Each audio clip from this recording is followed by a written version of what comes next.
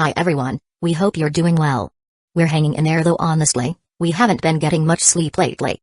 Today, we want to answer a question we get a lot: how do we publish our audiobooks? First, we post most audiobooks on Patreon as paid content. They stay paid for a few months. After that, they become free to listen to on Patreon forever. A few weeks later, we post them on other places like YouTube, Facebook, and Twitter, X. Lately, things have been a bit slow in terms of new members. So we'd love your help. Please share our site with your friends or in places like Facebook groups, Twitter, X, Discord, Reddit, or novel forums. Even one share can really help us grow. Thanks so much for your support. Seeing that no one else was protesting, Akiko gave up and quietly sat down as well. Haruto, having helped prepare the meal, had no objections either. He took a seat beside Akiko and joined the sisters for lunch. However, as he ate, Haruto couldn't shake the feeling that someone was watching him. When he raised his head, he met Yotsuba's gaze. With her signature green ribbon in her hair, Yotsuba grinned at him mischievously. Haruto had no idea what that smile meant. He quickly lowered his head and continued eating, pretending he hadn't noticed. But later, he felt another gaze on him. When he looked up this time, he saw nothing. "What's wrong, Haruto?" Akiko had noticed him glancing around and asked curiously. "No, it's nothing." Haruto was sure that someone other than Akiko was watching him. But having just met Yotsuba's eyes, he felt that the second gaze wasn't hers. As he lowered his head again, the strange feeling disappeared.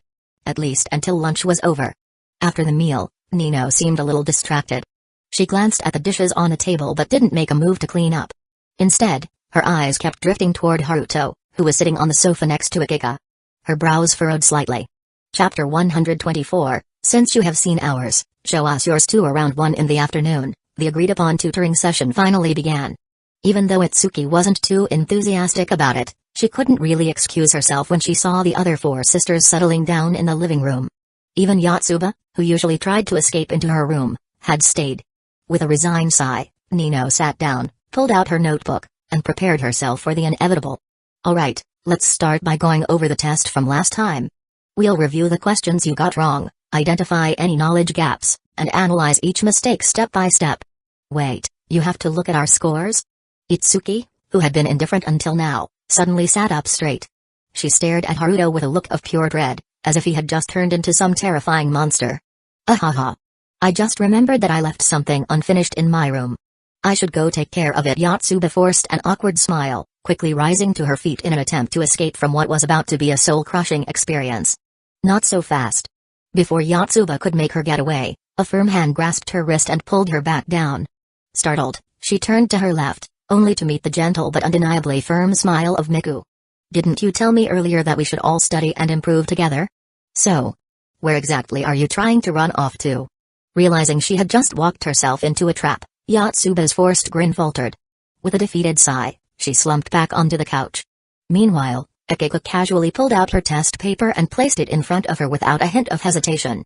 Seeing her confidence, the others began to suspect that maybe, just maybe, Akiko had secretly studied and scored higher than the rest of them. But as soon as their eyes landed on her test paper, Nino went silent, Miku choked on air, Yotsuba turned away as if unwilling to accept reality, and Itsuki, who had been feeling self-conscious, suddenly felt reassured. A true comrade, she thought to herself.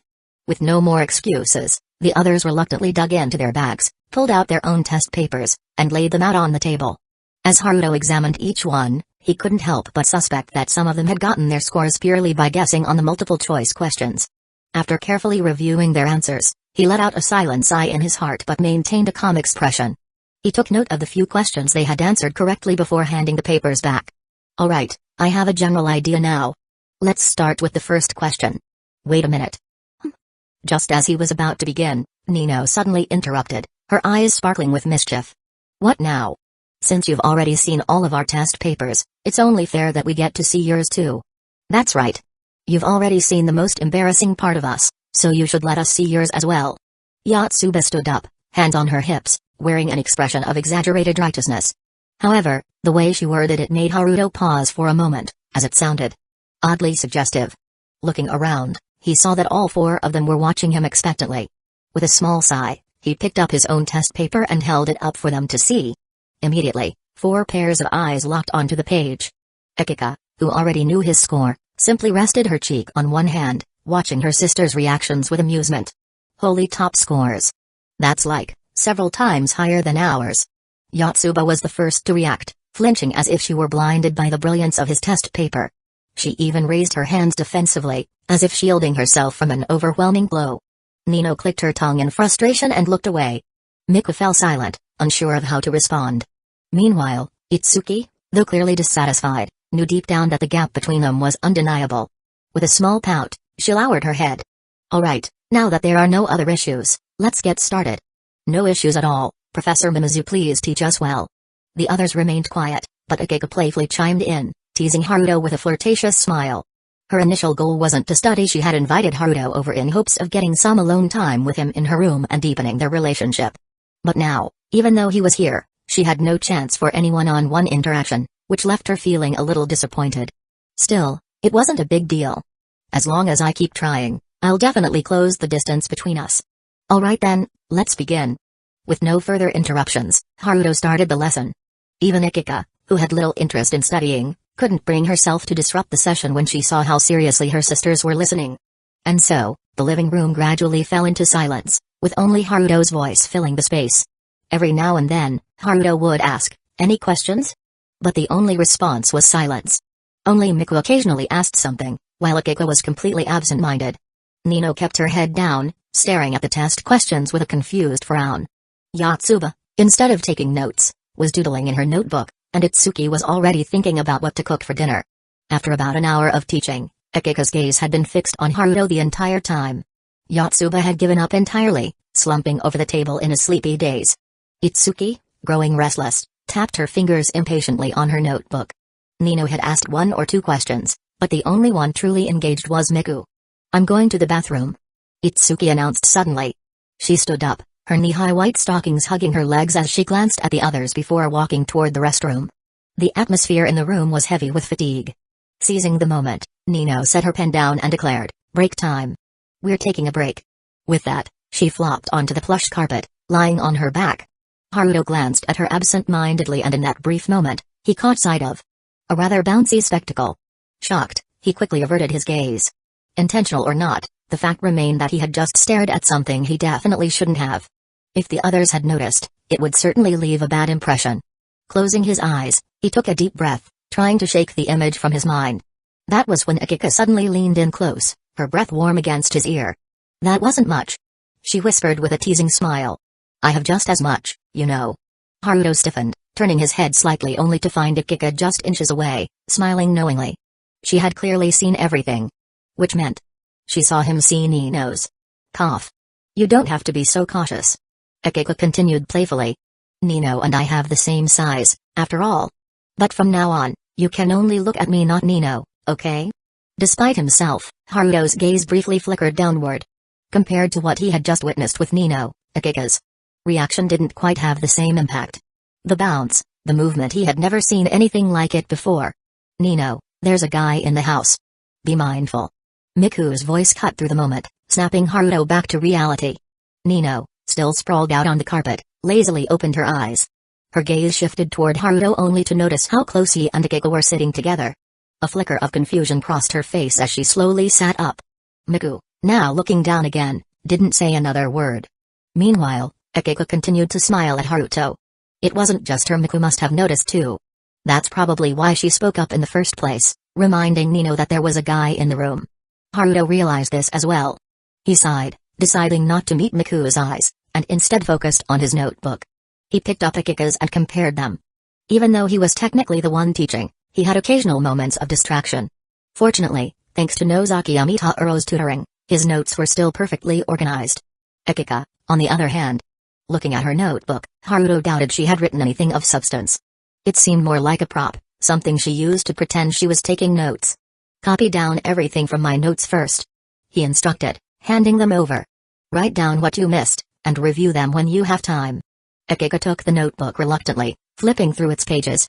Though it wasn't completely filled after all, the school term had only just begun. There was still quite a bit to go through. She wasn't particularly enthusiastic about it, but since Haruto was offering them so earnestly, she accepted with a small smile. "Alright, thanks. Can I borrow them too?" Miku, who had been keeping her head down, suddenly looked up. Her serious gaze met Haruto's, surprising him slightly. "Of course." He nodded. Thank you. The normally reserved girl nodded and turned to Akika. Akika, still smiling, handed the notebook over without hesitation. I barely wrote anything useful. Akika admitted. Your notes are way better than mine, Miku. You can copy these first, and then I'll borrow yours later. As for when that would happen, well, she'd think about it later. Taking the notebook, Miku glanced at Akika, then nodded in agreement. Without another word, she started copying. Meanwhile, Nino, who had been watching the three of them in silence, suddenly stood up.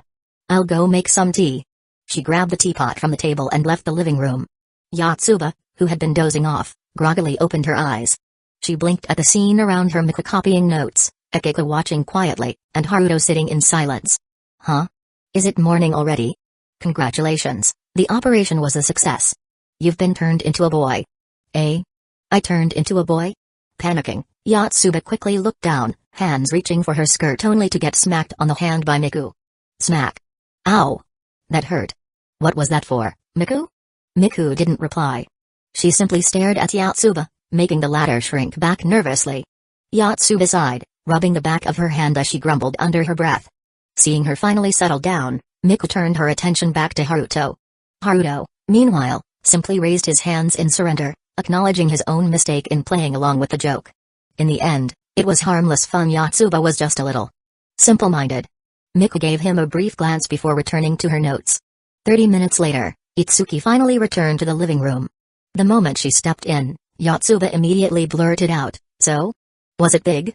A heavy silence fell over the room. Itsuki's face turned bright red. She stared at Yotsuba in horror, utterly mortified. Yotsuba. When it was just the five of them at home, casual teasing like this was normal. But with a guy present, it was beyond embarrassing. Mei couldn't hold back and shouted in frustration. What followed was pure chaos. After Yotsuba's repeated apologies, Itsuki finally managed to calm down. But before she sat down, she couldn't help but steal a glance at Haruto. To her relief, he was calmly reading his book, seemingly unfazed. Of course, she knew there was no way he hadn't noticed. But at least he was being considerate enough to pretend otherwise. From what she had gathered about his personality, he didn't seem like the type to gossip. If he were, she'd have to worry about getting a ridiculous nickname at school, something like Big O Girl or worse. At that thought, Itsuki shuddered slightly. For now, she could only hope Haruto would continue to keep his mouth shut. Chapter 125, What If I Married You Instead? Among the Nakano sisters, hardly anyone was paying attention to his explanations. Initially, it was only supposed to be Akiko listening, but judging by the way she stared at him, it didn't seem like she was interested in learning at all. Feeling unmotivated and uninterested, Haruto found the whole situation dull. By the time the clock struck 3 in the afternoon, he had more or less finished explaining the entire test paper. However, realizing that only Miku had truly listened to him, Haruto lost any desire to stay longer. It's about time for me to go. After gathering his things, he prepared to leave. Akika, who had been sitting idly, suddenly stood up in surprise. It's only 3 o'clock. Why don't you stay a little longer? My girlfriend would be worried. Your girlfriend? The moment those words left his mouth, Akika froze. The word girlfriend echoed in her mind, as if caught in an endless loop.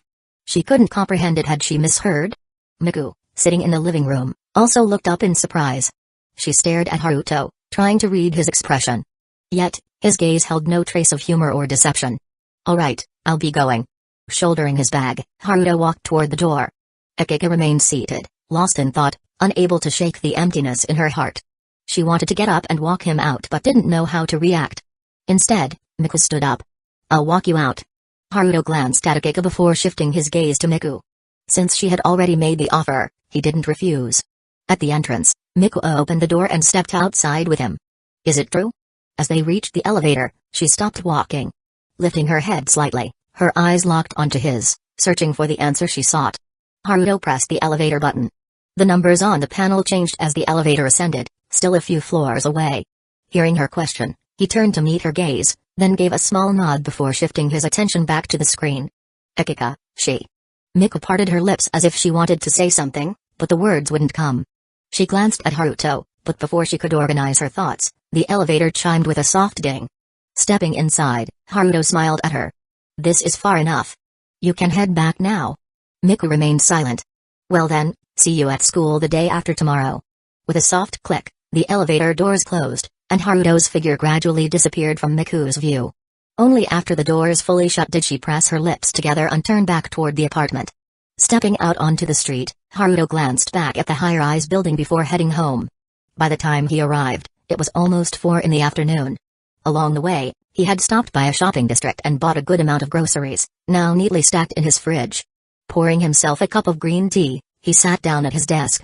Spending nearly 2 hours explaining the test paper at the Nakano household, only to have one person actually listen, left him feeling a little defeated.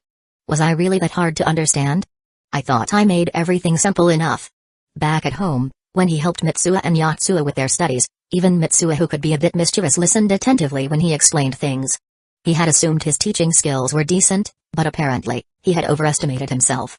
Sighing, he pulled out a half-written manuscript from his drawer and resumed writing. That afternoon, Sakai arrived at Haruto's apartment. She had planned to spend some time alone with him, but upon arriving, she found the door shut tight. Even after ringing the doorbell, there was no response. After a moment's thought, she guessed he might be at Setsuna's house and headed straight there. "He's not here," Setsuna said when she opened the door. "He didn't come back at noon. He's probably somewhere else." "You're home alone? Aren't you also home alone?" Setsuna remained calm, unsurprised that Sakai had come looking for Haruto. "When do you think he'll be back?" "No idea." Realizing she wouldn't be able to see him, Sakai sighed and stepped inside. Since she had come all this way, she decided to spend some time with Setsuna instead.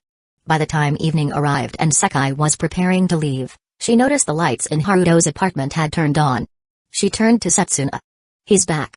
"Yeah. Forget it. I'll just go home." Initially, Sakai had wanted to go see Haruto, but with Setsuna here, she wasn't sure what to say or do in front of both of them. In the end, she decided it was better to go home. "What about you?" she asked. "Are you going over?" "No." Setsuna watched her without much emotion. She didn't seem interested in seeing Haruto at all. With that, she closed the door behind Sakai without another word. Stepping out onto the street, Sakai glanced back, half expecting Setsuna to follow. But she didn't. Looking up at Haruto's apartment, Sakai bit her lip, suppressing the urge to turn back. After hesitating for a moment, she sighed and decided to wait until later that night to find a chance to see him. Meanwhile, inside his apartment, Haruto suddenly sneezed. Rubbing his nose, he turned toward the window. Realizing it was still open, he walked over and shut the glass doors leading to the balcony. "Is Setsuna home?" He glanced across to the neighboring apartment, but after a moment, he turned away, letting the thought fade. Feeling exhausted, he flopped onto his bed and closed his eyes. After spending so much time writing, he needed a break. "Could you at least be careful?" Mai picked up her scattered clothes and slipped them on, her face still flushed. She clicked her tongue in annoyance, but her expression softened with a hint of affection as she gazed at Haruto, who was sitting up in bed. "You're going to give Setsuna a little brother or sister at this rate?" Haruto, now fully dressed, stood up and stretched. His body was young, full of energy despite going at it for an hour and a half. He had recovered quickly. "Would you mind if I did?" "That's not the point." Her heart skipped a beat as she stared at him, slightly panicked. "I don't have the energy or the means to raise another child. Setsuna still relies on me to work and provide for her. If I got pregnant, it'd be a disaster." Mai knew her own circumstances well. She couldn't afford any careless mistakes, and she was afraid Haruto might not take things seriously. Seeing how flustered she was, Haruto chuckled softly. "If circumstances allowed, I wouldn't mind giving Setsuna a little brother or sister. But right now, that's just not realistic, so let's forget about it." "You actually thought about that? Having a child with someone you love? Isn't that the most natural thing in the world?" Haruto's gentle smile accompanied his words, and the phrase "someone you love" stirred something deep within Kiramai's heart.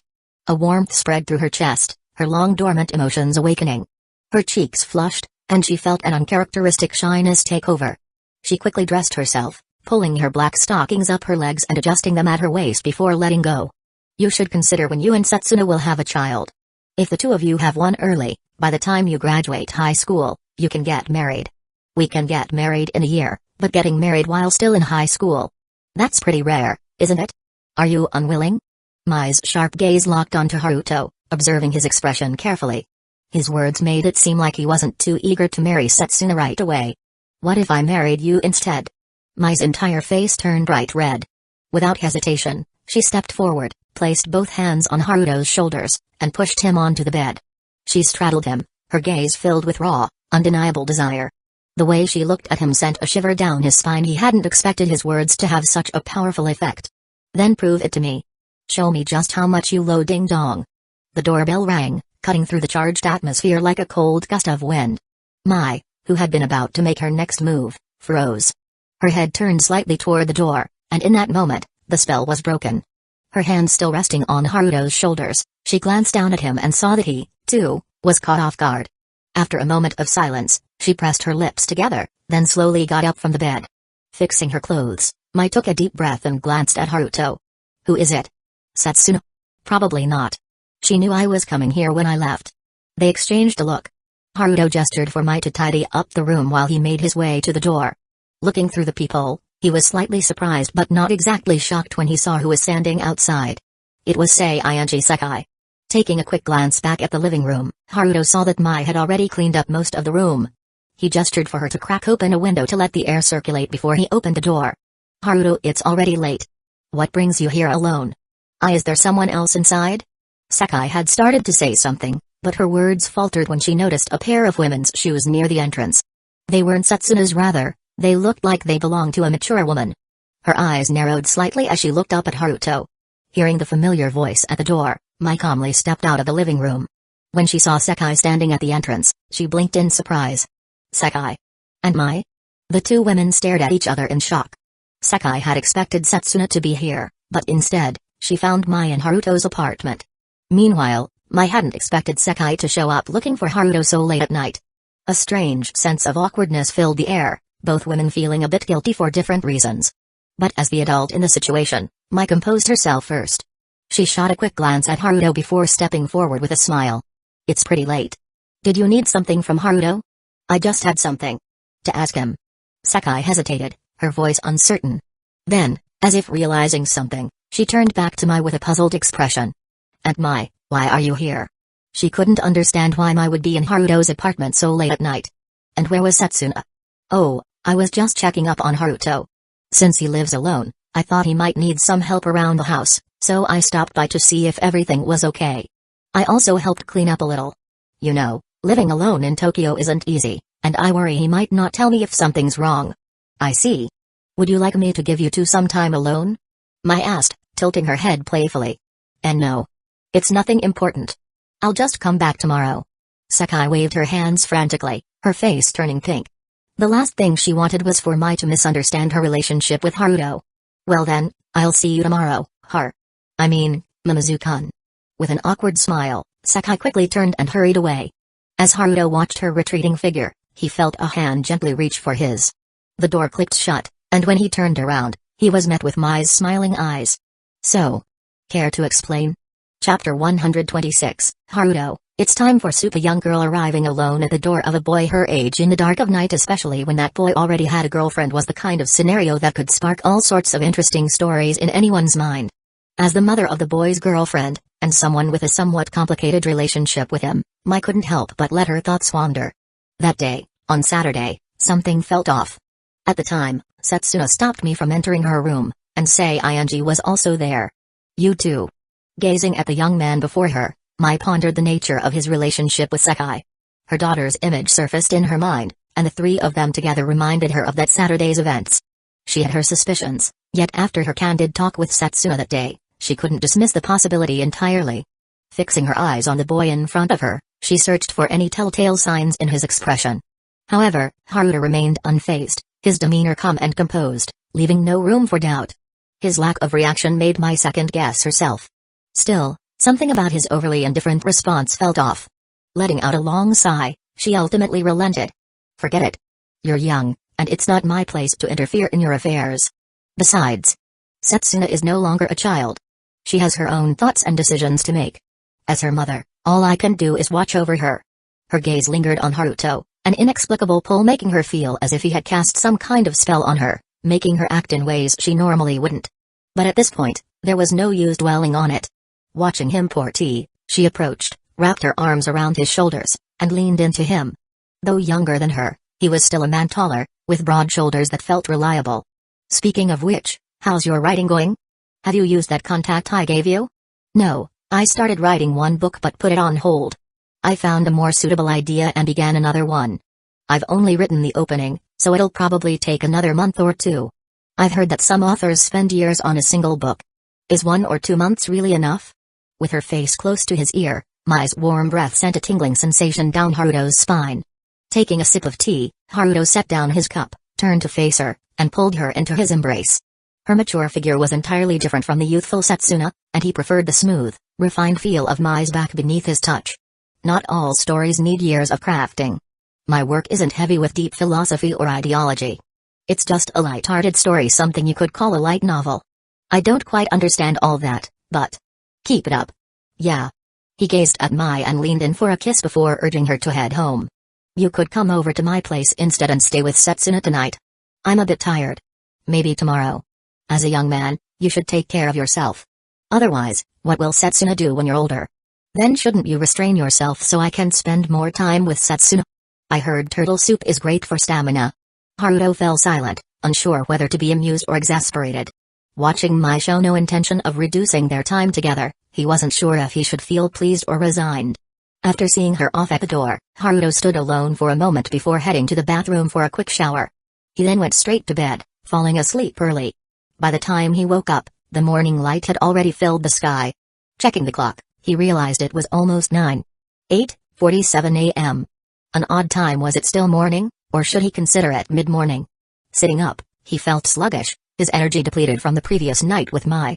Remembering her mention of turtle soup, he wondered if he should consider some dietary supplements.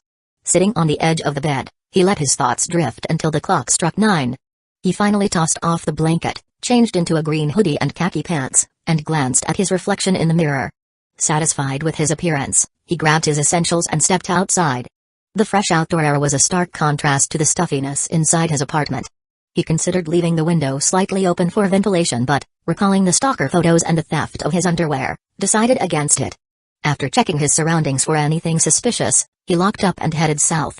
He took the bus to Shinjuku, just as he had the previous weekend.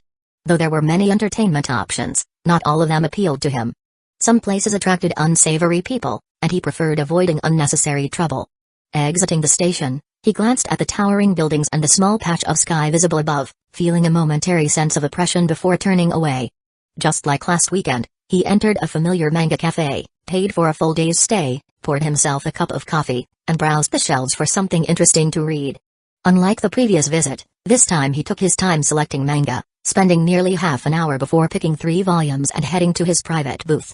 The small, enclosed space felt oddly empty. I should have asked Setsuna to come along. It might have been nicer with company.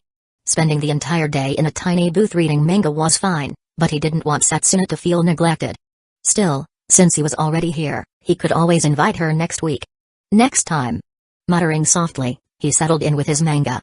Hours passed, and when lunchtime arrived, he stepped out to grab a curry cutlet meal, eating in silence before returning to his booth. After reading for an entire morning, his eyes were strained. Switching to the cafe's computer, he browsed news sites, which led to watching one recommended video after another. Hello, YouTube audience. This is Eiji Girizaki. Today's video: while my sister is in the bath seeing the familiar face of a popular vlogger, Haruto chuckled. Lying back in his chair, he let the autoplay feature carry him through a series of videos. Before long, he dozed off. A rhythmic thudding sound woke him. Blinking groggily, he glanced around, momentarily disoriented before recalling where he was. Did I fall asleep? The sound must have been footsteps. Rubbing his neck stiff from sleeping in an awkward position, he sighed, glanced at the time, and decided he'd had enough for the day. After returning his key to the cashier, he left the cafe and made his way toward the subway. As he walked, various promoters tried to hand him flyers. Hey, young man. Why not relax at our maid cafe? Interested in earning some extra cash with a part-time job? Unlike the morning rush hour filled with office workers, the afternoon streets were alive with recruiters and entertainers. Politely declining, he reached the station and returned home. Back in his apartment, he changed clothes and opened the window slightly to let in the evening breeze. Watching the sunset in the distance, he sat on his bed and picked up his phone. He dialed a number.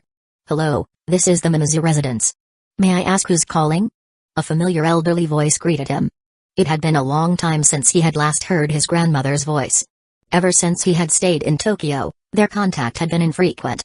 Despite her worries, her health prevented her from making a journey to see him. It's me, Grandma. Haruto. Oh, Haruto, did something happen in Tokyo? No, I just wanted to call home so you wouldn't think I'd gone missing in Tokyo. Did you get a girlfriend there? Even you know about this, Grandma? At first, I thought it was just Mitsuha making things up, but I guess it's true you found a girlfriend as soon as you got to Tokyo. What kind of person is she? She's a quiet and gentle girl. When I have time, I'll bring her back to Itamori with me. I see. Wearing her reading glasses, Mimizu Hitoa nodded slightly. The Mimizu family had always been a matrilineal line, so having a male heir suddenly appeared had been a bit of a surprise to her. She had even considered whether Haruto should inherit the family shrine. But since he was the eldest grandson and there were still Mitsuha and Yotsuha in the family, there was no real need to keep him at home. The shrine could continue its traditions through Mitsuha and Yotsuha, while Haruto could go out into the world and expand the Mimizu family in his own way. Back when he was in Itamari, she had been a little concerned that he didn't seem to have any romantic interests. Yet, as soon as he arrived in Tokyo, he had already found a girlfriend. The thought of holding her great-grandchild suddenly didn't seem like such a distant dream anymore. Are Mitsuha and the others at home? Yes, they're all here. Let Mitsuha take the phone. There's something I'd like to discuss with her. Chapter 127, If Setsuna can do it, I can do it too? Sakai stepped into her mother's room. It wasn't the first time she had explored this space. She already knew where everything was kept. Without hesitation, she walked straight to the wardrobe. Opening it, she glanced at the neatly hung clothes belonging to her mother. However, those weren't what she was looking for. Gently pushing aside the garments, her gaze fell to the lower section of the wardrobe. After a brief search, her eyes landed on a pink paper bag tucked into the corner. She reached in, hooked a finger around it, and pulled it out. Lowering her gaze, she peered inside. Her fingers carefully retrieved a small, round rubber ball with a cord attached. She stared at it for a moment, hesitating, before reaching into the bag again to pull out a small switch. With a cautious twist, she turned it to on. Bzzz. A faint yet distinct vibrating sound filled the quiet room. The tingling sensation at her fingertips made her flinch, almost dropping the object. Steadying herself, Sakai quickly turned the switch back to OFF. As the vibrations ceased, she let out a small breath of relief. So this is what she uses? Sakai continued to stare at the small device. She contemplated trying it herself but hesitated. It belonged to her mother, after all. Using it felt strange. And maybe even unsanitary. After a long pause, she decided against it. Carefully, she placed everything back into the paper bag, tucked it into the wardrobe's depths, and restored everything to its original order. With a lingering sense of disappointment, she quietly closed the wardrobe and left the room. That morning, she had gone to visit Haruto's apartment. Knocking on the door, she found that he wasn't home. Assuming he was with Setsuna, she made her way to the Kira residence only to find that Setsuna was also alone. The two exchanged glances, realizing that Haruto had once again wandered off without telling anyone where he was going. Left with nothing else to do, they spent the morning together, later strolling through the city in the afternoon. By the time they returned home around 3 o'clock, Sakai found herself at a loss. Sitting in her room, a deep sense of emptiness settled in, her mind drifted back to the moments she had shared with Haruto. Those fleeting, intimate memories surfaced vividly. Lying on her bed, Sakai fell silent. The last time she had been with Haruto, he seemed far more experienced than she was. She suspected it was because of his time with Setsuna, and the thought irked her. If Setsuna could do it, then there was no reason she couldn't. With that determination, she had stepped into her mother's room, intent on using Yoko Seiying's tools to train herself. But in the end, faced with her mother's private belongings, she backed down. It just didn't feel right. Frustrated, she returned to her room, curled up on her bed, and closed her eyes. In her mind, only Haruto's image remained. I get it, I get it. It was my fault, okay? Still being stubborn, huh? Ugh. I was planning to send something back home, but I guess there's no need now. See you later, Mitsuha.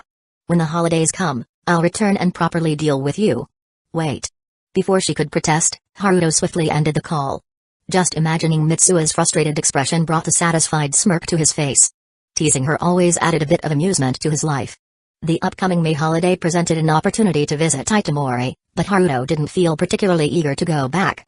He'd rather wait until summer and have Mitsuha come to Tokyo instead.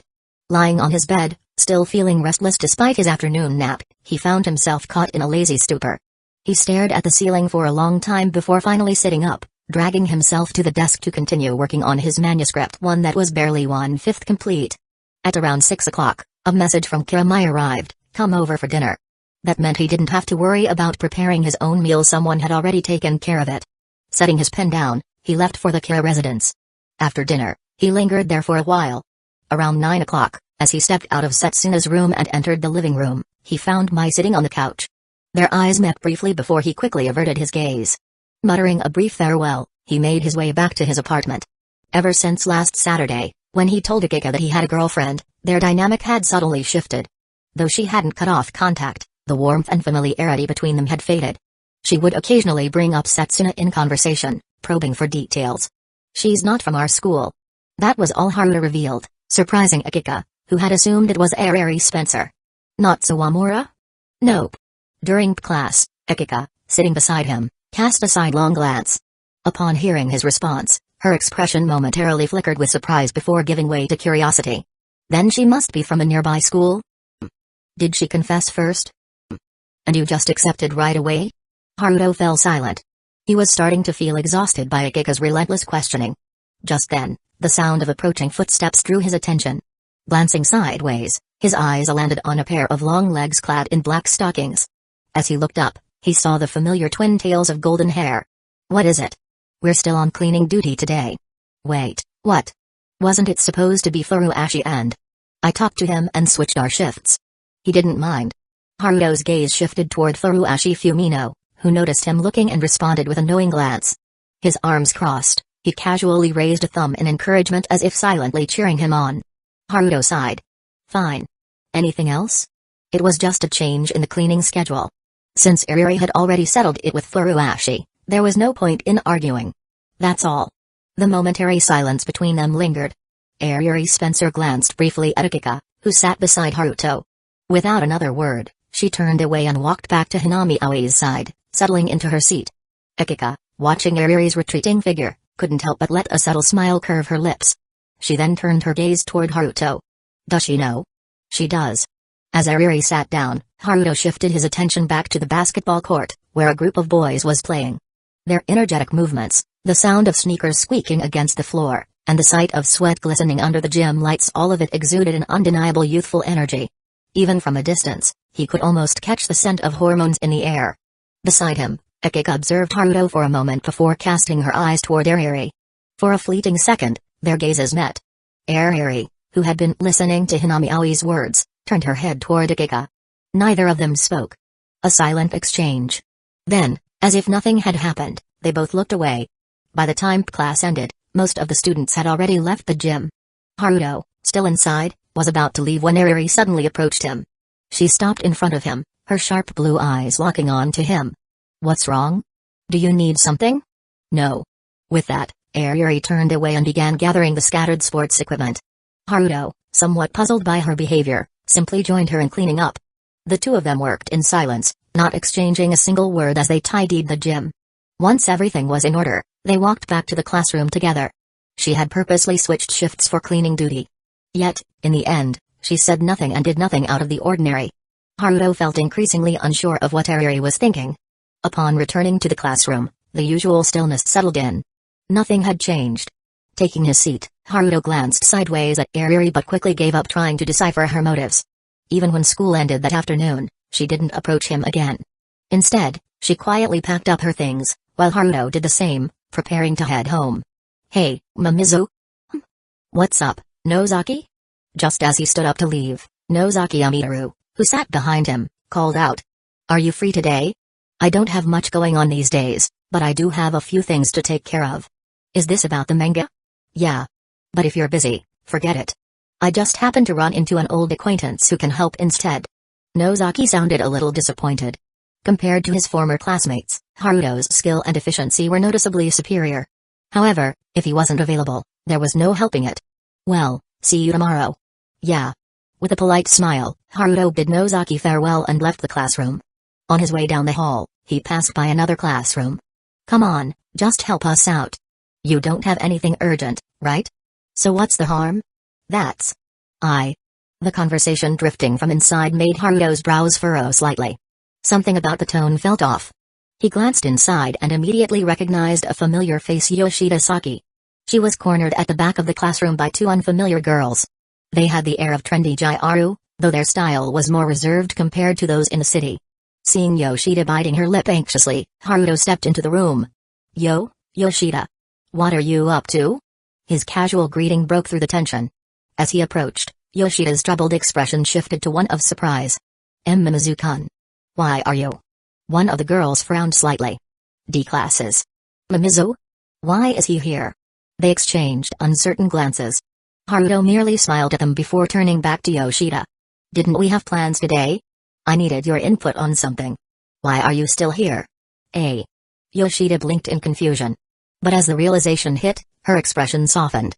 He was helping her. For a moment, she felt as though she had been saved by a prince or an angel. A warm feeling spread through her chest. Oh. No, there's nothing. I was just about to leave. Great. Let's go, then. Haruto looked back at the Tujiaru. Sorry to interrupt your conversation. But I need to borrow Yoshida for something. You don't mind, do you? The girls hesitated but ultimately backed down. No, it's fine. Without another word, they turned and left. Haruto placed a light hand on Yoshida's shoulder, guiding her toward the door.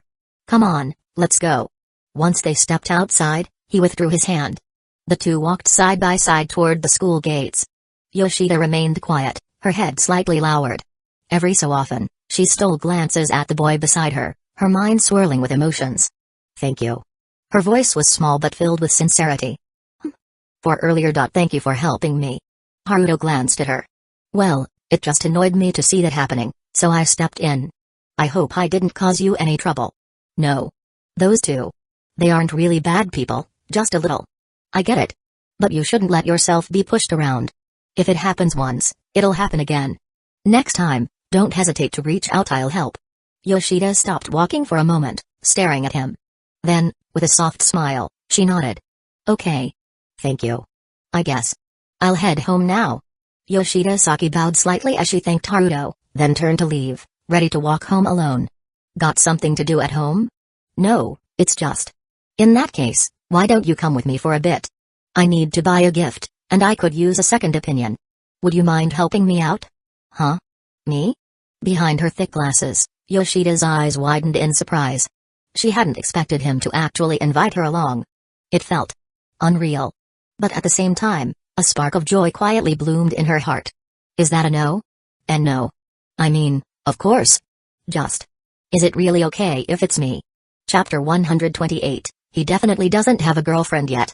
For the longest time, Haruto had never really thought about giving Setsuna a gift. It wasn't until he helped Yoshida Saki earlier and used it as a casual excuse that he suddenly took the matter to heart. He wasn't particularly good at picking out presents, but since Yoshida Saki was a girl, she should have some useful advice in that department. After leaving school together, they walked to the nearest subway station and took a train to Shibuya. Just like Shinjuku, which Haruto often visited, Shibuya was packed with people. As soon as they stepped onto the bustling streets, they were surrounded by a wave of young people dressed in trendy outfits. Even the occasional elderly passerby carried themselves with an air of sophistication. Yoshida Saki, who had been walking beside Haruto, suddenly felt a deep sense of inferiority. She instinctively moved closer to him, lowering her head and avoiding eye contact with the stylish pedestrians around them. Haruto felt her arm pressed tightly against him and glanced down at her. She clung to him as if she wanted to disappear into the background, her head bowed low. She looked incredibly anxious, like a small animal lost in a crowd. With a soft sigh, he reached out and gently took her hand. A sudden warmth enveloped her fingers. Yoshida Saki slowly lifted her gaze to see their intertwined hands. Following the connection, she looked up and met Haruto's gentle smile. Yoshida-san, you're really cute. Huh? Come on, let's go shopping together. Help me pick out a nice gift, okay? I'd really appreciate it. Being called cute so unexpectedly left Yoshida Saki completely stunned. She felt like she was floating on air, her mind blank with disbelief. With her hand still in his, she let herself be led forward, her heart racing uncontrollably. The sight of the two school uniform teens, a handsome boy with a calm demeanor and a shy girl with thick glasses and braided hair, drew some curious glances from passers-by. Some people were visibly surprised by the seemingly mismatched pair, as if they couldn't quite comprehend the contrast between a prince and a plain girl. But in a city like this, where everyone was preoccupied with their own lives, no one stopped to question it. Even though she could feel the weight of their gazes, Yoshida Saki found herself ignoring them. With Haruto's warm hand holding hers, her world seemed to shrink until it contained only him. They visited bookstores, gift shops, and even some women's clothing stores. Although they browsed through many items, they rarely made a purchase. Finally, as they stepped out of a boutique, Haruto handed her a small, elegantly wrapped bag. Here, this is for you. Huh? For me? It's a little thank you gift for helping me out today. I really appreciate your input. Yoshida Saki stared at the package, feeling completely overwhelmed. Just spending the day with Haruto had already felt like a dream, one of the happiest moments of her life. But now, he was giving her a present, just like in a storybook. Go ahead and take it. Thank you. With trembling hands, she accepted the gift, and her heart swelled with warmth. I should be the one thanking you, Haruto said with a smile. If it weren't for your help, I wouldn't have been able to choose the right presents. Anyway, it's getting late. Where do you live? I'll walk you home. Oh. Near Korakuen. But alright, let's go. Once again, he took her hand, leading her toward the subway station. As she walked beside him, Yoshida Saki felt a whirlwind of emotions she couldn't quite put into words. She lowered her head, stealing glances at him from the corner of her eye. He looked lost in thought, his face calm as he gazed into the distance. And then, as if sensing her gaze, he turned to her and smiled. Her heart pounded violently against her ribs. She quickly looked away, her face turning crimson. By the time they reached Korakuen, she stepped off the train, turning back to say goodbye. Haruto watched her retreating figure under the golden glow of the setting sun. She looked genuinely happy. And, in all honesty, so was he. There was something incredibly comfortable about being with Yoshida Saki. She didn't put any pressure on him. In fact, she was kind of cute. With that thought lingering in his mind, he turned and made his way home. Back at his apartment, Haruto quickly changed out of his school uniform, slipping into casual clothes. After tidying up his place a little, he grabbed the bags of gifts he had bought and headed toward the Kira residence. Presents? Yeah, I picked up a few things today. This one's for Setsuna, and this one's for you. He handed Kira Mai her gift before turning toward the girl sitting on the couch. And this is for you, Setsuna. As she took the package from him, she looked up in mild surprise. Go ahead, open it and see if you like it. Mai pulled out a stylish, modern-looking dress from the bag, her brow raising slightly. You even got the right size. Her eyes flicked toward Haruto, a look of curiosity crossing her face. How did he know her size so accurately? Haruto simply smiled, not offering an explanation. He couldn't exactly tell her that he had estimated it based on Sayuri's body measurements, especially since he knew Sayuri's figure by heart. If he let that slip, he could already picture how Mai would take advantage of the situation, extracting all sorts of compensation from him. Meanwhile, Setsuna had unwrapped her gift, a bright red hair ribbon and an assortment of stylish socks. The ribbon was a thoughtful choice. The socks, however. Her expression turned blank as she stared at the numerous pairs he had bought. Some were knee-high, some ankle-length, others had frilly lace or intricate patterns. They were way too many. And they had cost more than the hair ribbon. A realization dawned on her. She turned to look at Haruto, who was smiling at her expectantly. For a brief moment, she had the overwhelming urge to shove a sock into his mouth just to see how he would react. Suppressing the urge to react, Setsuna let out a helpless sigh. After dinner, Haruto left the Kira household and returned to his apartment. He took a quick shower, then sat at his desk to write for a while before tucking his manuscript away in the drawer. By 9 o'clock, he lay down on his bed and drifted into sleep. You really have unique tastes. What's this rumor about you and Yoshida from the next class? During break, Akiko approached his desk, bringing up the latest gossip. Haruto, who had been resting his head on the desk, deep in thought about what to write next, slowly lifted his gaze. Meeting Akiko's seemingly casual but clearly intentional inquiry, he sat up straight and looked at her. I just happened to see her in trouble and helped her out. That was enough to start rumors? Oh? Just a rumor, huh? Haruto glanced at her briefly before laying his head back down, closing his eyes as if he had fallen asleep, clearly uninterested in continuing the conversation. Akiko leaned over, lowering herself to his level, then reached out and lightly poked his cheek with her finger. Something else you need? Without opening his eyes, he spoke in a calm voice. Akiko withdrew her hand, her thoughtful expression. Do you have time to go shopping with me after school? You should ask Nino and the others. I'm busy today, I have things to do. You're so cold. You used to be so much more enthusiastic about me. Haruto cracked open his right eye just slightly, peering at the girl beside him, who was putting on a dramatic display of sadness. Maybe another time. I probably won't have much free time for the next 2 months. We've only known each other for half a month, you know. More like a little over half a month. For 2 whole months. Are you working a part-time job?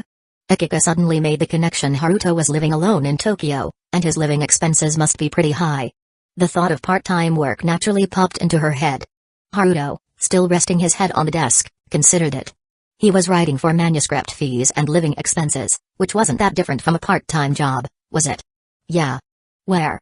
Kabukicho, Shinjuku Black Swan Host Club. If you need anything, just ask for Mr. Loren. Huh? Akiko looked at him, baffled.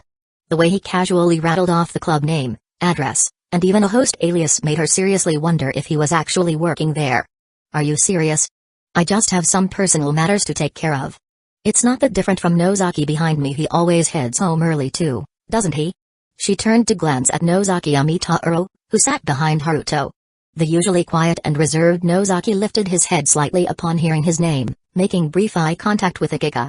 His dull expression made her pause. She then turned her gaze back to Haruto. All right, I'll ask you out another time. With class about to start, Akiko returned to her seat. Meanwhile, Nozaki glanced at Haruto, various thoughts swirling in his mind. But after a long silence, he said nothing, lowering his head once more and returning to his sketches. Are you dating someone? During lunch break, Haruto was in the science lab with Futaba Ryo when she suddenly threw out the question. He looked up from his bento, glancing at the bespectacled girl in the white lab coat. Just as their eyes met, she quickly looked away, her gaze uncertain. You heard the rumors too? Yeah. They're saying you're dating a girl named Yoshida. And then others say you're involved with multiple girls. Apparently, you're juggling 3 relationships now. 3, huh? That'd be Nakano, Sawamura, and Yoshida, I assume. Haruto thought about the girls he interacted with the most and easily figured out who the rumors were referring to. They're just friends. I've known Sawamura for a long time. I just didn't expect to run into her again. A reunion across time itself. He considered asking Futaba whether quantum physics could explain time travel but decided to save that question for another time when it felt more appropriate. Nakano and I only met at the start of the semester. She's outgoing, so we get along well, but that's probably why people started rumors. He was aware of Akiko's feelings for him, but she didn't feel like the right person for him. And with Setsuno already in his life, he had no particular interest in pursuing anything further with Akiko. As for Yoshida, I just happened to help her out of a tough spot yesterday. That's all. People must have misunderstood. You helped someone and got misunderstood, huh? Futaba studied the boy in front of her. His calm expression and gentle smile made her feel more at ease. From the way he spoke, it didn't sound like he was in a relationship. Chapter 129, She looks too young to be his girlfriend. The misunderstanding surrounding Haruto was something Futaba had no way of clearing up, even if she wanted to. In class, she was practically invisible. She had no close friends at school, and the only person she really talked to was Haruto. With no social standing to influence rumors, she could only watch as speculation spread. It's just a misunderstanding, but it's not necessarily a bad thing. This face is pretty well liked, right? If it helps me avoid some trouble, then I don't really mind. I can't argue with that. Futaba Ryo felt the same way. With Haruto's looks, it was only natural for him to be popular. He was completely different from someone like her, who had a gloomy personality. That gentle smile of his could easily capture the hearts of most innocent, inexperienced girls. After hearing his take on the situation, she suddenly felt that being misunderstood like this wasn't such a bad thing after all. And those girls? Do they not mind either?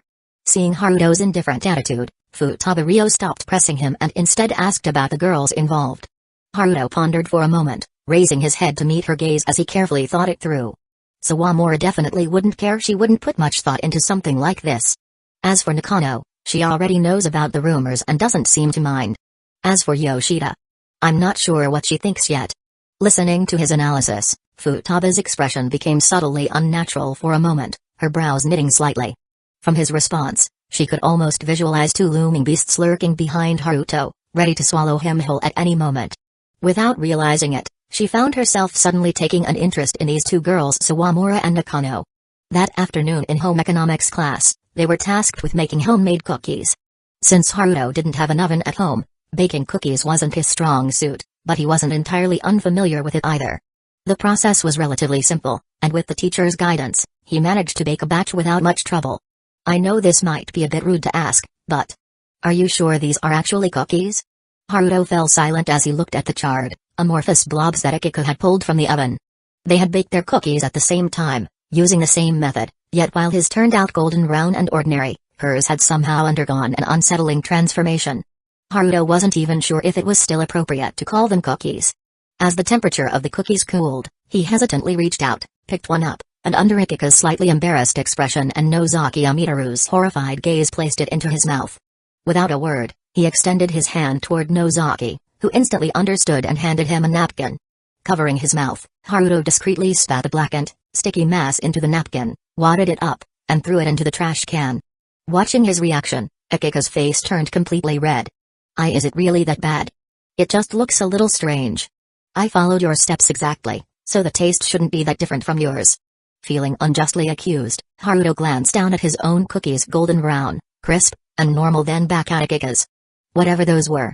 After a brief pause, he silently picked up one of her cookies and held it out to her. Opening her mouth instinctively, as if in a scene from a romantic manga, Akika accepted the cookie. In the next moment, her face twisted in horror as she perfectly mirrored Haruto's earlier reaction, spitting it out into a napkin, disposing of it, and desperately gulping down a glass of water.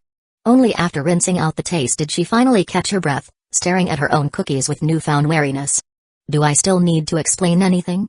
In manga, the male protagonist would have swallowed the cookie anyway to spare the girl's feelings. Unfortunately for you, I prioritize personal safety above all else. Your cookies. Well, let's just say I'd need them thoroughly tested before I'd even consider swallowing one. Akika had no response to that. Instead, she silently walked over to Haruto's cookies and picked one up. After a quick glance at him to confirm he had no objections, she popped it into her mouth. A perfectly normal taste. She turned back to her own cookies, struggling to understand how they had turned out so vastly different despite following the same steps. I followed your exact process. Haruto, feeling once again falsely accused, could only sigh internally at Akika's seemingly natural talent for creating culinary disasters.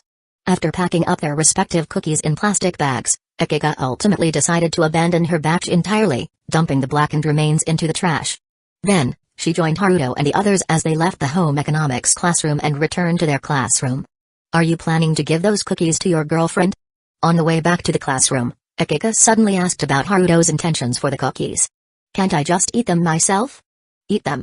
You don't seem like someone who likes cookies. Good observation. I don't. Which is why I'll give them to my girlfriend. Akika felt a sudden, inexplicable irritation. She remained silent as they returned to the classroom and slumped down into her seat, resting her head on the desk, lost in thought. Who exactly is his girlfriend? She glanced over at Haruto, who sat by the window, before sighing and burying her head deeper into her arms. Her mind was a whirlwind of speculation, imagining countless faces as she tried to figure out what kind of person Haruto's girlfriend might be. By the time school ended, Haruto had packed his books into his bag and left a few unimportant things in his desk before heading for the door. Let's stop by the dessert cafe today. I really want to try their whipped apple juice, it looks so good. Itsuki's cheerful voice rang in Akika's ears.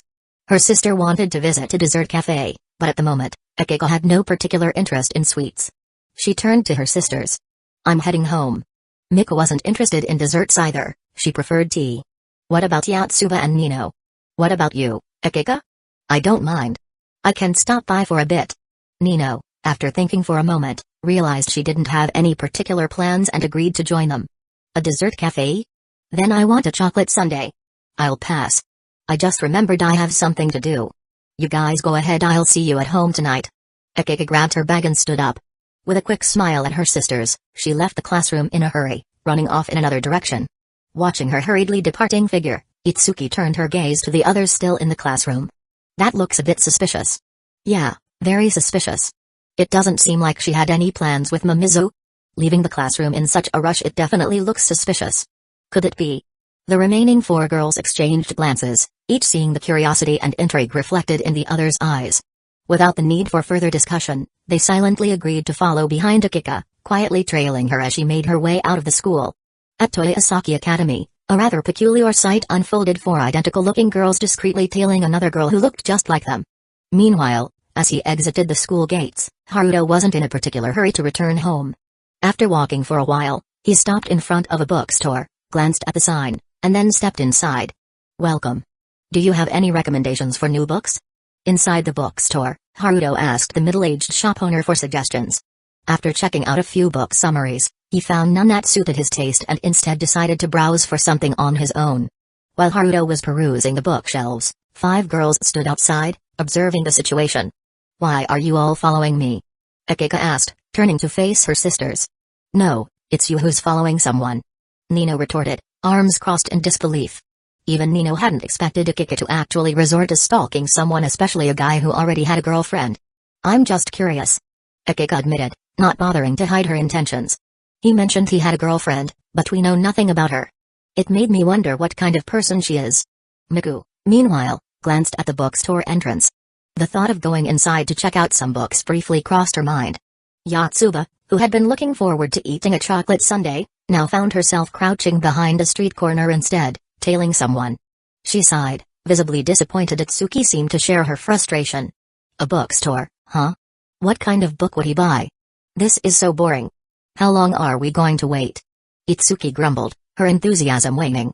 Nino, too, seemed uninterested. Only Akika's eyes remained fixed on the bookstore, filled with intense curiosity. I mean, nobody would arrange a date in a bookstore, right? Let's just wait a bit longer. Akika insisted. As they debated, a figure appeared at the bookstore entrance and stepped inside. The 5 girls instinctively looked at the newcomer, a young girl. After a brief glance, they all averted their eyes. She looks too young to be his girlfriend. One of them muttered. Inside, Haruto continued browsing through books. Aside from the popular new releases, he was pleasantly surprised to find a few older, lesser-known works, such as Akutagawa Prize-winning The Name of the Village from the 1990s and Shinoda Setsuko's Sanctuary from 1995. Books like these were rare in mainstream bookstores and were usually only found in second-hand shops. After skimming through one, he decided it was interesting enough to purchase. Just as he turned to head for the checkout, he unexpectedly noticed a familiar figure standing nearby. He focused on the person, a brown-haired girl scanning the bookshelves.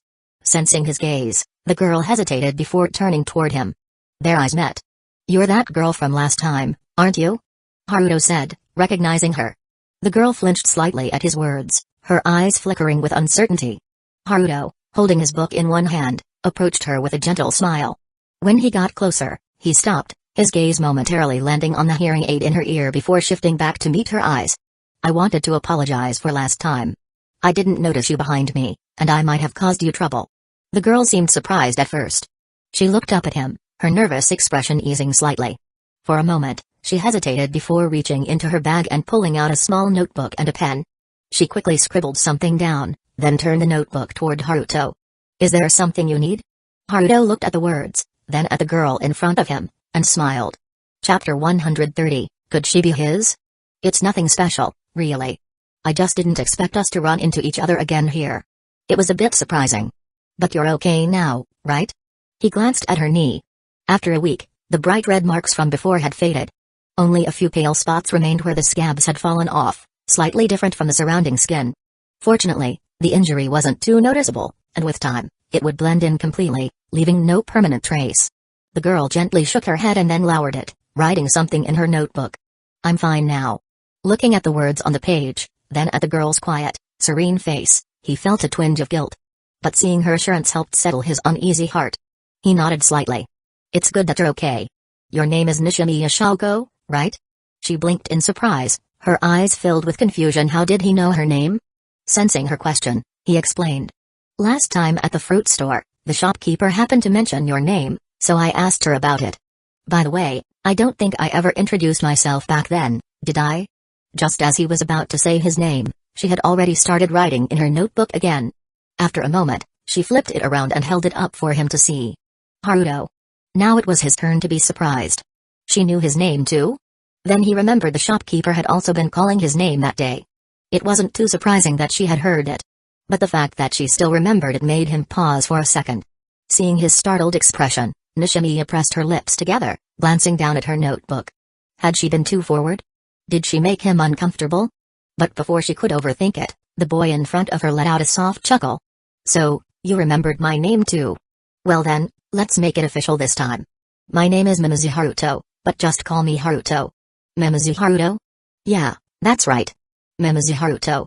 I'm a little surprised you wrote it perfectly on the first try. Nishimiya Shoko. That's my name. I'll remember it. He read over the name in her notebook, then looked up at the girl before him. With a nod, he spoke sincerely. Were you here to buy books? This time, she didn't use her notebook. Hearing his question, she simply nodded. Writing everything down took too much time. For simple yes or no answers, she could just nod or shake her head instead of scribbling out a whole response. Actually, I came here to buy books too. After browsing for a bit, he held up the book in his hand and smiled at her. I found this one. By the way, Nishimiya calling you by your last name is fine, right? She gave a small nod. She didn't sense any malice from the boy in front of her, so she didn't mind him calling her by her surname. He has been in there for a while, hasn't he? It feels like ages. I am starting to get sleepy waiting out here. Akika and Nino, who had been keeping an eye on the bookstore, were growing increasingly drowsy. Nino, standing idly in a corner, let out a quiet sigh. She pulled her phone out of her pocket and glanced at the time. We've been here for so long. Honestly, I'd rather just go home and sleep. Shouldn't we just take turns keeping watch? Why are we all stuck here doing nothing? This is getting boring. Even Itsuki, whose patience had already worn thin, was losing interest in the stakeout. She'd much rather be lying on a couch at home, covering her face with a magazine, than standing around wasting time like this. Yotsuba, meanwhile, had resorted to leaning against a utility pole, looking completely drained. Miku, on the other hand, had buried herself in a book, utterly absorbed, paying no attention to her sisters. Even Akiko was starting to wonder, had Haruto noticed them? Had he already slipped out the back while they stood around like fools? Should we send someone inside to check? Who should go? If Akiko goes, it might be too obvious. What about Nino? No way. What if he spots me? How am I supposed to explain myself? Itsuki? You go. I'm not doing it. Yotsuba didn't seem like the type to go into a bookstore willingly, so the three of them quickly shifted their gazes toward Miku, the only one among them who actually enjoyed reading. Since she was already holding a book, it wouldn't look suspicious if she went inside. I'm not going. Without looking up, Miku firmly rejected the idea. It's just for a second, just take a quick look. If he's not there, we'll leave. No. Miku remained completely unmoved by their persuasion. Just as Nino was about to push for Akika to go instead, the door to the bookstore swung open. A familiar figure stepped out. Instantly, the five girls froze, shrinking back behind the corner. Their eyes locked onto Haruto, who had emerged from the bookstore. Alongside an unfamiliar girl. That girl. She went in after him, right? Do they know each other? Unaware that he was being watched, Haruto had spent a good amount of time inside the bookstore with Nishimiya Shoko, browsing through books. After carefully selecting a few they both liked, it was time for them to part ways. My house is in that direction, so I guess this is where we split. Thank you for spending so much time helping me pick out books. It's no trouble. It's rare to meet someone who enjoys reading as much as I do, so I guess I got carried away. As long as you didn't mind. I really like the books you picked. I'm glad. Oh, right, as if remembering something, Haruto rummaged through his bag and pulled out a small packet of cookies. He held it out to her. I made these in home economics today. If you don't mind, take them as an apology for before. Cookies. Hiding behind the corner, Akika, who had been lazily observing, suddenly perked up. Her eyes locked onto Haruto's hands as he offered the cookies to the girl. She recalled what he had told her earlier, that he planned to give something to his girlfriend. Narrowing her eyes slightly, she murmured, that girl is a little strange. She hasn't spoken a single word. She's been communicating with Haruto using that notebook the whole time. Yotsuba, also watching the scene unfold, suddenly noticed the detail as well. She tilted her head in confusion. Yeah. Why isn't she talking? The others, having noticed it too, shifted their focus onto the girl. They observed her intently, wondering if there was something more to the situation. Because her long hair obscured her ears, they didn't see the hearing aids. But an idea crept into their minds. Wait. Is she unable to speak? Maybe. Maybe she can't talk, so she writes everything down instead? Back at the bookstore entrance, the girl hesitated for a moment before finally accepting Haruto's cookies. She wrote something in her notebook and showed it to him. Haruto smiled and said a few more words before waving goodbye and walking off. The five girls, still crouched in the shadows, were at a loss. Should we ask that girl what her relationship with Mimizu-kun is? Nino suggested. Their curiosity about the girl's identity and why she wasn't speaking was at its peak. Part of them wanted to approach her and find out more. But as they exchanged glances, they realized it might be too intrusive to just walk up and ask. So they hesitated. And by the time they thought about following Haruto instead, he had already disappeared. We've wasted enough time here. I'm done. I'm going home to rest. If you guys still want to stay, suit yourselves. Itsuki stood up, having lost all interest in continuing the stakeout. Beyond the ethical concerns of following someone around, she simply found the whole thing dull. She'd much rather be at home, flipping through magazines. Miku, too, silently closed her book and started walking toward home, not bothering to say a word. Even the usually energetic Yotsuba seemed drained. She glanced at Nino and Akika, let out a small chuckle, then followed Miku. Seeing this, Itsuki also turned and left without hesitation. They're all heading home. What about you? Forget it. That's enough for today. I'm going home too. Akiko had memorized the girl's face, but she didn't feel like following them anymore. Who knew where Haruto would go next? If she wasted even more time without finding the girl she was really looking for, it would just be pointless. Sure, she had plenty of time on her hands, but she wasn't alone, her sisters were with her. She couldn't just drag them around on a whim. Let's go home. Akika's eyes held a trace of reluctance, but she swallowed it down. Nino, noticing but choosing not to comment, simply walked beside her as they headed home in silence. Unaware that he had been followed the entire way, Haruto parted ways with Nishimiya Shoko and returned to his apartment. He casually placed the new books he had bought onto his desk, took off his school uniform, and changed into his casual clothes. Pouring himself a cup of tea, he sat down at his desk and resumed writing. A pen, a cup of tea, a stack of papers. As the room dimmed, he set his pen down and got up to turn on the lights. A quick glance at the time told him that it was about dinner time. He walked over to his bag, pulled out the last 2 small packets of cookies, and stuffed them into his pocket before leaving his apartment. Locking the door behind him, he made his way to the Kira household. Cookies? Mai, who was in the middle of preparing dinner, looked at the small bag Haruto had placed on the living room table, surprise flickering in her eyes. Meanwhile, Setsuna, who was already lounging in the living room, had casually unwrapped a pack, picked up a small cookie, and popped it into her mouth. We baked cookies in home economics today, Haruto explained. You didn't share them with your classmates. I did. But these were left over. Setsuna swallowed the cookie, took a big sip of water, and glanced at Haruto. She could tell he wasn't particularly fond of cookies. And yet, the ones he made tasted nearly identical to store-bought ones, just like everything else he did. He always seemed capable of doing anything, which never failed to surprise her. I guess I'll try one later, Mai said, still focused on cooking. Seeing Setsuna's calm expression, she figured the cookies were probably decent. Haruto looked between Mai, who was busy preparing dinner, and the bag of cookies Setsuna had already opened. Without much thought, he picked up a cookie and walked over to Mai. From her spot on the couch, Setsuna's eyes narrowed slightly as she watched him move. As Haruto reached Mai's side, he casually held up the cookie to her lips, offering it to her directly. Setsuna, still reclining on the sofa, squinted further, watching like a cat eyeing a mouse. Haruto, who had just wanted to ask Mai how the cookie tasted, suddenly felt a chill down his spine. Turning around, he saw Setsuna staring at him, eyes sharp, while Mai smiled sweetly beside him. Normally, Haruto would return to his apartment between 8 and 9 p.m. But that night, he didn't leave the Kira house until 11 p.m., his steps unsteady, his energy completely drained.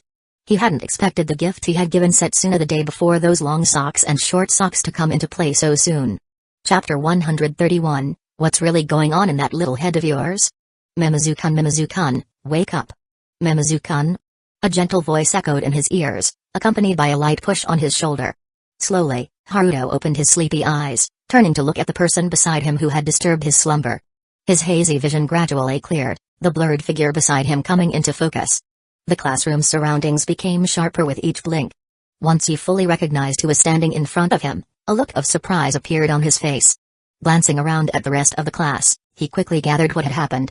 He blinked a few more times before finally looking up at the concerned face of Kuryuzuki, who was standing right next to him. You're awake? Yeah. Sorry. I must have dozed off during class. Come with me to the office for a bit.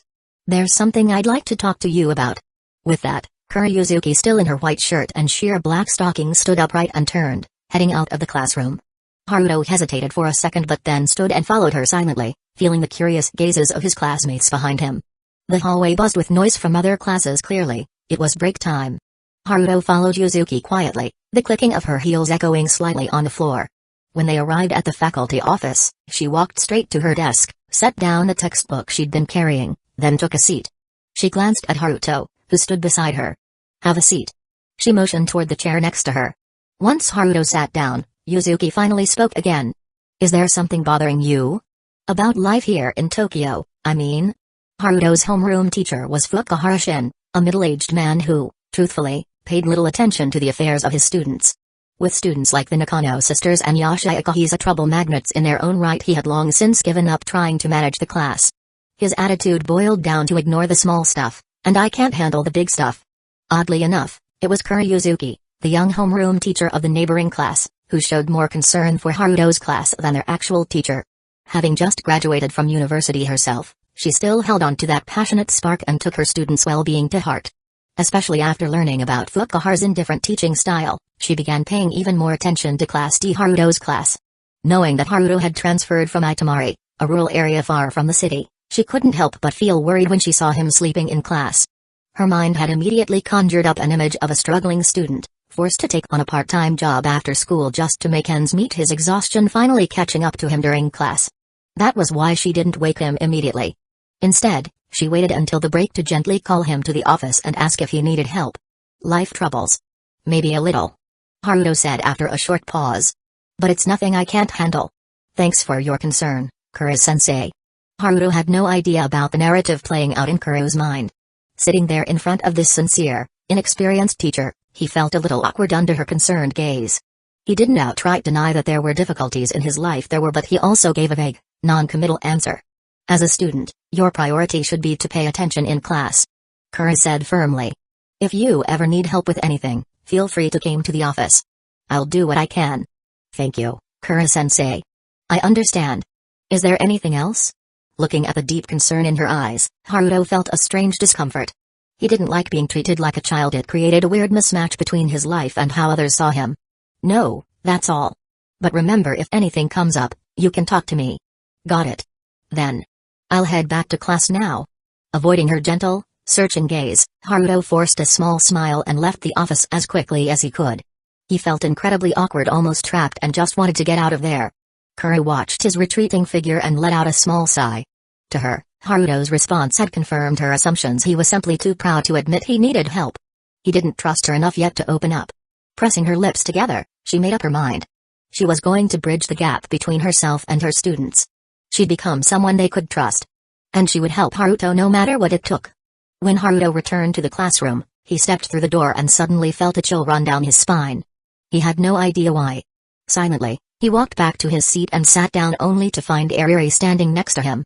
What did Kuro-sensei talk to you about just now? Curious, are you?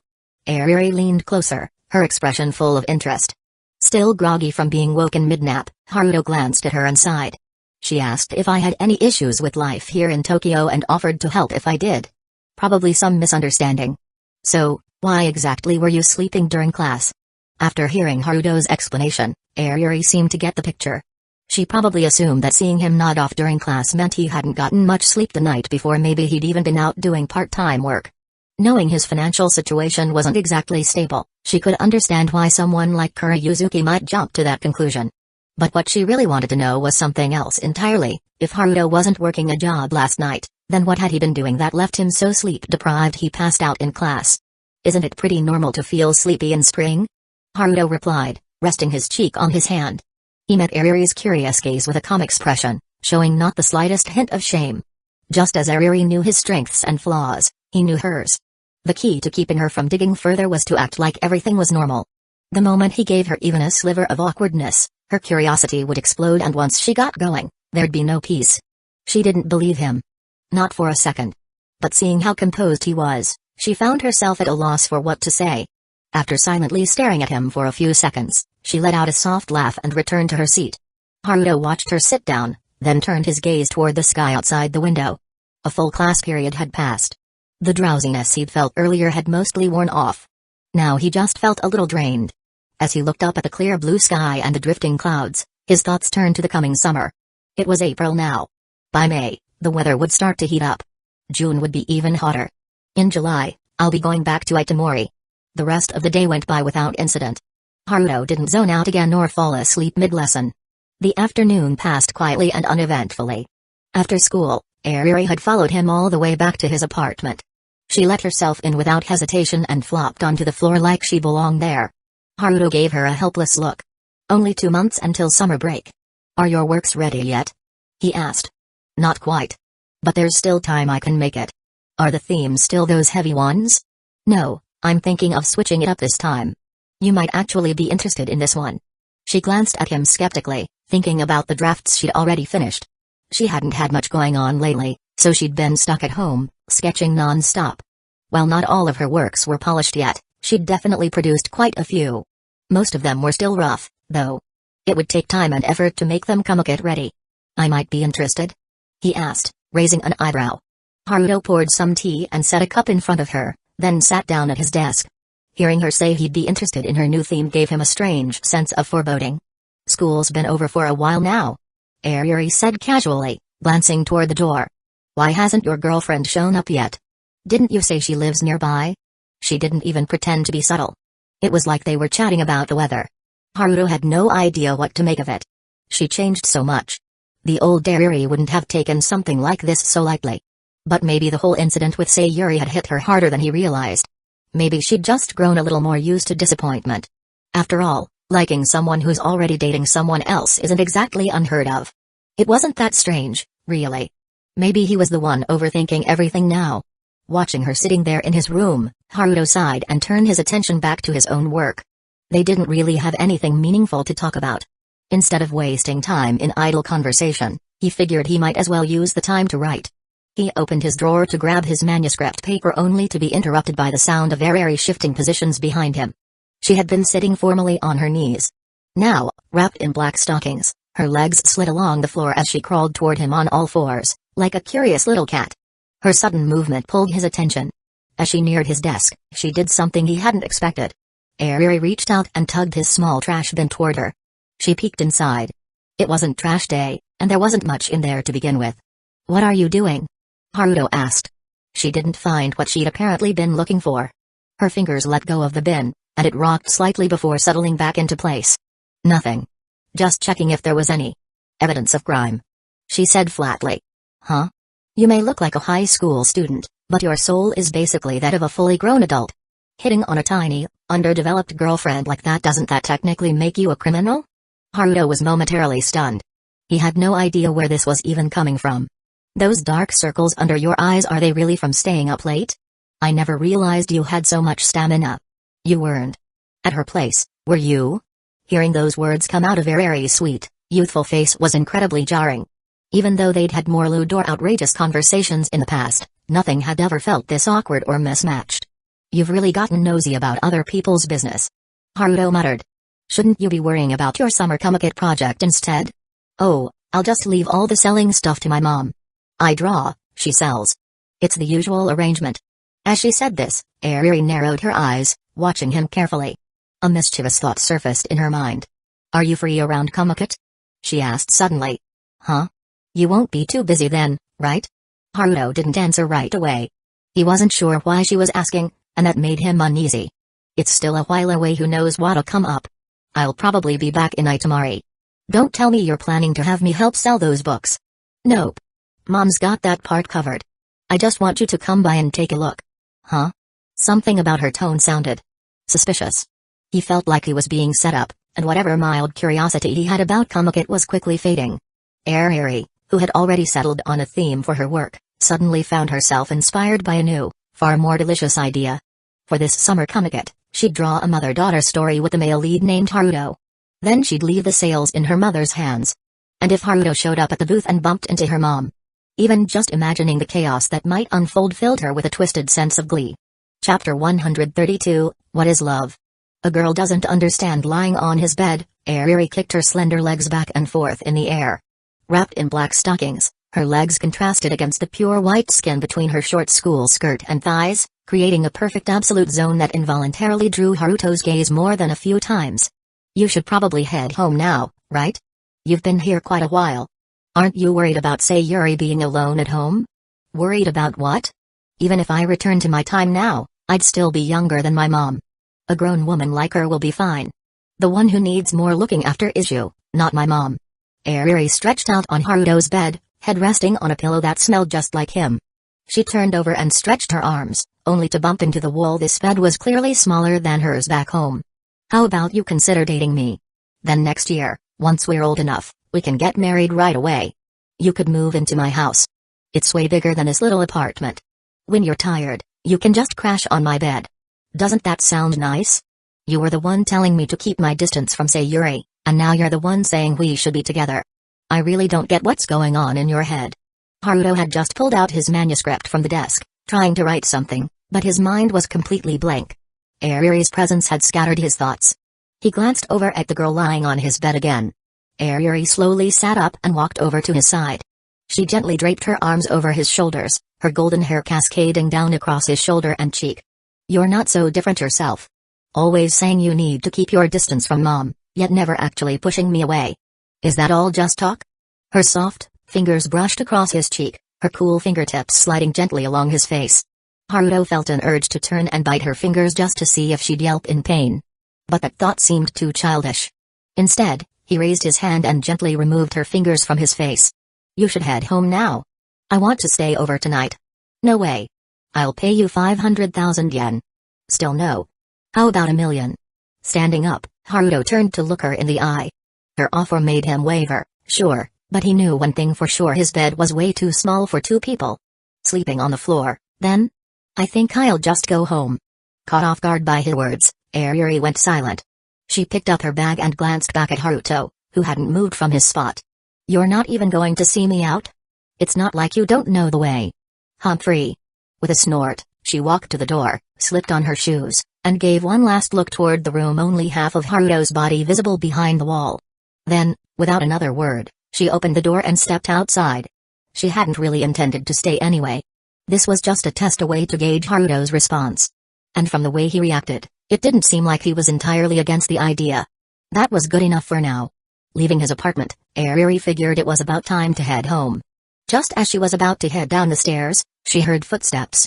Turning her head, she saw a girl she didn't recognize coming up. Their eyes met. Ayuri narrowed hers slightly. Sakai looked surprised. She had no idea who this girl was, but something about her expression and stare felt off. Sakai couldn't help but be drawn to her, a strange sense of familiarity settling in her chest.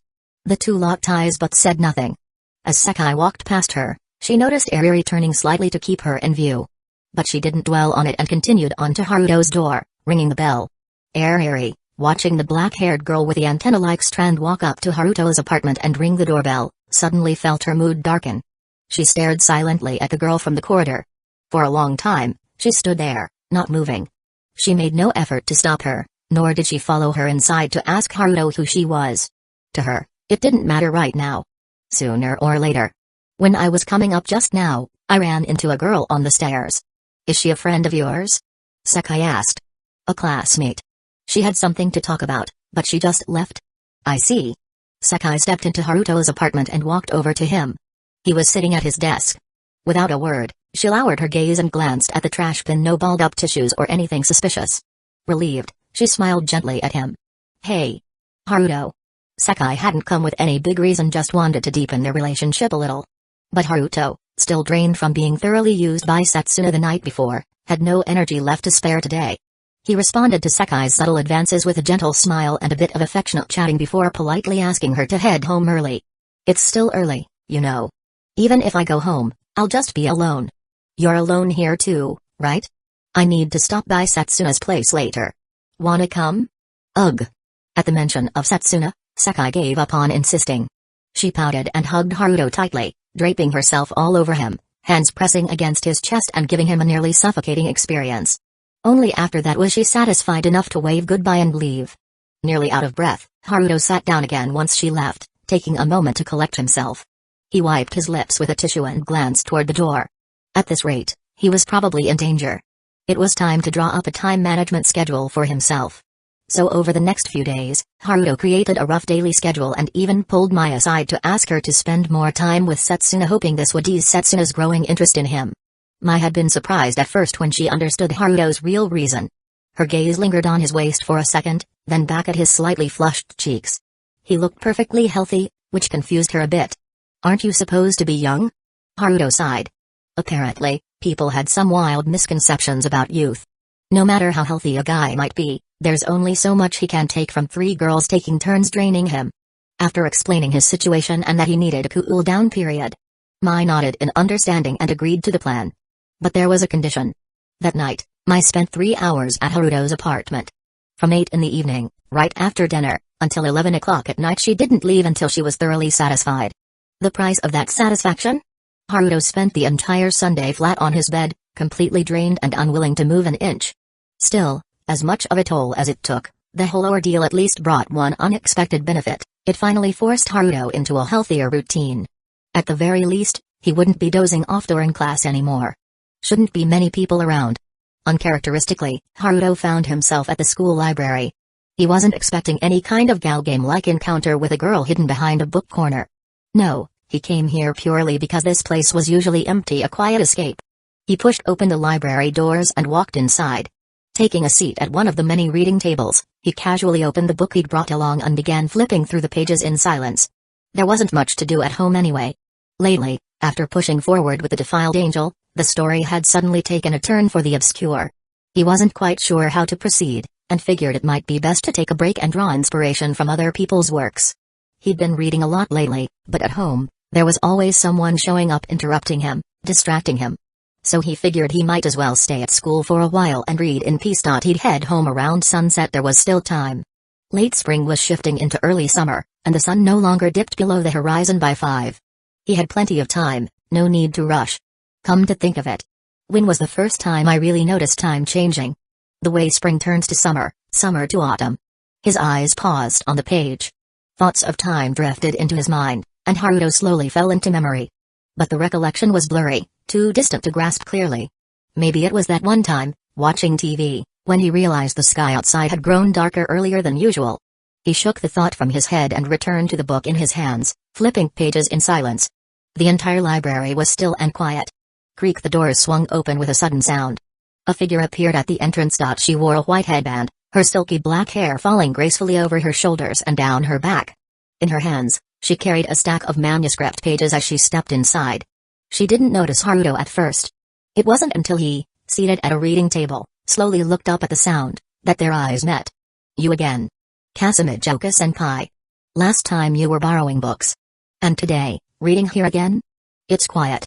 His gaze landed briefly on her black stockings and those model-worthy legs.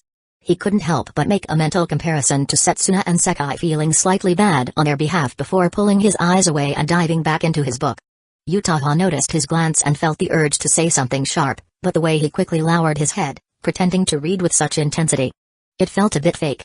She walked over and sat down across from him at the same table. Placing her manuscript pages down, she looked straight at the boy whose name she couldn't quite remember. He wasn't looking at her. A flicker of irritation surfaced. Maybe it was because of that earlier glance. Or maybe it was his indifference now. Either way, the feeling slowly began to spread. Sure, she had nice legs. But she wasn't exactly a stranger to being stared at. And yet, this boy. After that one look, he'd gone back to reading like a monk in meditation. Unbothered, unshaken, fully immersed. She stared at him for a while longer. But when he never looked up again, Utaha's frustration faded away. She let out a quiet breath, picked up her pen, and began writing on her manuscript paper. The library remained still. 2 people, each absorbed in their own world, quietly doing their own thing. As the sun gradually sank lower in the sky, Haruto finally closed his book and stood up. He glanced at the girl still focused on her writing. Knowing who she was, Haruto could guess she was probably working on one of her own novels. He didn't disturb her. Moving as quietly as he could, he made his way toward the door, ready to go home. But even the softest footsteps echoed clearly in the silent library. The high school girl author, eyes dry from staring at her writing for so long, looked up just in time to see him almost at the door. Your name? The voice behind him made Haruto turn his head slightly. Did you introduce yourself last time? I forgot your name. Mimizu Haruto. See you. Without missing a beat, he casually offered his name, then turned and walked out of the library. His figure soon disappeared from sight. Utaha sat quietly, watching the door for a while. Then she gathered her manuscript pages, tucked them into a folder, and slowly raised her head to look at the sunset outside the window. Just now pulling herself out of her writing zone, she couldn't help but feel a strange, new thought rise up from somewhere deep inside her. Is what I'm writing really okay? Love. What does it even feel like? That boy just now, Mimizu Haruto. Chapter 133. Who writes this type of emails? Out shopping for groceries alone again? It was early evening, and most of the shops along the shopping street were winding down for the day. As fresh goods neared the end of their shelf life, many vendors began offering discounts. Haruto, having just returned from school, decided to stop by for a look and unexpectedly ran into a familiar girl. She was clearly surprised to see Haruto in his school uniform, not expecting to bump into him here and now. Who's this? Someone you know, sis. Standing next to her was a small framed kid in a red hoodie with short hair and a boyish vibe, not just in appearance but in voice as well, which was a little deeper. Someone I kind of know, yeah. A bit of an accident, followed by a coincidence, and now here we are. You're her. I'm Nishimiya Yuzuru. Her little sister. Yuzuru eyed Haruto suspiciously, while Haruto kept his usual gentle smile. But when he heard the name, his eyes betrayed a hint of surprise. The person in front of him looked every bit a boy. Stroking his chin thoughtfully, he said, "Nishimiya's little sister, huh? Nice to meet you, I'm Mimizu Haruto." Yuzuru stared at him. This guy was way too handsome, not at all the same type as her quiet, modest sister. And she had no idea why someone like this would be acquainted with her sister. His earlier explanation had provided zero useful information. It sounded like a brush-off, and she remained on guard. Grocery shopping? The girl standing behind Yuzuru, just like usual, took out her notebook, scribbled a short line, and held it up for Haruto to read. "I stayed at school a little longer than usual. Saw that there were sales going on at the shopping street when I came back, so I thought I'd take a look. Didn't expect to run into you, kind of a surprise. Your little sister. Pleased to meet you." He answered Shouko's question, then turned to the boyish younger sister at her side with a smile. Shouko's cheeks suddenly flushed red, while Yuzuru's eyes only narrowed further. "Did you finish that book from last time?" Haruto clearly noticed Yuzuru's wary stare. But he didn't mind. It was natural for a younger sibling to be cautious when a stranger started getting close to her sister. Given Shouko's circumstances, her family's concern was entirely reasonable. "Almost done. Great. Then let's go to the bookstore together next time. I'm going to check out the produce shop up ahead. See you next time." Without trying to continue the conversation, Haruto gave Shouko a small wave, then walked off under Yuzuru's watchful gaze. Watching Haruto disappear into the crowd, Yuzuru turned toward her sister. "From his uniform, he goes to Toyosaki, right? How do you know him?" Shouko put her notebook away and started signing. Since they had grown up together, Yuzuru had learned sign language from a young age and had no trouble following along. "Met him while grocery shopping. Isn't that the guy who made you scrape your knee that time?" After hearing her sister's explanation, Yuzuru paused to think. Half a month ago, Shouko had come home with an injured knee after going out for groceries. The memory soured her expression.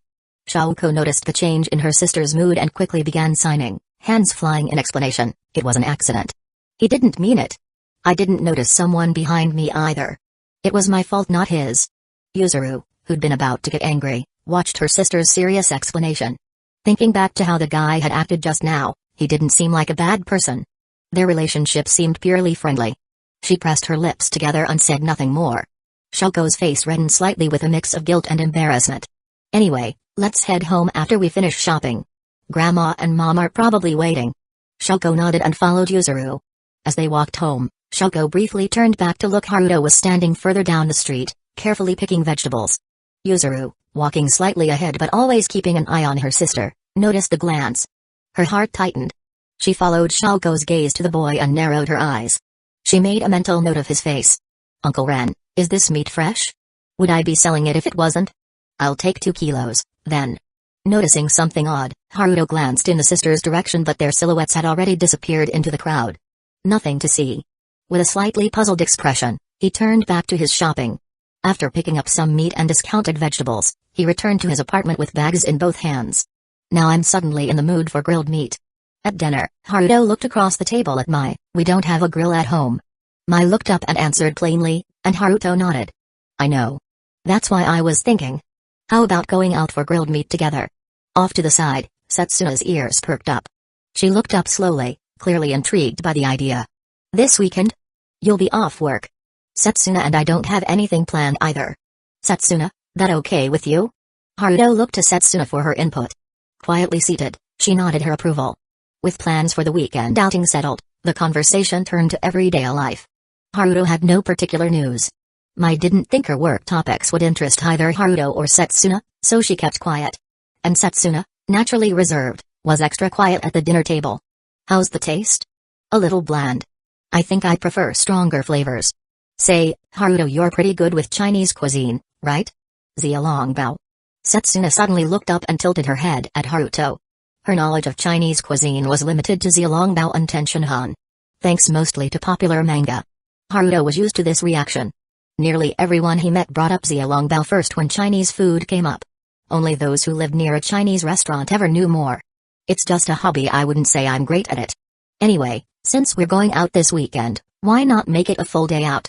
Like a date? With Setsuna? Or with you, Mai? Or both? Honestly, that sounds kind of exciting. A 3-person date straight out of manga." The idea made Haruto secretly a little giddy. Mai glanced at Setsuna, slightly tempted. Setsuna glanced back at Mai. She had no objections. If it helped Mai relax and have fun, She was all for it. Where are we going, Haruto? Do you have a plan? There's still time before the weekend. We can think about it. If nothing comes to mind, we can choose from the usual: amusement park, zoo, aquarium. The zoo and aquarium, huh? I don't think Setsuna's ever been to an aquarium. She's been to a zoo, but that was ages ago. I tried to remember their past outings. Most of their travels had been to more extravagant destinations. They rarely went to typical tourist spots like the zoo. Then let Setsuna decide. We can make a final decision by Friday or Saturday. Okay. Setsuna nodded in agreement. Back at his apartment, fresh from a shower, Haruto sat on the edge of his bed and checked his phone. There were a few unread emails in his inbox.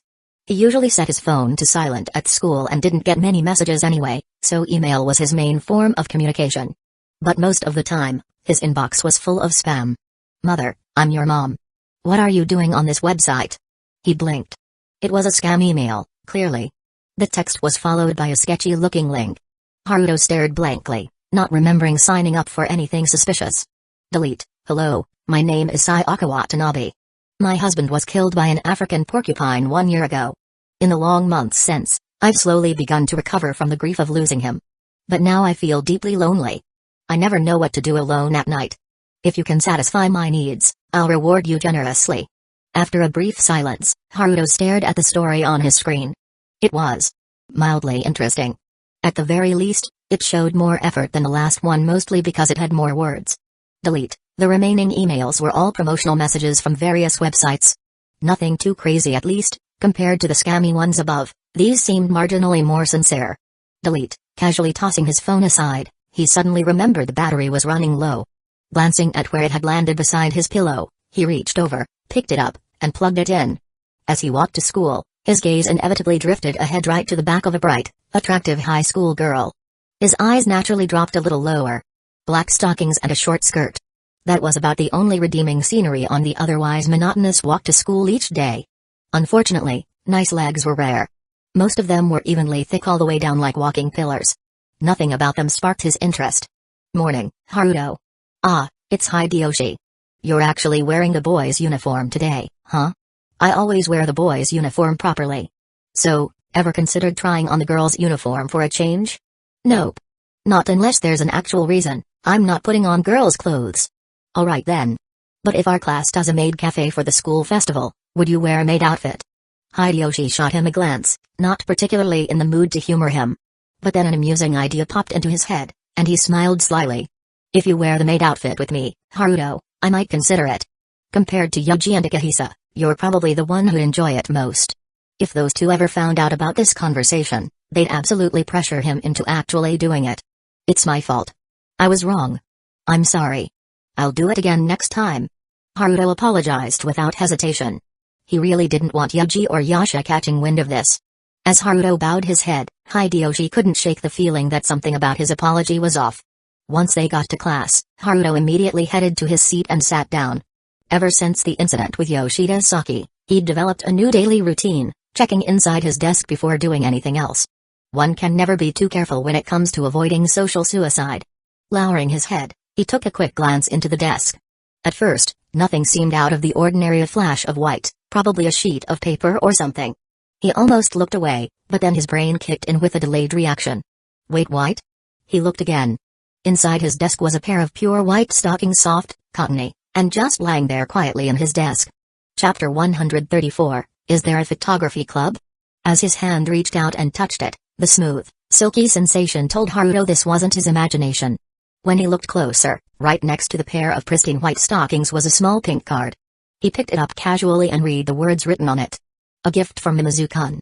Haruto had to admit he did have a little thing for stockings. But it wasn't like he ever planned on letting anyone else know about that. If anyone from class were to see this, well, that'd basically be the end of his school life. Quietly, he slipped the card back under the desk, clutching the pair of stockings tightly in his hand. Moving as naturally yet quickly as possible, he stuffed them into his bag and placed it back in its original spot. Then, he sat in silence, lost in thought. First the photos. Now the stockings. He'd originally intended to just ignore whoever was behind this. But if this kept up, it felt like he was walking straight into another social death trap. There aren't many people who know about my particular tastes. Maybe only Setsuna and Sayuri have an inkling. Other than them, It could only be that person, the one who's been secretly following me around. That stalker had clearly been watching him for a while, snapping photos, observing his routines. It wouldn't be too surprising if they figured out his preferences along the way. But right now, there was only one question on his mind: who exactly was that person? Sitting at his desk, Haruto sifted through the list of possible suspects in his head. He kept pondering until the classroom gradually filled with students and the first period began, forcing him to temporarily set aside his thoughts and focus on class. Later, during lunch break, Haruto was in the lab with Ryo Futaba. Clad in her signature pristine white lab coat, the girl exuded her usual calm and logical air. Haruto, staring absently at her, suddenly asked the question that had been weighing on his mind. What kind of person do you think would follow someone around? He didn't really think much of it before, but now, seeing Ryo's white lab coat somehow reminded him of white stockings. Realizing how messed up that thought was, Haruto sighed quietly to himself. The sigh was soft, but in the silence of the lab, it sounded surprisingly clear. Futaba, who was brewing coffee, glanced up at him. Probably someone looking for a thrill. She answered evenly. But if they get caught, there's no way they're getting off easy. I wouldn't recommend doing that, just saying. Ryo gave him a sideways glance, gauging his reaction, half joking but also a little serious, just in case Haruto was actually the culprit here. It's not me, Haruto said, shaking his head. But I can't exactly say it has nothing to do with me either. Recently, I've been getting these weird photos. Someone's been secretly following me, taking pictures, and slipping them into my shoe locker or under my desk. Ryo paused, lifting her beaker of coffee to her lips while peering at him over her glasses, studying every subtle change in his expression. Seeing that he wasn't joking, her surprise was genuine. She hadn't expected Haruto to be caught up in something like this without her even knowing. Do you have any suspects? She asked. Nope. If I did, I wouldn't be this troubled. Just to be clear. Ryo added dryly, my daily life is strictly a 2-point commute from the lab to my home. I don't have the time or the interest to follow you around. Her gaze was sharp, her long lashes blinking slowly. Yeah, I figured. Haruto replied. Besides, judging by today's gift, you don't exactly fit the profile. Gift? He pulled the crumpled white fabric from his pocket and set it on the lab table. Ryo's eyes darted between the silky white stockings and Haruto's face, lingering for a moment on his hands that had been holding them. Don't look at me like that, Haruto muttered. If I didn't carry them with me, leaving them in the classroom would have been way riskier. I get it, but still. Carrying them around like this is kinda. Ryo managed to hold back the word gross, worried it might genuinely hurt him even if he didn't seem like the type to be bothered easily. She studied the stockings carefully. They look kinda small. Definitely on the delicate side. Compared to standard sizes, these are a little petite. Ryo fell silent, simply watching Haruto as he calmly made his observation. The look you're giving me right now is kinda painful. I'm just surprised, honestly. I didn't expect you to be this knowledgeable about stockings. I have a little sister. I see. She nodded quietly, saying nothing more. Haruto thought about explaining further, but swallowed his words. No matter what he said, she'd probably stay suspicious anyway. Well, back to the stalker situation. Yeah.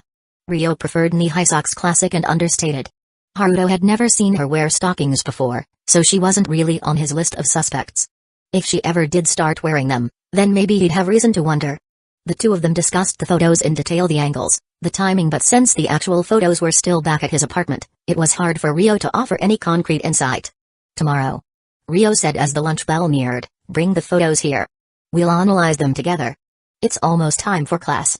As their discussion came to an end, Haruto agreed to continue tomorrow. He left the stockings in Ryo's lab for safekeeping. It wasn't exactly something he could comfortably carry around all day, and headed back to the classroom. Once Haruto was gone, Ryo stood alone in the lab.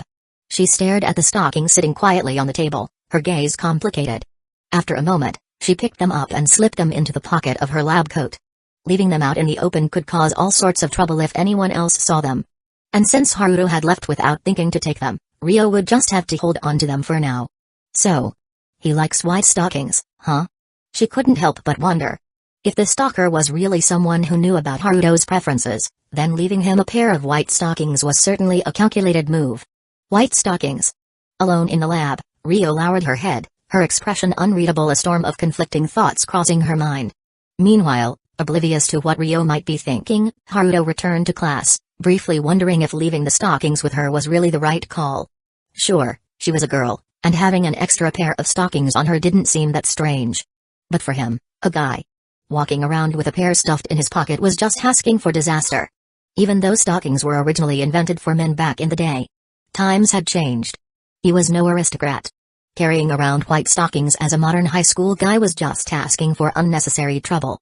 After school, as Haruto slowly walked home, he couldn't help but wonder. Was that person still following him even now? He wanted to look back to see who it was. But if he made the first move and spooked them, it might ruin his only chance to find out. And so, despite the unease gnawing at his heart, Haruto kept walking, pretending as if nothing was out of the ordinary. After returning to his apartment, Haruto couldn't help but glance back one last time, but, of course, there was nothing there. He quietly stepped inside, closing the door behind him. He took off his school uniform, hung it neatly on the rack, then walked over to his bed and collapsed onto it. But he didn't stay down for long. Sitting up with a sigh, Haruto made his way to his desk. He opened a drawer and took out the stack of photos he had carefully organized and stored inside. Staring down at them in silence for a while, he eventually stuffed them into his bag. I'll show these to Ryo Futaba tomorrow, he thought. Maybe she'll be able to notice something I missed. Pulling out his chair, Haruto sat down at his desk and took out his manuscript, continuing to write. Even though I was granted the angel's forgiveness and salvation, I'm still forbidden from standing in the sunlight. Stripped of my name, left to hide in the darkness, looking at wounds that never heal. Who is left to save someone like me? His progress was slow, steady, though he had no idea how much more he needed to write. At this point, it felt less like creating a story and more like going through the motions of a job. Staring at the draft whose ending was growing more and more distant, Haruto paused for a moment before tucking the manuscript back into his drawer. The next day, beneath a clear blue sky, Haruto sat by the window in class, his gaze wandering outside every so often.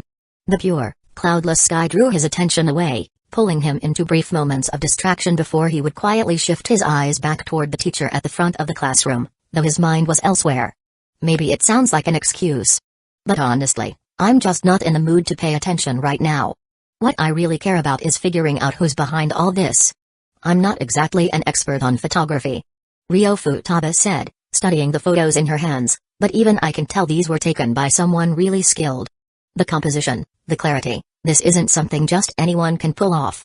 And judging by the quality, whoever took these was using some pretty high-end equipment. Hearing that, Haruto gave a small, knowing nod. Yeah. The photos are definitely well taken, he admitted. That's why I'm honestly not too bothered by the fact that someone was tailing me and taking pictures. Now, if they'd been more invasive or taken something really private, then I might have had to consider reporting it to the police. Ryo was speechless for a moment. Seriously? Just because the pictures were well shot, you're willing to overlook someone stalking you? What is wrong with this guy? She stared at Haruto for a while, then turned her attention back to the photos in her hands. Narrowing her eyes, she examined them closely, but after several minutes, she still couldn't find anything else unusual. I'm not exactly good at this kind of thing, Ryo said at last. You might have better luck asking a professional photographer. They'd probably be able to pick up on details we're missing. Is there a photography club at Toyosaki? Haruto asked. No idea, Ryo replied without hesitation. I don't really care about anything that isn't related to physics. Guess I'll have to ask around then, Haruto muttered. From what we know so far, the biggest clue we've got is that the person behind this is really good at photography. And they're using some expensive equipment too. Haruto fell silent for a second, then nodded. Right. I'll add that to the list. Maybe I can find out who in this school owns that kind of gear. Want me to help? It's fine. But if you happen to see anyone carrying a camera around, let me know. Sure. After wrapping up his conversation with Ryo Futaba, Haruto returned to class and sought out someone who was much better at dealing with people, someone with a lot of connections, Aoi Hinami. When Haruto approached her, Aoi looked genuinely surprised. But after hearing his question, her expression shifted to one of curiosity. A photography club? She repeated. Yeah. Is there any kind of photography-related club at Toyosaki? When I was checking out all the clubs before, I don't think I saw one specifically for photography. There isn't? No. Although. Aoi trailed off, a slightly mischievous look in her eyes. Haruto frowned. What's with that look? Don't give me that face. She laughed. It's not exactly a photography club, but when I was touring the clubs, I did see some pretty impressive camera equipment in the astronomy club. Hinami Aoi thought about it carefully and shook her head slowly. I'm not sure, but it seems that the astronomy club does have relevant equipment. If you are interested, you can go and take a look. Chapter 135. Found the stalker. It's already been so long since school started, and I still haven't met a single guy who makes my heart skip a beat. Am I really going to spend my entire high school life in this kind of boring loneliness? Kuroda Hikari slowly turned her head, glancing at Kanraji Nanami who sat behind her. Her eyes were filled with disappointment and frustration. A whole month has gone by already. When is my bright and passionate youth going to finally begin? Hearing Hikari's grumbling, Nanami didn't feel much of anything in particular. It was just, well, Hikari getting impatient about not having a boyfriend after only a month of school. That was something Nanami couldn't quite understand. Everyone was still just getting to know each other. Who even confesses that quickly anyway? Hikari's gaze swept over the boys in their class for a moment, but just as quickly moved on. Not a single one caught her eye or made her heart flutter. So far, it's only Setsuna who's got herself a boyfriend, right? And even on weekends, she hardly ever goes out. Probably holed up together with him. Ugh, so jealous. If only I had a boyfriend too. We'd stick together all the time, take cute selfies constantly, and I'd totally show them off to you. And that. Nanami propped her cheek against her hand, glancing at the dreamy look on Hikari's face, is exactly why it's probably better you don't have a boyfriend yet. I doubt the rest of us would get any peace if you did. Nanami cast a quick glance towards Setsuna, who was sitting a little ways away, along with Sekai beside her. Somehow, Nanami couldn't help but be a little curious. Setsuna might have a boyfriend, but we barely ever see them together. Probably because he's super handsome. Hikari chimed in. If I had a boyfriend that good looking, I wouldn't want him hanging around in front of other girls either. What if someone tried to steal him? Both girls had seen Mimizu Haruto, Setsuna's boyfriend, at least once, and just thinking about him made Hikari's expression twist in envy. True enough. Nanami nodded slightly. As ridiculous as most of Hikari's ideas were, she could kind of understand that last part. Having a boyfriend like that probably was a lot of pressure for Setsuna. As Setsuna quietly organized her notes, she seemed to sense the gazes aimed her way. Slowly, she lifted her head, only to meet the staring eyes of Hikari and Nanami. Neither of them looked remotely embarrassed about being caught. Nanami gave a small, friendly smile.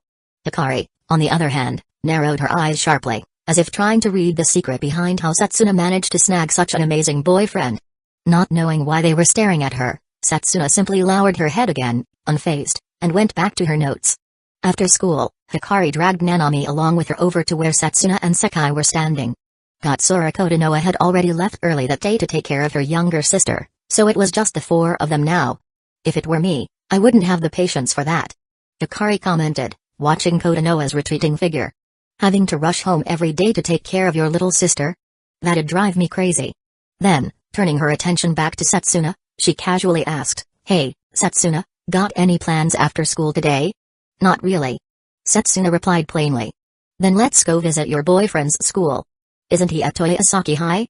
That sudden suggestion made both Sekai and Nanami perk up in interest. Their eyes naturally turned to Setsuna, waiting to see her reaction. As always, Setsuna's expression was calm and unreadable, but she did seem a little surprised by the proposal. Why so sudden? She asked. Isn't it obvious? It'd be super fun. Hikari grinned. If the four of us showed up at Toyosaki together, we'd totally attract a lot of attention. And if we walked home with your boyfriend after that, no other girls would dare go near him again, right? It did sound tempting. Even Sekai, standing nearby, felt a little swayed by the idea. After all, she'd been worried too, worried about what Haruto might be doing at school, away from her and Setsuna's watchful eyes. Setsuna, however, remained perfectly composed. No. A flat-out rejection. Eh? Why not? Hikari blinked, clearly not expecting to be turned down so bluntly. Nanami was a little surprised too. She actually thought it was kind of a fun idea. Because it would trouble Haruto. Setsuna answered quietly. Hikari fell silent for a moment, staring at Setsuna's blank, expressionless face. After a while, she slowly nodded. Okay. Fair enough. Forget I said anything. Nanami couldn't help but be curious. You're giving up just like that? Well, if Setsuna says she doesn't want to cause trouble for her boyfriend, then there's no point in pushing it, is there? Hikari shrugged with a carefree smile. She wasn't the type to force things, especially when she could tell Setsuna was being completely sincere, straightforward and honest in her answer. Faced with someone like that, even Hikari didn't have anything else to say. Sekai, standing to the side, had been about to speak up, but seeing how quickly Hikari dropped the idea, she swallowed her words before they could leave her lips. So, what are we doing after school today then? I recently found this new place, And their cakes are just. The conversation naturally shifted to another topic. Watching Kuroda Hikari talk non-stop, Setsuna quietly listened, occasionally nodding in agreement. Soon after, their group headed off towards the cake shop Hikari mentioned. Staring in shock at the countless photos covering the walls, Haruto stood frozen in the dimly lit clubroom, his lips trembling slightly, unable to utter a single word. Only when he heard movement behind him did he finally snap out of his numb, dazed state. Slowly turning around, he saw a petite girl standing silently in the doorway, backlit by the faint light outside. She wore an orange hoodie with the hood up, making it hard to see her face clearly in the darkness. "You've noticed, haven't you?" Her voice wasn't as childish as her small frame might suggest, though it still carried a touch of youthful inexperience. The slightly familiar voice echoed within the room, but for the moment, Haruto couldn't recall where he'd heard it before. The girl slowly stepped into the room, shutting the door behind her.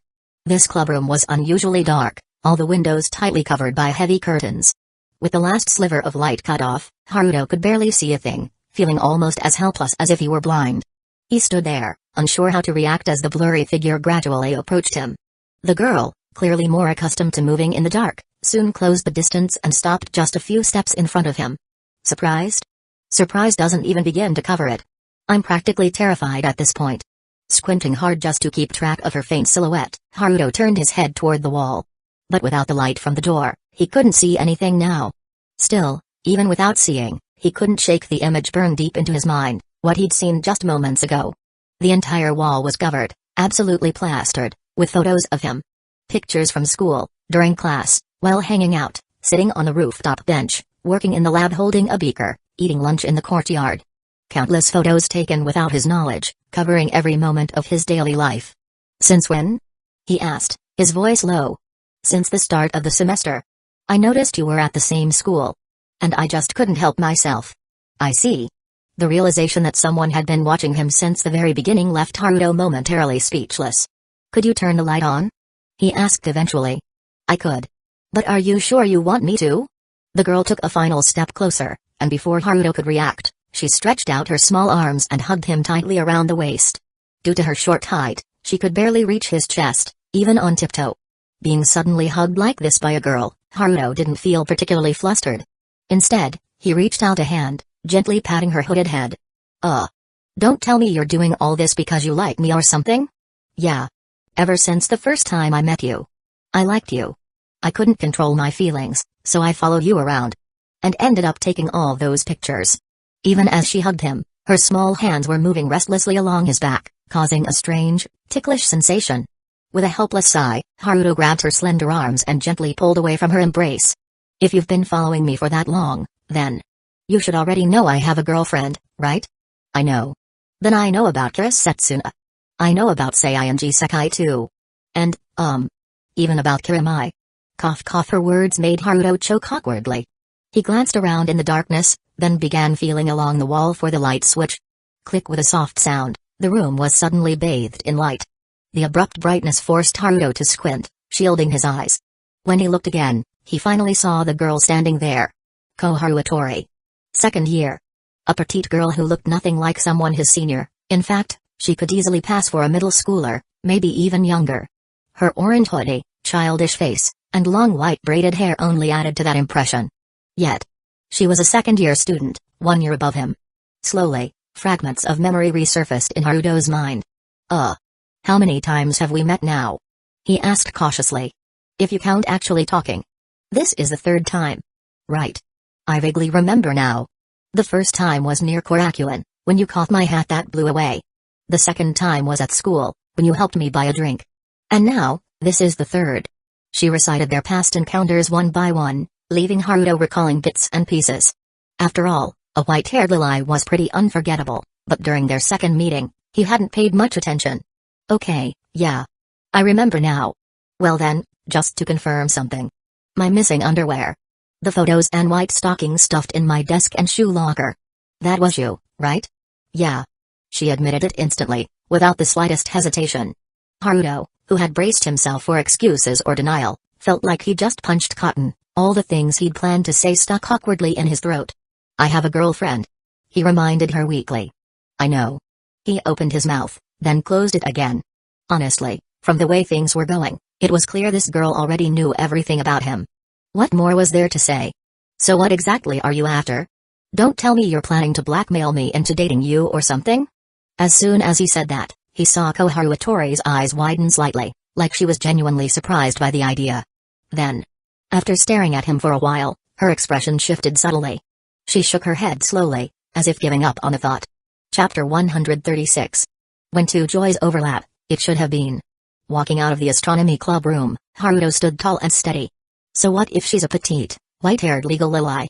At the end of the day, it just meant adding one more name to his ever-growing time management schedule. Turning back for a glance at the club room behind him, it wasn't long before Koharu followed him out as well. Compared to earlier though, she was now missing a rather iconic piece of her look, the soft, white socks that usually wrapped around her slender legs. Beneath her short skirt, her bare, fair legs stood out, clean, delicate, and undeniably cute. You okay? Haruto asked casually. I'm fine. Once I leave the school gates, the driver will be waiting to pick me up. No need to worry.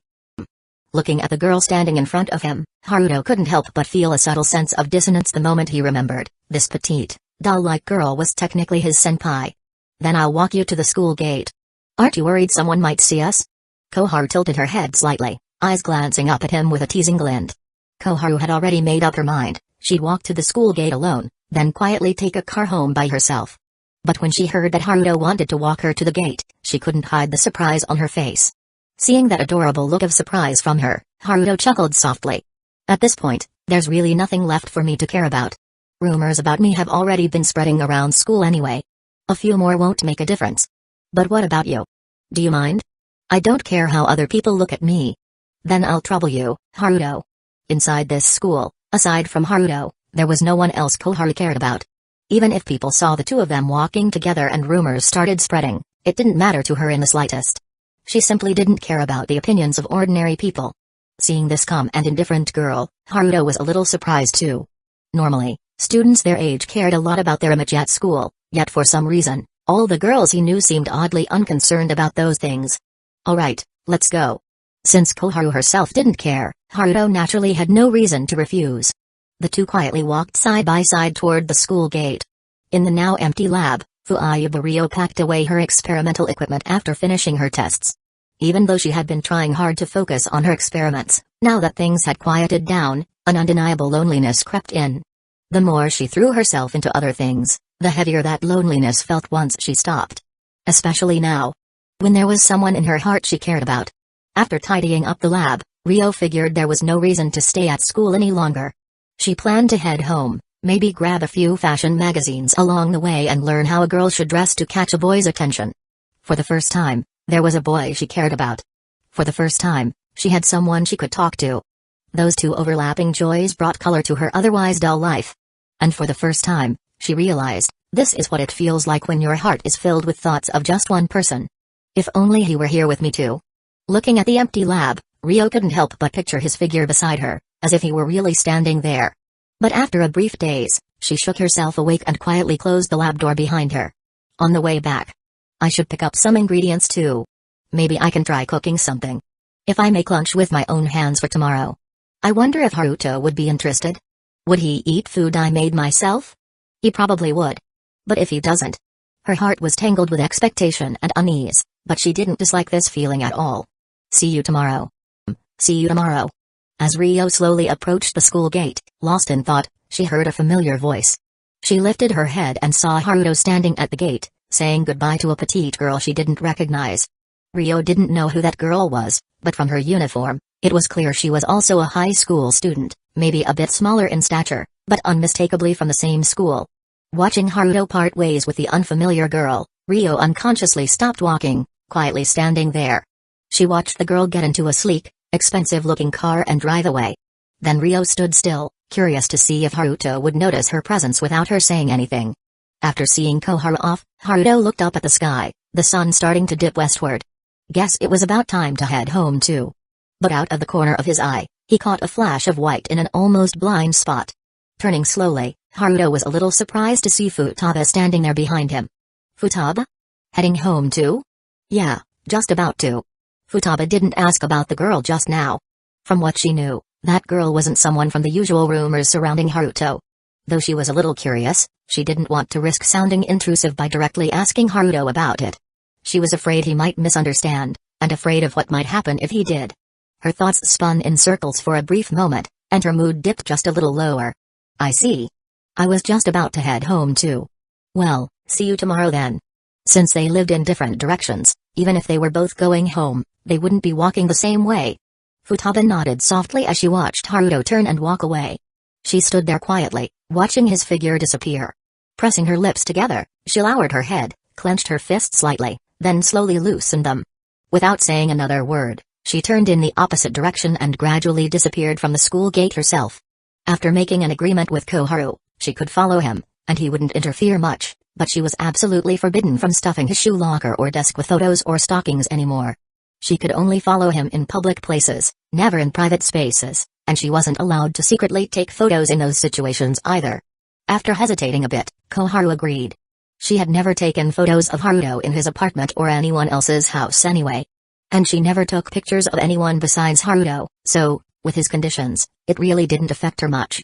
Being allowed to follow him openly was already a pleasant surprise. The rest didn't matter all that much. Friday, the 25th. Overcast skies. Walking along the road, Haruto looked up at the gloomy sky. It looked like it could start raining at any moment. With a folded umbrella in hand, he trudged toward school, his mood as sluggish as the weather. Even on regular days, he wasn't exactly brimming with energy, but gloomy weather like this just completely drained him. By the time he got to the classroom and sat down, the sound of raindrops tapping against the window reached his ears. The rain was getting heavier, gradually blurring the view outside. The sound of students exclaiming in the hallways echoed from the outside. Watching the scene unfold, Haruto's lazy mood shifted into pure sleepiness. He slumped at his desk, feeling aimless. I don't feel like doing anything. I'll just ride this out until the final bell and head home early to sleep. Closing his eyes, he sat in the classroom that wasn't exactly empty, but somehow still felt a little chilly. His usual clothes were fine, but now that it was pouring outside and the temperature had dropped, especially sitting by the window, it felt a little cold. My clothes still got a little wet, even though I ran as fast as I could. That's what you get for not bringing an umbrella, idiot. Did you bring one, Yuji? I didn't bring an umbrella either, but I didn't get caught in the rain. Unfair. Why is it that we both forgot our umbrellas, yet you managed to stay dry? Damn it. You really don't even try to hide your awful personality, huh? Whatever. It doesn't matter anyway. On the way home, Yuji won't have an umbrella either, so he'll end up just like me, getting soaked in the rain. Just thinking about that makes me feel so much better. You caught a cold, didn't you? Actually, no fools don't catch colds, do they? Must be nice. Turning his head slightly, Haruto looked over at Yashika Kahiza and Sakamoto Yuji, who had both entered the classroom. The two of them were as loud and energetic as ever. Not even the gloomy weather could put a dent in their boundless energy. The rest of the class had long since gotten used to their antics. No one paid them much attention, each person going about their own business. Closing his eyes, Haruto sat quietly at his desk, waiting for class to start. Tap, tap. A hand lightly knocked on his desk. Looking up, Haruto found himself face to face with a twin-tailed blonde girl. Standing right beside him, Ariri gazed down at him. Having barely survived through the morning classes, Haruto glanced out the window at the overcast sky before looking back at Ariri. Got time during lunch? I've already made plans. So, no. It had become routine by now, Haruto always had lunch with Futaba Ryo. Looking up at the girl standing before him, Haruto turned her down without hesitation. Again? Let me guess, with that girl, Futaba Ryo? You know about her? Hearing Ariri mention Ryo's name, Haruto raised an eyebrow in surprise. He hadn't expected her to know even that much. The genius girl of this school? It wasn't hard to find out. Honestly, it'd be weirder if someone didn't know about her around here. Pulling his lunchbox from his desk drawer, Haruto stood up from his seat. Since you know, then move aside. You're in my way. Meeting Ariri's eyes directly, Haruto's calm gaze caused her to frown slightly. After a moment of silence, she reluctantly stepped aside, allowing him to pass. As she watched him leave the classroom, Ariri quietly returned to her own seat, only to stand up and leave the classroom herself soon after. Meanwhile, standing near the stairwell, a girl in an orange jacket caught sight of Ariri walking by. Watching the blonde twin-tailed girl head in Haruto's direction, the girl silently took out her phone, snapped a photo, and sent an email before turning to head off toward her club room. BZZZ. Haruto's phone vibrated quietly in his pocket as he walked down the hallway. Casually pulling it out, he glanced at the screen. Sender, Koharu Atori. It was the first email he'd received from her since they exchanged addresses. Opening the message, he noticed an attached photo. Tapping on it without much thought, he saw the picture Koharu had just taken. How did Koharu run into Ariri? Judging by the photo, it looked like Ariri was heading in his direction. Haruto thought about it for a moment but didn't dwell on it too much. Slipping his phone back into his pocket, he continued toward the lab where Futaba Rio was waiting. As usual, the only person inside the lab was Rio herself. Every time I rush over here right after class, you're already here before me, he said with a small smile. It's like no matter how fast I come, you're always one step ahead. Setting his lunch down casually, Haruto responded to the girl in her lab coat, the one who always waited here for him during lunch. Even though it had become a long-standing habit for them to eat together like this, Rio couldn't help but worry deep down. Would this peaceful routine one day suddenly come to an end? It's because I'm basically here all the time, Futaba replied. I've already studied everything the teachers are covering right now. Sitting in class is just a waste of time for me. She was waiting for him. Just so that when Haruto arrived, she would be there to greet him, not an empty lab. That's why Rio always stayed here during the last period before lunch. A special privilege of being a genius, huh? In exchange, I have to represent the school in all sorts of competitions. Since it's still the beginning of the school year, things are calm for now. But once May rolls around, it'll start getting busy. Taking out the lunch she had carefully made herself, Rio thought ahead to the packed schedule awaiting her in May. From then on, she would be spending less and less time in school, instead attending physics competitions outside. Especially during summer vacation, there would even be international events. Realistically, she probably wouldn't get to see Haruto much during the break. Competitions, huh? Yeah. Haruto didn't know much about that world. He was just an ordinary guy, so rather than getting into unfamiliar territory, he quickly shifted the topic. Before May comes. During the holidays, would you, Haruto? You're here. Just as he was about to ask Rio something about her plans during the holidays, a familiar voice rang out from the doorway. Turning in unison, both Haruto and Rio looked toward the entrance of the lab. Standing there with a bright, radiant smile, Ariri clutched her lunch in her hands, looking genuinely overjoyed to have found him. The way she beamed with happiness, even showing off her cute little fang when she smiled, made her look particularly lively. Watching the unexpected intruder, Rio narrowed her eyes slightly, focusing her gaze on this bubbly, tiger-toothed blonde girl. Chapter 137, Rio Futaba's nap room. What are you doing here? Staring at the girl standing before him, Haruto didn't look the least bit happy about her sudden appearance. But at the same time, there wasn't a hint of surprise in his eyes either. Like a delicate work of art, her dazzling golden hair shone under the light. Rio, sitting nearby, quickly realized who this girl was, the one rumored to have a complicated relationship with Haruto. In all of Toyosaki, there was only one girl with hair like that. Her name was Ariri, wasn't it? What am I doing here? Ariri smiled like it was the most obvious thing in the world. Well, lunchtime's kinda lonely when you're by yourself, so I figured I'd come find you. And this must be the genius girl everyone's talking about, Futaba-san, right? Noticing Ariri's gaze shift over to her, Rio instinctively tensed up. She'd never been good at talking with girls her own age. Boys her age disgusted her, sure. But girls weren't much better. From Ariri's polished smile, Rio could tell it was fake. This girl didn't come here for small talk. She came for Haruto. And the realization gnawed at her, this was her sanctuary, her private laboratory, a place where no one intruded. And now this random girl had barged right in. Yes. Rio replied flatly. Did you need something? Her eyes were cold, her voice distant, nothing like the calm, easy tone she used when speaking to Haruto. This was how she made her stance clear to unwelcome visitors. But Ariri didn't seem to mind one bit. Smiling like she owned the place, she casually walked in, sat down beside Haruto, and placed her bento box on the table. You don't mind if I join you, right? Watching Ariri settle in beside Haruto, Ryo's mood sank straight to rock bottom. But with Haruto still here, she forced herself to stay silent. Lifting her eyes slightly, she glanced at him. Feeling the sudden tension in the room, Haruto looked at Ariri beside him, then shifted his gaze to Rio sitting across the table, her expression cold and distant. It wasn't like he found this near-battlefield atmosphere amusing at all. Do whatever you want. He sighed helplessly. Turning to Rio, he gave her an apologetic look. Sorry about this. It's fine. Rio replied stiffly. The frustration in her heart slowly eased. She could tell Haruto wasn't exactly happy about this either, he was just stuck in a situation he couldn't control. Realizing that made her feel a little better. Eri, sitting beside Haruto, quietly observed Ryo's gradually softening expression and couldn't help feeling a little disappointed. Shooting a sideways glance at Haruto, she gave a small sigh, then turned her attention back to her bento. "My mom made this for me this morning," she said softly. "Want to try some?" She gently nudged her bento box toward Haruto. When she saw his eyes briefly flicker toward it, only to quickly look away, Eri blinked, caught off guard.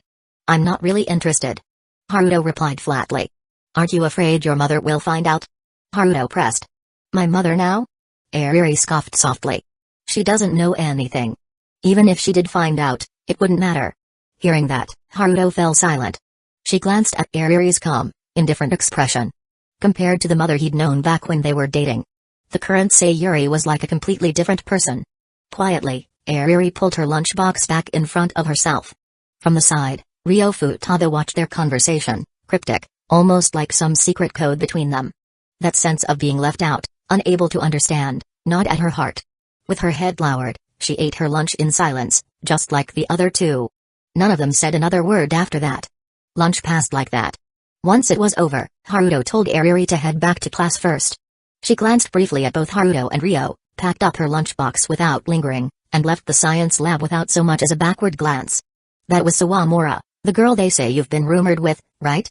Ryo finally asked. "You know her?" "The blonde hair." Ryo replied simply. "In a place like Toyosaki, where she's the only blonde girl, I guess it wasn't that hard to figure out." Haruto chuckled. Ryo gave a small nod. She might not have recognized any of the other girls Haruto was rumored to be involved with, but in this school, Sawamura's signature blonde hair made her stand out like a sore thumb. "We got to know each other for certain reasons. And, well, a lot's happened since. I can tell." Ryo wasn't exactly great at socializing, but that didn't mean she was blind. Despite the distance Haruto and Eri seemed to keep between them, there was an unmistakable rhythm to their interaction, a quiet synchronicity only people who had known each other for a long time could develop. Noticing that made Ryo feel even worse. But she had no right to ask further. All she could do was bury her curiosity deep inside. Lunch was over, but there was still some time left before afternoon classes began. Haruto, with nothing better to do, wasn't in any rush to head back. Even if he did, there wasn't much waiting for him there. He shifted his gaze toward Ryo, who was sitting across from him, and suddenly asked a bizarre question. "Hey, Futaba. Can I ask you something?" "Sure. Do you think quantum physics can be used for hypnosis?" The lab fell silent. Ryo stared at him, speechless, clearly unsure how to respond. Haruto, lost in thought about the nature of hypnosis, didn't even notice her look. Eventually, Ryo let out a quiet sigh and answered. "Hypnosis is part of psychology, isn't it? What's it got to do with quantum physics? So it's impossible?" "I mean, probably. Maybe. Theoretically?" Seeing the faintly disappointed look on Haruto's face, Ryo hesitated, her gaze drifting for a second before she gave an uncertain reply. "That sounds like a very half-hearted answer," Haruto said, raising an eyebrow. "But if there's even a chance, wanna give it a shot?" Ryo blinked, taken aback. She squinted at Haruto, scrutinizing him carefully. But his eyes were calm, completely unclouded by malice or ulterior motives. That calmed her nerves a little. "You don't mean you want to hypnotize me, do you?" Hypnosis, that mysterious, almost urban legend-like technique, had been popularized long ago. While it seemed strange and mysterious to ordinary people, to experts it was just another psychological tool. Through words and subtle cues, the subject would gradually enter a dream-like state, one where they remained conscious, but open to suggestion. Neither Haruto nor Ryo were experts in hypnosis. But just the mention of trying it had instantly put her on guard. After all, for a girl, anything that made her drop her defenses or surrender her thoughts was something to be wary of. But then Haruto pointed to himself. "No, I'm not talking about hypnotizing you. I want you to try hypnotizing me." Ryo stared at him, stunned. She'd been mentally preparing herself for how to deal with his attempt to hypnotize her, and then he came out with this. "I mean, for hypnosis to work, you have to relax, let your guard down, and believe it'll work, right?" Haruto's sudden barrage of words left Ryo momentarily speechless. She hadn't expected him to be this invested. "You sure know a lot about this," she muttered, narrowing her eyes at him. "Because it looked interesting, I went through a phase where I studied a little. Well, I wouldn't even call it studying, I just bought a few books on the subject and skimmed through them. I'm basically a complete amateur. It was probably the same for most people. Once you learned about hypnosis, you'd naturally get at least a little curious about it. especially younger people who'd seen it in shows or stories before. Hypnosis, as a form of psychological suggestion, had a mysterious appeal. If you know about it, then why let's not get into that right now. Let's just give it a try. I'll attempt self-hypnosis. If he could hypnotize himself, did he even need her here? Looking at the boy sitting in front of her, Mimizu Haruto, Futaba couldn't help but sigh in exasperation. Still, after hearing his explanation, she went to look for some materials in the lab. After a moment, she tied a 5-yen coin to a piece of thread, dangling it in the air in front of Haruto, who was already seated and waiting. Wearing a white lab coat and using a coin for hypnosis. You're starting to look like an actual therapist or something. Alright, let's begin. Standing in front of him, Futaba honestly wasn't all that interested in hypnosis. Not because she doubted it could work, but rather because she didn't think it was something that could be pulled off so easily. She held the thin thread with her delicate, pale hand, letting the coin dangle right in front of Haruto's face. Then, she gently started swinging it back and forth. Look at it. You're getting sleepy. Very sleepy. Reciting the lines Haruto had taught her like she was reading straight from a manual, Ryo chanted in a monotone voice. But staring at Haruto's completely expressionless face as he focused on the coin, she couldn't help but feel kind of stupid. Are you asleep? Nope. Actually, the way you were talking just now, completely flat and emotionless, just made me feel even more awake. What are you trying to say?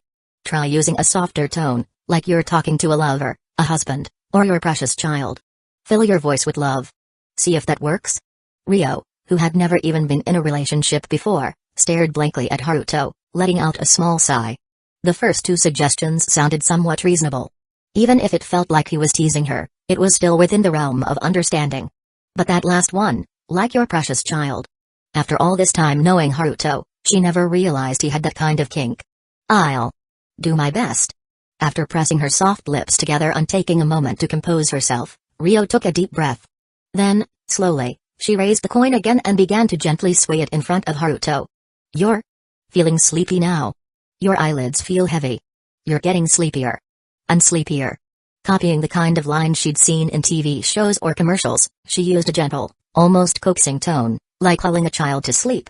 As she rocked the coin, she noticed Haruto's expression gradually soften. His eyes slowly began to lose focus, looking like he really might fall asleep at any moment. Ryo was a little surprised. She didn't expect such an obvious effect on just the second try. Is he messing with me? A little suspicious now, she followed Haruto's script and spoke softly, watching as his gaze became completely unfocused. Then, she spoke the final line.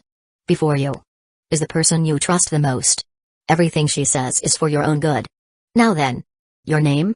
Her voice was like a whisper, full of gentle kindness.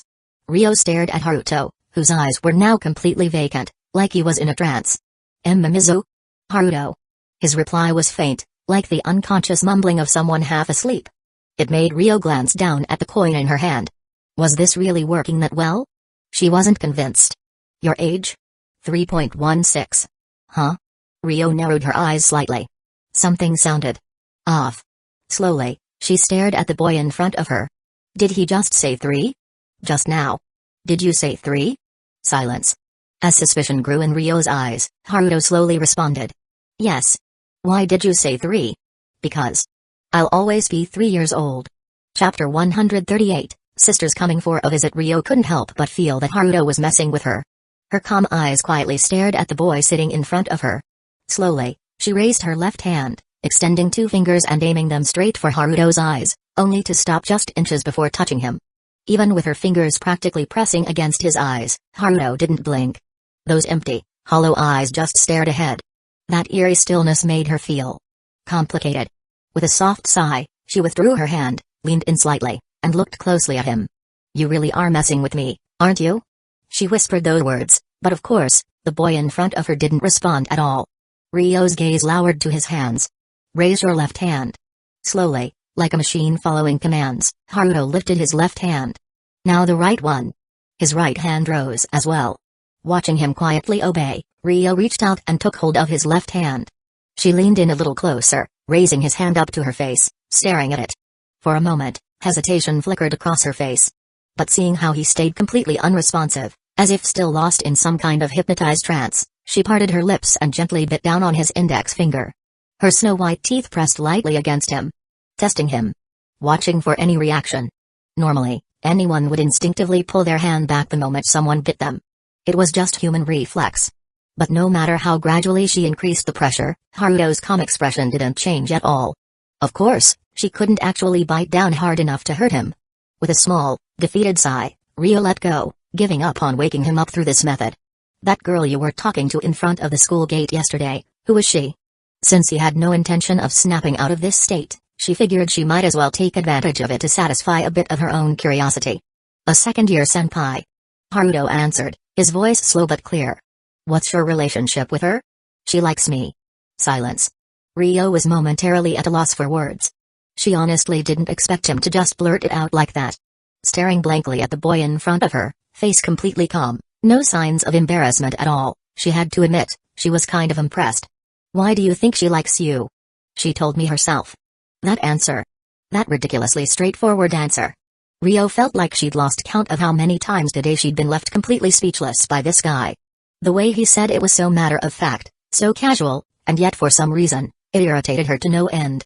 Glaring at him, feeling more and more conflicted inside, she pressed on with her next question. So? Are you dating her? No. Out of the 3 other girls rumored to be involved with you, are you dating any of them? No. Why not? Because I already like someone. That sudden answer made Ryo Futaba's breath catch in her throat. She froze, her eyes locked onto the boy in front of her. Even now, his gaze remained hollow, indifferent. But despite that, Ryo's cheeks instantly flushed red. Her lips trembled slightly. The calm surface of her heart was shattered by his words, sending ripples through her emotions that she couldn't suppress. If things were really like she suspected, if the boy in front of her hadn't been hypnotized at all, then didn't his answer just now count as a confession? Biting her lower lip unconsciously, Ryo stared at Haruto. Her breathing slowly steadied, and after hesitating for a moment, she finally asked the one thing weighing most heavily on her heart. The person you like. Is it ding dong, the school bell rang. In an instant, the dazed look in Haruto's eyes cleared. He glanced at Ryo, then tilted his head as if listening to the bell. Class time already? Ryo didn't even know whether she should curse the perfectly timed interruption, or praise the boy in front of her for his flawless acting. After a moment of silence, she simply decided to pretend the whole conversation never happened. Yeah, class time. About just now. Never mind. I should get back to class. Seeing Haruto hesitate as if he wanted to say something but stopped himself, Ryo couldn't read what he was really thinking. She gave a small, sulky nod. She hadn't gotten the answer she wanted, and that left her feeling a little frustrated. Picking up his empty lunchbox, Haruto said goodbye to Ryo and left the science lab, heading back toward the classroom. Leaving Ryo standing there alone again. Was that answer just now kind of misleading? Walking down the hallway, Haruto thought back on the exchange. Truthfully, he hadn't been fully hypnotized at all. At the beginning, sure, he'd fallen into a kind of half-asleep, half-aware state. His mind was hazy, and he wasn't entirely sure what was going on. But when she asked him about his age, that question snapped him awake instantly. Well, maybe not awake in the usual sense. It felt more like a computer program running into a logic error mid-operation, crashing and forcing him back to full awareness. After that, he was just playing along, pretending to still be hypnotized, calmly answering her questions. Raising his left hand, Haruto glanced at his index finger, the one Ryo had bitten. The corners of his mouth lifted into a faint smirk. Letting out a quiet laugh, he turned his steps toward the classroom. Things were starting to get interesting. In May, there's a 4-day holiday. Why don't you come to Tokyo? Raising his index finger, Haruto gestured for Sekai, sitting below him, to keep quiet. While talking to his little sister on the phone, he closed his eyes, speaking to her calmly. A 4-day holiday. I guess going to Tokyo wouldn't be a problem. But Mom's still worried about me. I'm already a middle schooler, though. I'm not a little kid anymore. Even if you become a high schooler, or even a college student. In your parents' eyes, you'll always just be their child. Huh? What was that weird sound just now? You okay? Oh, it's nothing. I just saw a cat licking its paws. It looked kind of cute. There are cats everywhere in the countryside, aren't there? And yet you act so surprised seeing one in Tokyo. Looks like you've completely adapted to city life, huh? Glancing down at Sekai's mischievous grin, Haruto let out a small sigh. So you're not coming to Tokyo in May then? Who knows, she replied teasingly. Wait. Don't tell me you're planning to sneak off to Tokyo by yourself? No way. I'm not that kind of person, Humphrey. Anyway, that's enough about me. Yatsu is calling me. Bye. The call ended abruptly, leaving Haruto staring at his phone with a helpless sigh. Geez. Sounds like a really adorable little sister. Sakai slowly stood up, wiping her hands with a tissue before heading to the bathroom. Left alone, Haruto leaned back onto his bed, letting the phone slip from his hand onto the pillow beside him. Staring blankly at the ceiling, his thoughts wandered aimlessly, from the vastness of the universe, to the contrast between the bustling Tokyo and the simplicity of Itamori, between modern glamour and rustic charm. Judging from Mitsuo's words just now, it seemed pretty likely she was secretly planning to head to Tokyo alone during the May holiday. There was also a chance she'd rope Yotsuya in and convince their mom to take them both to the city. Should I contact mom and give her a heads up about Mitsuo? Worried about what might happen if Mitsuo traveled alone, Haruto hesitated for a moment before eventually deciding to text his mother, just to ask her to keep an eye on Mitsuo. As for Mitsuo coming to Tokyo, well, if things got tricky, he'd just go pick her up from the station himself. Meanwhile, the sound of running water echoed from the bathroom. Before long, Sakai stepped out, wrapped in a bath towel, leisurely walking toward the living room as she dried her damp, flowing hair. Not just Setsuna, recently, even Sakai had started leaving some of her clothes at his place.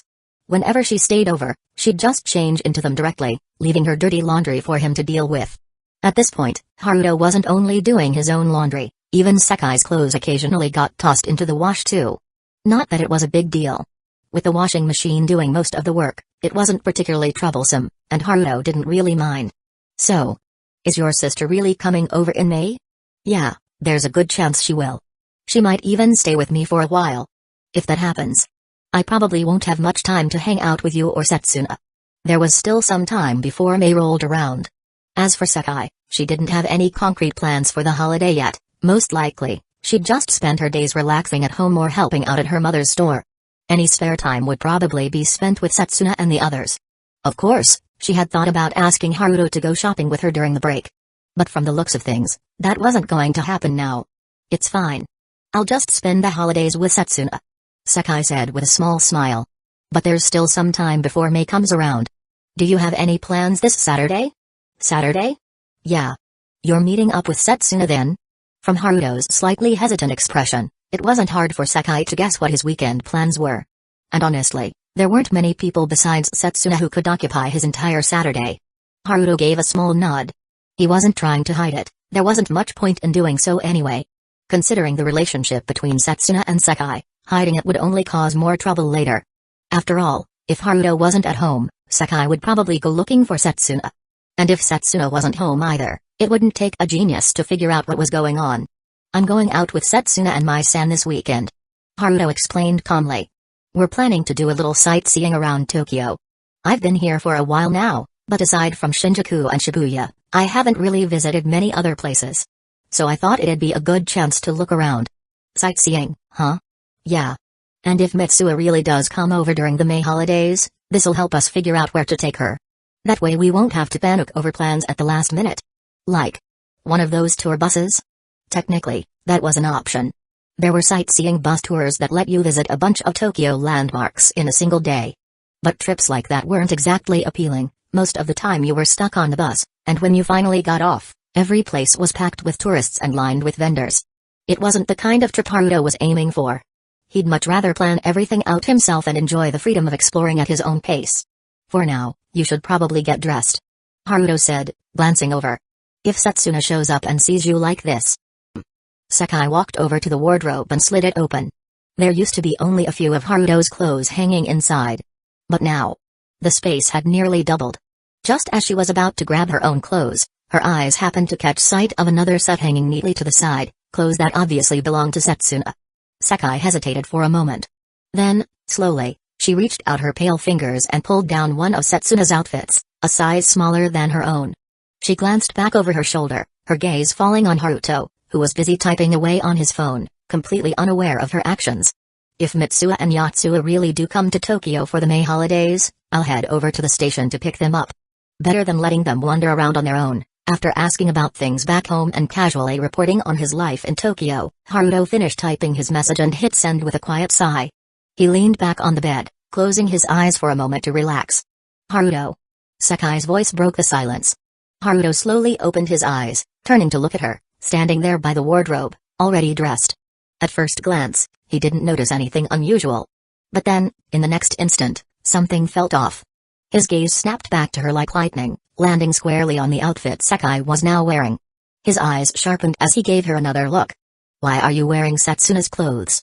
"I wanted to try them on," Sekai answered softly, her cheeks tinged with a faint blush. "Besides, doesn't this feel a little more exciting?" The clothes were a bit small on her, hugging her body snugly, emphasizing her curves. Even Sekai herself felt a little embarrassed, her heart thudding faster than usual. But if it could make Haruto happy, just a little, she was willing to bear it. Haruto opened his mouth, staring at her for a moment in silence. "You're seriously?" Click.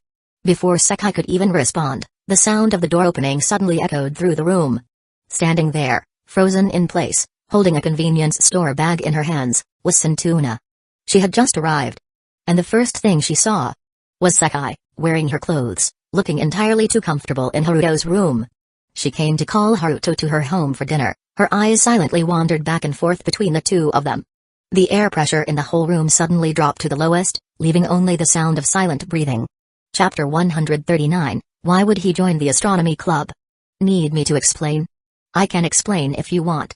In the quiet room, standing face to face with Setsuna, who had suddenly entered without warning, Haruto let out a small sigh the moment he saw her. It was about the usual time he would head over to Setsuna's house for dinner, so her showing up here wasn't exactly unexpected. Still, her timing really was something else. Haruto's expression was tinged with helplessness. He hadn't anticipated she'd walk in right at this moment. His gaze drifted towards Sekai, who was standing nearby. Just moments ago, Sekai had been blushing shyly, with a trace of anticipation in her eyes. But now her whole face had gone pale, darkened with embarrassment. She stood there awkwardly, like a child caught doing something wrong. As for Setsuna, after glancing briefly at Haruto, her gaze naturally shifted to Sekai, who was standing beside her, desperately avoiding eye contact. Setsuna fell silent for a moment, her gaze lowering slightly. Her eyes fell on the tight button. It wasn't like Setsuna had never seen Sekai wearing her clothes before. Back when she stayed over at Sekai's house, she'd even lent her pajamas. But this situation, this wasn't the same at all. This wasn't a casual sleepover between friends. Sekai had put on her clothes, behind her back, in front of Haruto without saying a word about it. And not only that. Setsuna's sharp eyes stayed fixed on the tight fabric straining across Sekai's chest. On that single, trembling button, looking like it could burst off at any second. This was the second time. First, Sekai had snuck off without telling her. And now this. That feeling again, betrayal. Burning hot and bitter. Haruto's voice broke the silence, pulling Setsuna's gaze back to him. After a pause, she gave a small nod. Fine. She'd listen. She wanted to see exactly how he was going to talk his way out of this. Sekai just grabbed the wrong clothes. Yeah. The pitifully clumsy excuse made even Sekai look up, giving Haruto a look like, seriously? That's your explanation? Setsuna's face remained unreadable. Sekai bit her lip hard. Setsuna, I'm sorry. She had a lot she wanted to say. A lot of excuses, a lot of reasons. But in the end, all she could do was apologize. Because no matter what she said now, there was no way Setsuna would accept it. Setsuna's eyes were cold as she cast Sekai a brief glance, then turned without a word and started walking toward the door. Haruto stood there for a second, watching her leave. Then he looked back at Sekai, still standing awkwardly in the middle of the room, her head bowed. He sighed. Get changed first. I need to go calm her down. Okay. Setsuna had already left his apartment. Without wasting any more time, Haruto quickly followed after her, leaving Sekai alone in the quiet room. Sekai slowly looked down at herself, at the tightly stretched fabric of the borrowed clothes. Silently, she began to change back into her own. Haruto soon caught up to Setsuna on the street. Walking beside her in silence, he found himself at a loss for words. What could he even say? Not accompanying the Sekai. Angry? No. Seeing her calm face, she did not look angry, but she was different from other girls. Even if she was angry, she would not show her feelings on her face. Haruto was helpless at that moment. He first saw the door open, and then they went into the house together, ready to comfort each other again. Sekai sat in Haruto's apartment and watched Haruto and Setsuna enter the Kira household together. She then sat in his room, quietly lying on her side on Haruto's bed, quietly waiting for Haruto's return. When the moon rose to mid-sky, Haruto returned to his apartment. Click. The sound of a door opening rang out in the quiet house. Sekai was lying on the Haruto's bed, resting with her eyes closed. She did not wake up because of the slightest noise. When Haruto entered the room and put off his shoes, he found the shoes belonging to Sekai at the door. "Still here?" With a soft whisper, Haruto stepped into the room, flicking on the lights. There, lying peacefully asleep on the bed, was the girl. After finally managing to calm Setsuna down, Haruto quietly approached the bedside.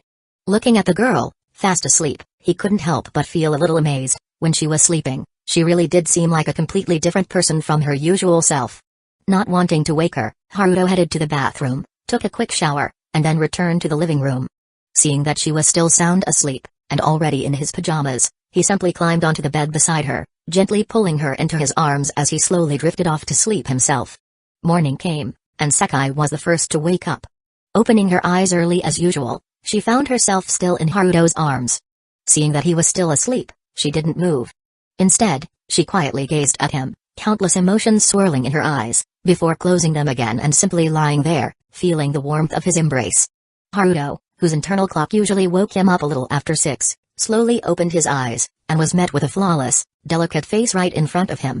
Those clear, dark eyes were staring right at him, sparkling like they always did. "Morning," she whispered. "Morning." Yawning slightly, Haruto sat up from the bed, taking a deep breath. His gaze naturally fell onto Sekai, still lying beside him. "So, it's morning already, huh? Last night? No, never mind." He thought about making some small talk but, after a moment's hesitation, realized there wasn't really anything specific to say. Leaning over, he placed a light kiss on her cheek before quietly getting up to make breakfast. After sharing a simple breakfast together in the apartment, Sekai changed back into her school uniform, said goodbye to Haruto, and left early to go meet Setsuna. Haruto, meanwhile, stayed behind for a bit, sitting quietly in his room and taking a moment to clear his mind before eventually heading out himself. It was Saturday today. Tomorrow, he'd be going out with Setsuna and Mai. As he walked along the familiar route to school, Haruto let out a long yawn, already starting to mentally prepare himself for whatever the weekend had in store. By the time he reached school, he was clearly still feeling a little out of it. Mimizu-kun, you don't look so good. Did something happen?" At the shoe lockers, Haruto unexpectedly ran into Yoshida Saki. For some reason, they seemed to bump into each other almost every day now. Seeing her standing in front of him, Haruto blinked, forcing himself to perk up a little. "Ah, no, it's nothing serious. I just didn't sleep very well last night. I'll be fine after getting some rest once I'm home." "I see." Standing there in front of Haruto, Saki hesitated. She wanted to get closer to him, to talk about more personal things, to shorten the distance between them. But looking at the boy before her now, she couldn't help but feel an invisible wall lingering between them. And somehow, she just didn't know how to break through it. After changing into his indoor shoes, Haruto noticed Saki still standing by his side. He smiled at her, a casual, gentle smile, and the two of them naturally began walking together towards their classroom. "Lately, there've been some rumors going around." Haruto suddenly spoke, his voice calm, "about how you and I might actually be dating. Have you heard about that?" You I've heard a little." Saki stammered, clearly caught off guard. Did it bother you, Mimizu-kun?" "Bother me?" Haruto repeated with a soft chuckle. "Not really. Doesn't affect me all that much. But what about you? Isn't it troublesome for you, being misunderstood like that?" As he glanced sideways at the braided girl walking beside him, Haruto realized he didn't actually know all that much about Saki Yoshida. Their only real connection was that thing she'd done before, the only reason he still remembered her vividly at all. Feeling his gaze on her, Saki instinctively lowered her head, avoiding his eyes. Even that brief moment of eye contact had left her heart racing, her cheeks subtly flushing with warmth. She slowly shook her head. "People never really paid much attention to me before anyway," she whispered.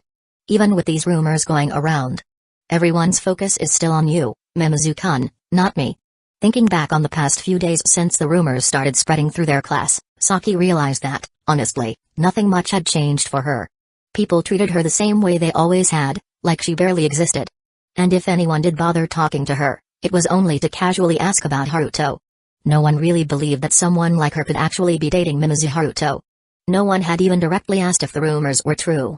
At best, they'd just probe her for any details about him. Even with all the rumors floating around, the other girls were still extremely conscious of Haruto. Walking quietly alongside him now, Saki found herself filled with a swirl of complicated emotions. Eventually, they reached the area near the classrooms.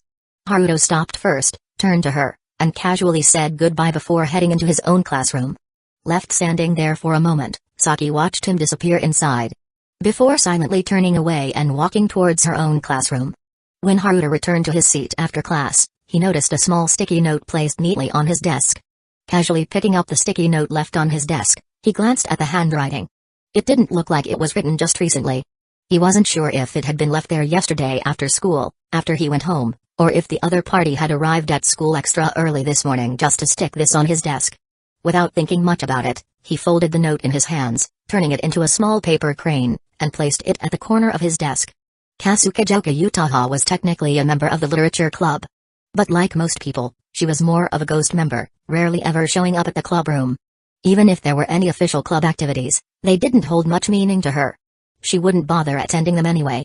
That said, the literature club's room held some rare books and materials that even the library didn't have. So Utaha would occasionally drop by, not for the club, but for the books. Unlike sports clubs, which were filled with lively and popular types, the literature club mostly attracted people with similar quiet personalities. It wasn't uncommon for the clubroom to be completely empty. There were always a few students who joined, hoping the literature club would be like something out of their favorite anime or light novels. But after a week or so of facing reality, they too would quietly fade away, becoming ghost members like the rest. Looks like the material I need isn't here either. Guess I'll have to look online later. Hopefully there's still some info floating around. Leaving the literature club, Utaha was planning to either drop by a second-hand bookstore or head home to do some online searching. But just as she was leaving the club building, her eyes landed on a familiar figure. Momizu? If she remembered correctly, that was his name. After running into him twice in the library, Utaha had at least committed his name to memory. Watching him enter the school building where most of the clubrooms were, Utaha felt a spark of curiosity. Is he part of a club too? Driven by curiosity, and noticing that he hadn't realized she was nearby, Utaha quietly followed behind him, keeping a careful distance. Not bad. But pretty careless. Definitely needs to work on his awareness. She watched as he climbed the stairs, so she followed suit. When she saw him walk all the way to the door of the astronomy club and head inside, Utaha couldn't help but feel surprised. Astronomy club? To be honest, when she first noticed him, she had thought he might have been a new member of the literature club that she simply didn't know about. But after following him all this way, to think his destination turned out to be the astronomy club of all places. That really caught her off guard. Standing in front of the astronomy club's door, Utaha hesitated for a moment. Why would he join the astronomy club? She didn't even know their school had an astronomy club.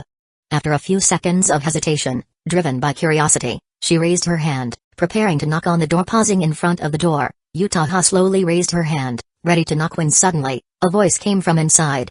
Starting off like this already? If I don't recharge my Haruto energy, I feel like I can't even breathe properly. Her hand froze midair. Utaha's expression turned complicated.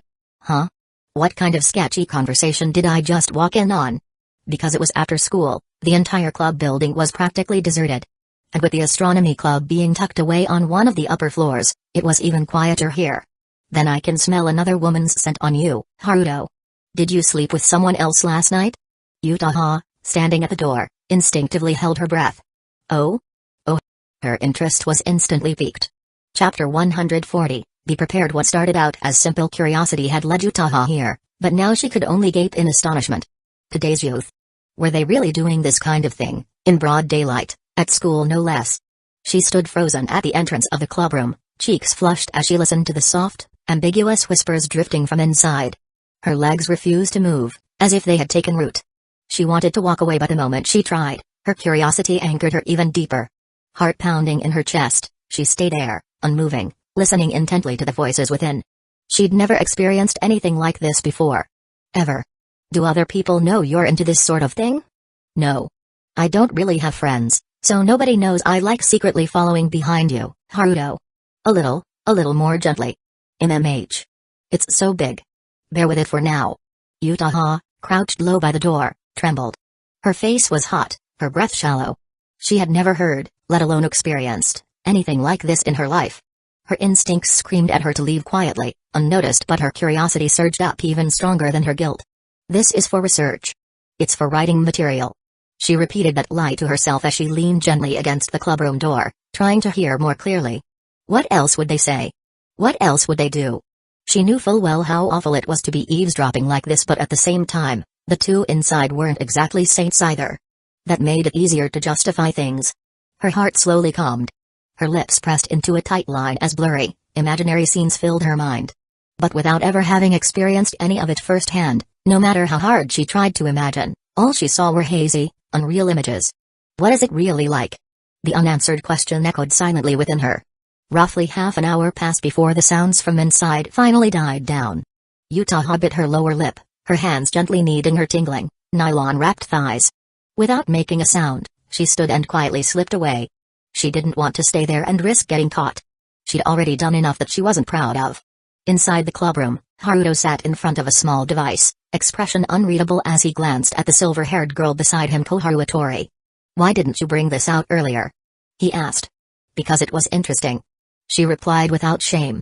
The monitor showed a figure quietly leaving the hallway. It was Utah. Clearly, she'd been right outside the entire time. And yet Koharu hadn't said a word. Haruto stared at the girl beside him. "You installed surveillance cameras at school? That's pretty risky if someone finds out." "It's fine. My dad's on the board of trustees at Toyosaki Academy." "Ah. Privilege." That explained it. Haruto already suspected Koharu came from a wealthy family. Her daily chauffeur rides, her carefully maintained appearance, but this just confirmed it. Her family wasn't just well off. They were powerful. He turned back toward the monitor. The feed displayed the front of the astronomy clubroom and the lower levels of the club building, with enough clarity to recognize every student who came and went. This particular clubroom was tucked away in a quiet corner of campus. In fact, the only other club on the same floor was the Paranormal Research Club, which, as far as he knew, only had a single member. No one ever bothered the astronomy club. It was the quietest place in the entire school. "She's gone," Koharu murmured. He watched Utah's figure disappear from the screen, then sighed and turned back toward the petite silver-haired girl who wore an innocent smile. "She found out. But with her personality, I doubt she'll go around telling anyone. It's probably fine." "Are you disappointed?" she asked. "Huh? You know her, right? Kasumajoka. A beautiful girl catching you in a situation like that. Won't it make things harder going forward?" Haruto lowered his head, gazing into Koharu's bright, crystalline blue eyes. Her words felt off somehow. "You did it on purpose, didn't you?" Koharu tilted her head slightly, feigning confusion. That expression sealed it. He knew right away she wanted Utah to overhear. "Whatever," he muttered. "It doesn't matter now. I should get going." Koharu silently slipped on her shoes, her pale bare feet touching the cold floor. As he walked toward the door, she followed close behind. "Do you have anything planned this afternoon?" "Just updating the surveillance system. That's all." Haruto wisely chose not to ask why the surveillance system needed updating. The two of them walked through the mostly empty campus. Aside from a few club activities still going on, most students had already left. When they passed a vending machine, he bought a drink and turned to look at her. "Coffee milk." Koharu tapped the button for the coffee milk on the upper row. Once it dropped, he handed it to her. That moment sparked something in his memory. So it was back then. He looked sideways at the hooded girl beside him. She had quietly pulled up her hood at some point. Haruto remembered clearly now. It was around the time he first met Futaba. Just a couple of weeks ago. Not long at all. And yet so much had changed since then. Meanwhile, in the science lab, Futaba stared at the results of her latest experiment in silence. She took off her glasses and closed her eyes with a heavy sigh. Walking to the window, she gently cleaned her lenses and put them back on, hoping the greenery outside would help soothe her tired eyes. But then she spotted a familiar figure. There was no mistaking Haruto. But the girl walking beside him caught her eye. She narrowed her eyes and focused. Yes. It was her. The same girl she had seen a few days ago at the school gate, saying goodbye to Haruto. Futaba's brows furrowed. There was no need for further confirmation. Just by looking at the girl's height, Futaba was already certain there was no second person like her in all of Toyosaki. The girl who confessed to Haruto? Gazing out the lab window at the two figures walking away from the school gate, Ryo's expression darkened. Her brows furrowed in deep thought, as if anxiety were building up inside her.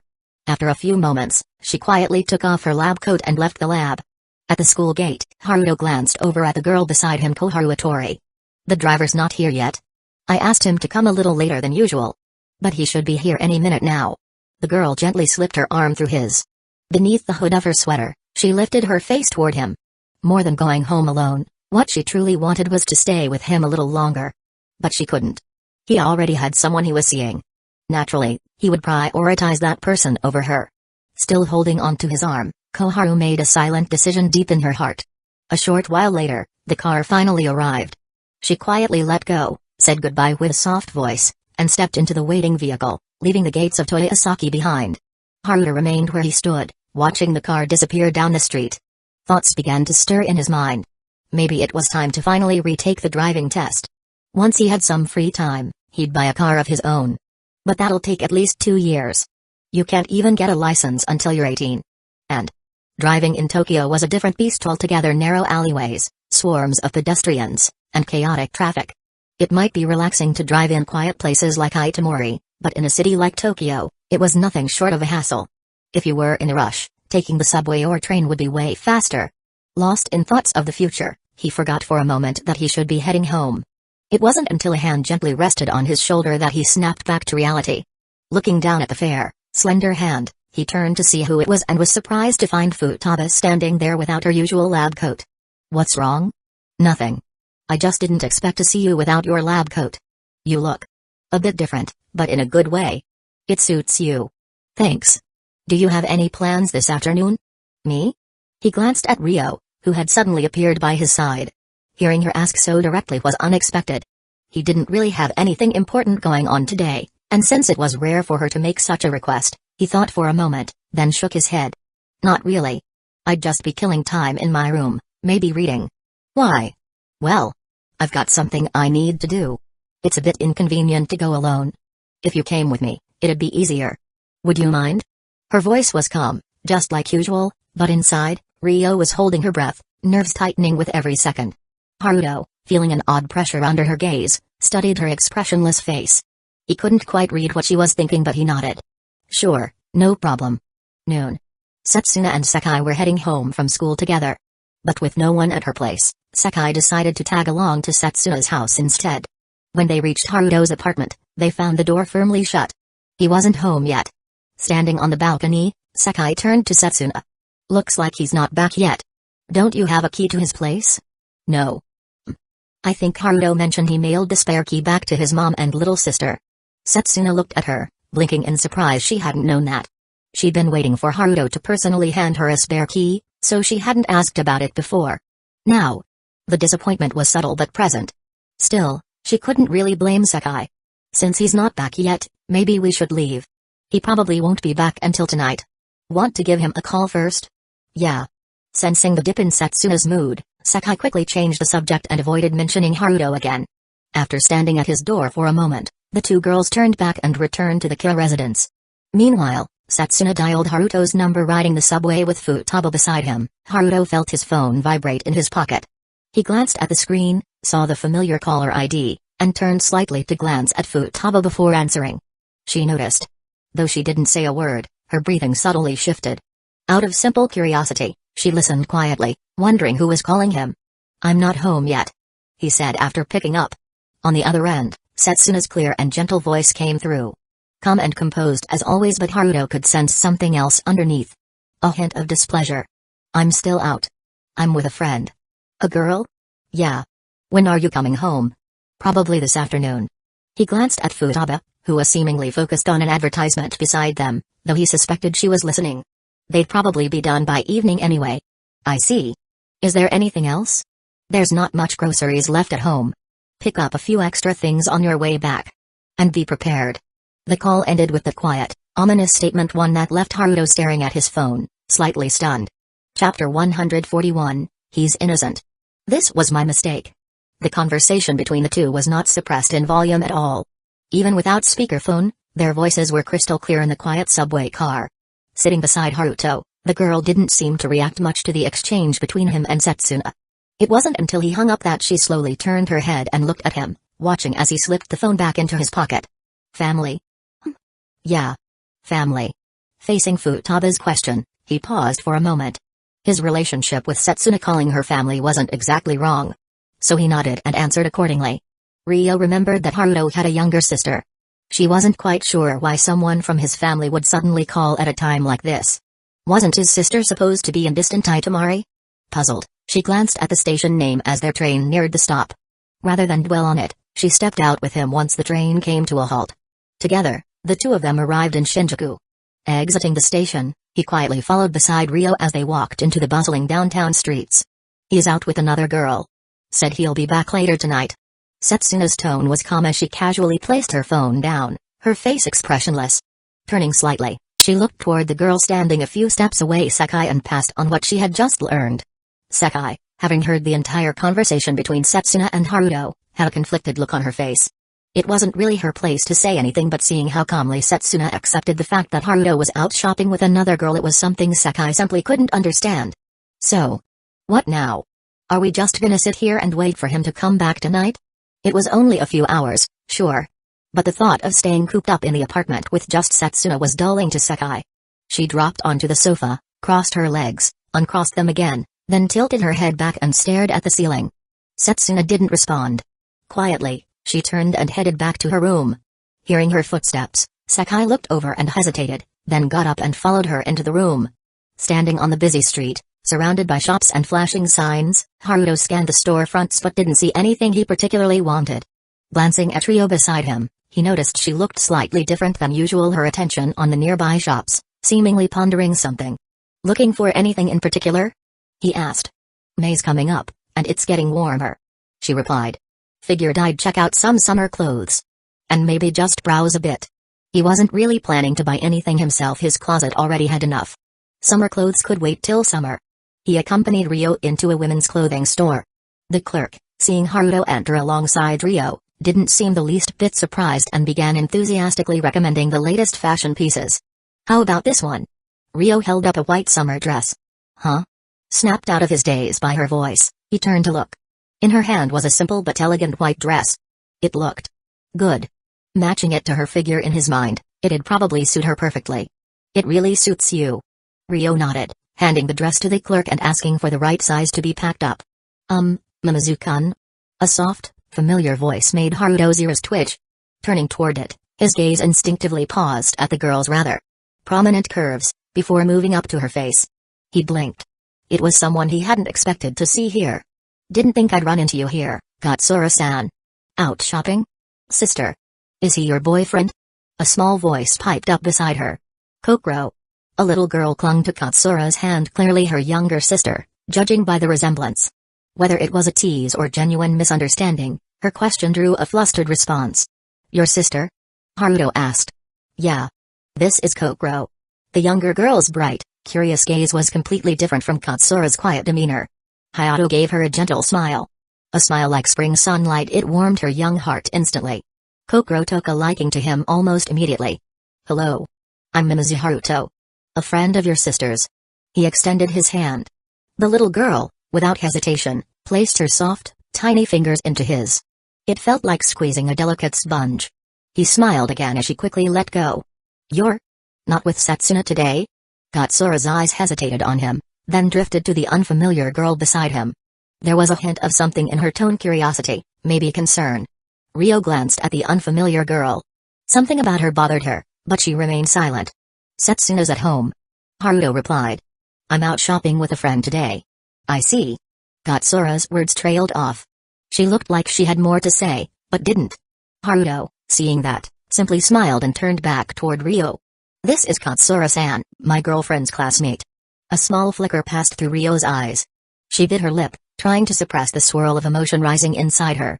She looked at Katsura, kept her composure, and gave a small nod. "Nice to meet you." "Nice to meet you too." That was all.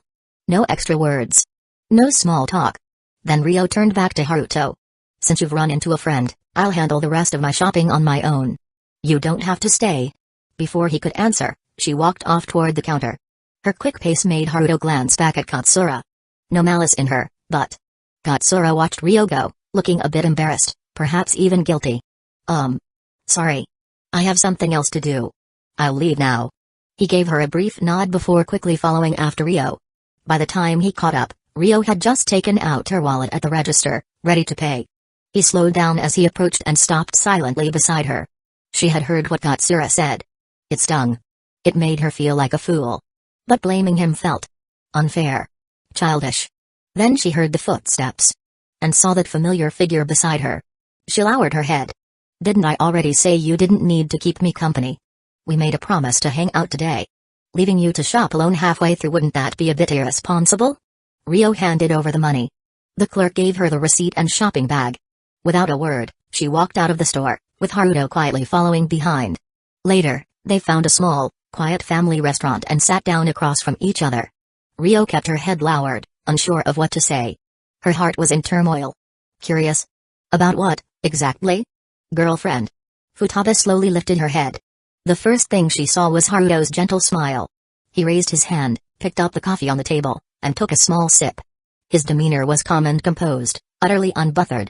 As the initial shock of the revelation faded, Rio regained her usual indifferent composure.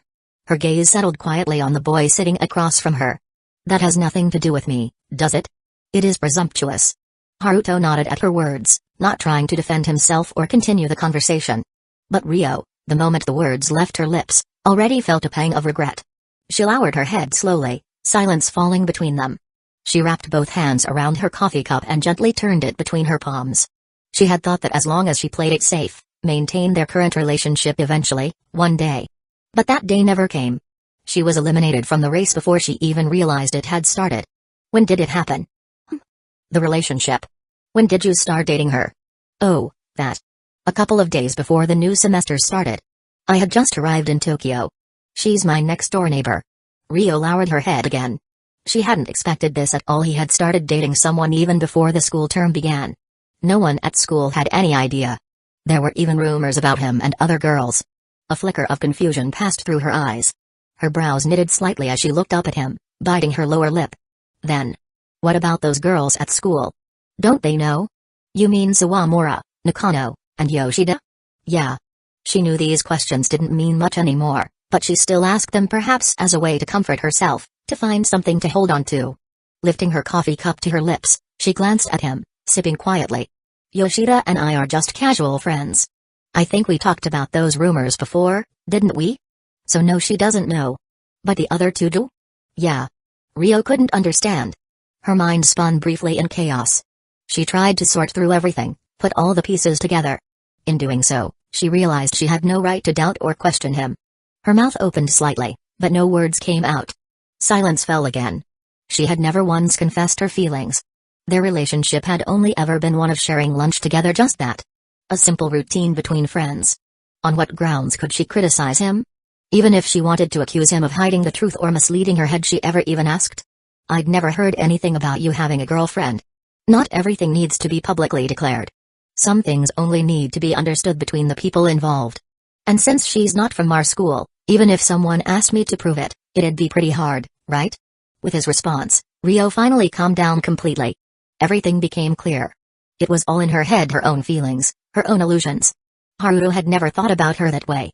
That was her mistake. She lifted her head again, her gaze locking onto that ever-gentle smile of his. She bit her lip again. Then what about now? We're out together. If that girl from earlier saw us, aren't you worried your girlfriend might find out? Didn't I already talk to her on the phone back on the train? The train? That was your girlfriend? I thought it was family. Well, our relationship is kind of like family. We agreed from the start that we'd only date if her parents gave their approval. She. Haruto chuckled softly, trailing off without finishing. But Rio understood. The girl he was dating had already been accepted by his family. She was his neighbor. Their relationship was already rooted in trust and familiarity like family. Whatever little hope had been flickering inside Rio finally vanished. She lowered her head again, this time in surrender. Quietly, she stared into her coffee, its surface reflecting her bitter, distant gaze. Noticing the shift in her mood, Haruto pieced it together. So, Rio had feelings for him? It wasn't unusual for a girl her age to develop a crush. Still, he hadn't expected someone as composed and aloof as Rio to feel that way about him. Worried that leaving things as they were might make her spiral deeper, he gently steered the conversation elsewhere. He stayed with her, talking for a long time, guiding her out of that low place. Only when she reached her home did he leave her and make his way back to his own apartment. Once home, he slipped out of his school uniform and into his casual clothes. His mind returned to that call earlier, Satuna's voice. She might have something going on. Guess I'll swing by the Kira house. She should be home around now, right? Standing by the window, he looked toward the house across the way, then turned toward the door. It took about 5 minutes to get to the Kira residence. He rang the doorbell. Haruto stood there waiting, completely unaware of the hell that was about to unfold behind that door.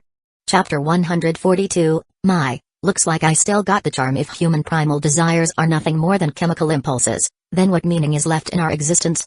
And in the end, where are we even headed? Lying in bed, that question lingered in Haruto's mind like a shadow.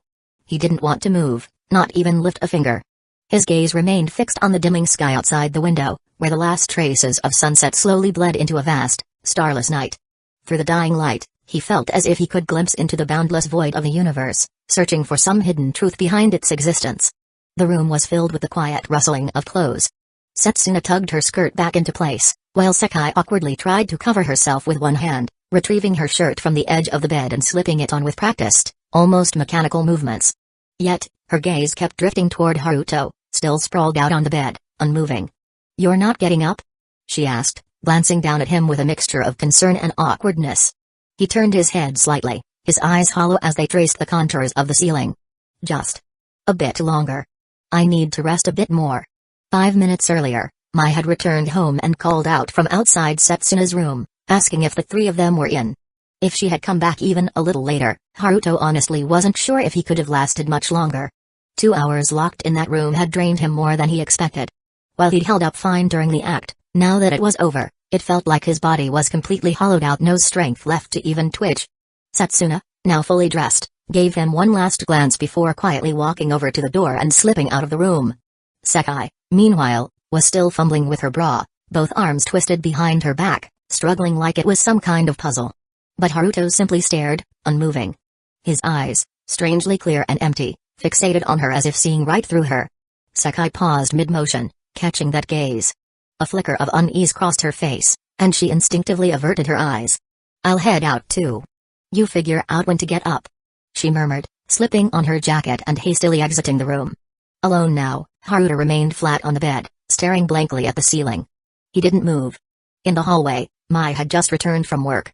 As Setsuna exited her room, Mai's eyes narrowed slightly at the sight of her daughter's disheveled hair clearly unbrushed.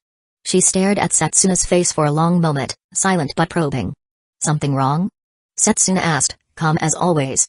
"You were in the room with Haruto? And Sekai? All three of you?" Mai's mind stalled. She couldn't fathom her daughter's logic. What kind of girl could willingly share the person she liked with someone else? The generation gap between them had never felt wider. Then again, Mai thought bitterly, wasn't she sharing as well? She sighed, her eyes drifting toward the closed door of Setsuna's room. "You left the room.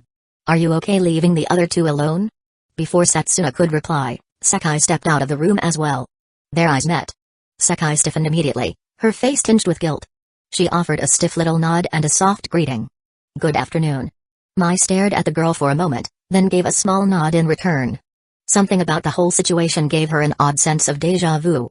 She turned her gaze back to Setsuna, debating what to say but unable to find the right words. After a pause, she sighed again. "Anything you'd like for dinner tonight? I've got time, can head out to pick up ingredients. Anything's fine. But preferably something nutritious. We kind of need it." "Huh?" Mai looked puzzled for a second. But when she followed Setsuna's line of sight toward her bedroom, a flash of understanding passed through her expression. What did they get up to in there? She didn't ask further. There would be time to corner Haruto about it later. For now, she grabbed her bag and headed back out to restock the fridge. With Mai gone, it was just Setsuna and Sekai left in the room. Sekai sat awkwardly in the living room, debating whether or not to peek back into Setsuna's room to check on Haruto. But the thought of facing him again after that was too embarrassing. So she just quietly sat down and stared at nothing. Back in Setsuna's room, Haruto finally pushed himself up. The sky outside had turned to complete darkness. He reached for his clothes without a word, slipping each piece on slowly, deliberately. He wasn't entirely exhausted. Not physically, at least. But his mind was a blank slate. He didn't feel like doing anything. Fully dressed now, he cast a glance toward the door. Then, with slow steps, he made his way out into the living room. Mai and Setsuna were both there busy preparing dinner. "Where's Sekai?" he asked. "Just left." Setsuna replied, not looking up from the vegetable she was slicing. "I see. Then I'll just sit for a bit." Mai looked up at him from the kitchen. She couldn't help but notice how light-footed he was, almost like he was floating. And somehow, she felt a little disappointed. Had she missed the moment? Chiding herself for thinking such things, Mai returned to the stove. An hour passed. Dinner was ready. Sitting at the table, Haruto looked down at the array of nutritious dishes and couldn't help but feel something was off. He glanced toward Mai. She met his eyes with a gentle, knowing smile. Then he turned to Setsuna, who remained silent. Without a word, he picked up his spoon and drank a mouthful of chicken soup. After the meal, Setsuna volunteered to clean up. He slouched on the sofa, idly poking cut fruit with a toothpick and watching whatever was on TV. The calm didn't last. Mai finished her kitchen duties and slowly made her way to the couch, sitting beside him. Tomorrow's the weekend. Got plans? He looked up. Setsuna had just headed off to the bathroom for a shower, leaving the two of them alone. His instincts screamed that he might be in trouble. Not that he was completely out of energy. But still, the situation felt dangerously precarious. He sat stiffly, watching as Mai leaned in just slightly, her mature figure subtly brushing against his side. We could go somewhere nearby, he suggested carefully. Feeling tired? Her tone was teasing, but her hand landed boldly on his thigh. Haruto turned to look at her. Wasn't he supposed to be the guy here? He had no idea what Setsuna might have told her mother, but he was sure the older woman already knew what had happened in that room. Her question wasn't really about physical fatigue, it was that kind of tired. But even if a man was drained to his core, how could he ever admit defeat at a time like this? I'll be fine after a bit of rest. Young people really do recover fast, Mai said, her voice warm and teasing. So, how about staying over tonight? Looking at Mai, who was already clinging to him, her arms wrapped around his waist, her intent clear in her eyes, Haruto opened his mouth, thinking he should refuse. But those eyes, mature yet gleaming with childlike hope, made the words die in his throat. Just as Setsuna stepped out of the bathroom, Haruto was being pulled into Mai's bedroom. Their eyes met for a fleeting moment. He didn't even get a chance to say anything to Setsuna before the door shut behind him. Alone in the living room, Setsuna stood still for a while, staring quietly at Mai's bedroom door. Then she turned, walked over to the fridge, and took out a bottle of milk. Lowering her gaze, she looked at her own chest flat enough to see the tips of her toes with ease. Without a word, she twisted off the cap and took a long drink. Then she walked back to the living room, turned on the TV, and sat silently on the sofa.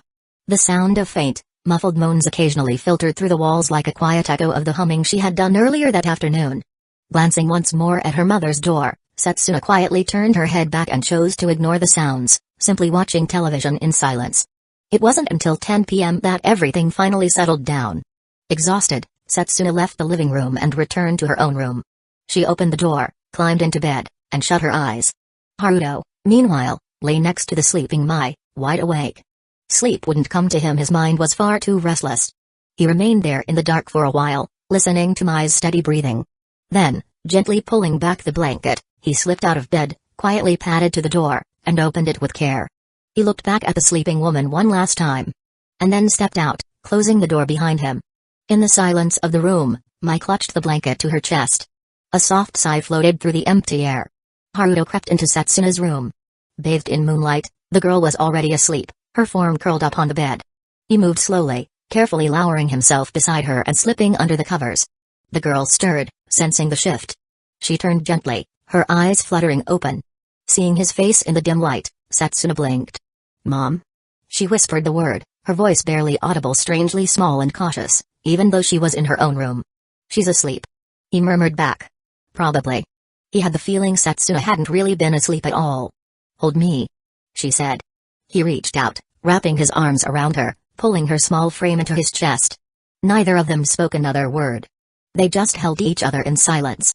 And slowly, they drifted off to sleep. It was the weekend, and just as planned, they went out together. The three of them made their way to Kosai Sea Life Aquarium by Tokyo Bay. The total cost for the tickets was 1,650 yen. Haruto and Mai paid 700 yen each as adults, while Setsuna, only 15, got the youth ticket for 250 yen. So 16 counts as an adult, huh? Haruto glanced at his ticket, then turned to look at Setsuna beside him, who was holding her youth pass with a conflicted expression on her face. A soft chuckle escaped his lips. "Well, you can get married at 16 here. You'll be an adult too, next year," he said. Mai noticed her daughter's silent sulking but didn't take it too seriously. She offered a casual reassurance, and with that, the three of them stepped into the aquarium together. Meanwhile, at home, Sakai lay sprawled across her bed, staring blankly at the ceiling. The realization that she'd be alone all day while Haruto was out with Setsuna and her mother filled her chest with an unbearable emptiness. It was as if a part of her had gone missing and she didn't even know what to do with herself anymore. Mom's working today too. Even on weekends. She still has to run the restaurant. From as far back as she could remember, her mother, Yoko Saying, never really had much time for her. Holidays were just days she spent alone. If she had asked yesterday just once, maybe she could have tagged along with Haruto and the others. But now. Sakai turned over again, clutching the blanket in her arms, her body tense and restless. The frustration and loneliness gnawed at her, making it hard to breathe. Back at the aquarium, the three of them spent nearly the entire day wandering through exhibits, arriving around 10 in the morning and finally leaving close to 2 in the afternoon. Afterward, they headed to a restaurant in Minato City. Haruto accompanied the mother-daughter pair through a round of window shopping, and as evening approached, they sat down to eat at a well-known local spot. "Seems like I've still got it, huh?" Mai said with a smirk, settling into her seat at the table. She had just returned from the restroom, where a man had clearly tried to flirt with her. It wasn't far from where they were sitting, and Haruto had witnessed the whole thing. "I've always known you're charming, Mai-san," Haruto replied with a calm smile. Setsuna shot him a glance from the side. "You too, Setsuna. You're really cute," he added, shifting his gaze to her. Mai chuckled softly. She was nearly twice his age, and yet the way he spoke made her heart flutter. The look in her eyes was filled with affection, but when she turned to glance at her daughter, there was something else there too, pride. And a flicker of guilt she couldn't quite hide. That night, after walking the Kira women back home, he began the slow walk to his own apartment. As he reached his doorstep, something caught his eye. There was something lying on the floor in front of his door. As he stepped closer and got a clearer look, Haruto's expression shifted into one of sheer astonishment. Chapter 143, About Three Mothers. A coffee-colored leather jacket over a deep red camisole, a small purse dangling loosely from her hand. She lay slumped against the door to his apartment, as if she'd fallen asleep there. Drunk and barely conscious, she looked like she had simply passed out. He had no idea when she'd even arrived. "Ms. Yasuko? Ms. Yasuko?" He reached out and gently nudged her frail shoulder. Her pale neck lolled slightly as if shifting in a dream, her sleeping face peaceful until a sudden grimace twisted her features. Before Haruto could register the change in expression, a cock bleg. Sitting sloppily on the ground, Takazu Yasuko brought a dainty, pale hand to her mouth, trying in vain to hold it back. But the body's instincts wouldn't be denied. With a sharp retching sound, a wave of foul-smelling vomit thick with alcohol and stomach acid erupted right onto his doorstep. Haruto stood frozen in place, staring at the mess splattered across his shoes and pants, the acrid stench crawling into his nose. His mind went completely blank for a moment. Hiccup after that last hiccup, Yasuko's body swayed dangerously. Clearly blacked out and half-conscious, she wasn't going to be able to walk. With a resigned sigh, he stepped forward, holding his breath, placing both hands firmly on her shoulders. He glanced again at the nasty puddle on the ground, then silently averted his eyes. Fishing out his keys, he opened the door and dragged her limp body inside. He didn't bother shutting the door. He'd need to clean that mess up soon anyway. He laid her down just past the entryway, eyes pausing on her soiled jacket and jeans. For a moment, he hesitated. He couldn't bear the thought of someone this dirty lying in his bed. Still, he talked himself into at least removing the filthy jacket. As for the jeans, he stopped himself. He didn't want to deal with any misunderstandings if Riji showed up and saw her undressed. Instead, he helped her sit by the bed. He retrieved an unused towel from the cupboard, soaked it in warm water, and returned to wipe down Yasuko's face and lips. Then, gently, he cleaned off her hands as well. After that, he went to the bathroom again, rinsed the towel in boiling water, then grabbed a broom and walked back to the front door. He stared silently at the mess for a long while. The cleanup wasn't physically hard, but it was exhausting in every other way. The moment it was done, he felt like he'd been dragged out of hell and thrown back into normal life. The relief was almost surreal. Returning to the room, he looked at Yasuko again, still fast asleep, drunk and dead to the world. He pulled out his phone and searched his contacts for the Takazu household number. After a brief scroll, he dialed Riji's number. "Hey, it's me. Haruto." "Ah, Haruto? This is unexpected. What's up?" Riji's voice sounded surprised. They hadn't seen much of each other lately, both busy with their own things. "There's a bit of a situation." He looked down at Yasuko, still curled up on the floor, completely unresponsive, and let out a sigh. "Your mom. Ms. Yasuko. She's at my place. Could you come pick her up?" "She's at your place?" "I found her passed out drunk in front of my door when I got home. I brought her inside. Do you think you can come over?" "I'll be right there." As soon as he finished explaining, Riji abruptly hung up. Haruto stared at the phone, then looked down again at the unconscious woman in front of him. He sighed deeply and walked back to the bathroom. He hadn't gotten much on him, but he still felt dirty, like the kind that clung to your soul. Stripping off his stained pants, he changed into a fresh pair and returned to the room. The vomit-stained shoes were taken to the bathroom, but he didn't start scrubbing them yet. With Rigi arriving any minute, he sat in quiet silence, waiting. The Takazi home wasn't far, just a 10-minute walk. And with Rigi practically running over, it took only 5 before the doorbell rang. Sorry. Rigi greeted him at the door, face full of guilt. She didn't give you too much trouble, did she? Haruto looked down at the now mostly dry stain outside the door and hesitated for a second, then offered a faint smile. Not really. Rigi followed his gaze and spotted the damp, discolored spot at his feet. His expression instantly turned awkward. Come on in, Haruto said. Rigi stepped inside quietly, slipped off his shoes, and walked toward her mother, still curled on the floor. He knelt beside his and gently shook her shoulder. Yasuko only mumbled something incoherent in reply, showing no signs of waking up. Seeing her in this state, Rigi sighed. He picked up the discarded jacket from the side, then hoisted his mother onto his back with practiced ease. Sorry, Haruto. I really mean it. Thanks for taking care of her. It's fine. Is she going to be okay? She'll be fine. She's always like this when she drinks too much. She just needs rest. But really. Thank you. I'll come by to properly thank you later. For now, I need to get this idiot home. It's nothing. You sure you don't need help? Compared to dragging her from the bar all the way home, this is child's play. I'll be going then. Standing at the door, Rigi put on his shoes, hung his jacket over his arm, and picked up his shoes. He waved goodbye to Haruto and his figure vanishing around the corner. Haruto stood at the door, watching them leave, then glanced down at the entrance. Unable to resist, he returned to the bathroom, mixed warm water with some disinfectant and shower gel, and poured it onto the floor. Only after thoroughly rinsing it did he feel satisfied and head back to his room. Although he usually didn't show it much, Haruto did have a slight obsession with cleanliness, particularly when it came to those unnoticed details. Since Saturday, when he was with Futaba in the afternoon, he had noticed a subtle, almost imperceptible distance between them. Did your girlfriend get angry when you got back? Satsuna. Well, I guess she was upset, but it wasn't that bad. Instead, she redirected her dissatisfaction in another way and poured it all onto me. It took a long time for her to calm down. Calm down. Futaba looked at him, her gaze falling on his collar, but she didn't see any marks or scars. Her eyes drifted downward, landing on a particular spot before she quickly averted her gaze. Hearing Futaba's murmur, Haruto raised his head, catching her as she lowered hers. He thought about it for a moment and decided that it wasn't appropriate to discuss what had happened after he returned to the apartment on Saturday. He didn't offer any further explanation.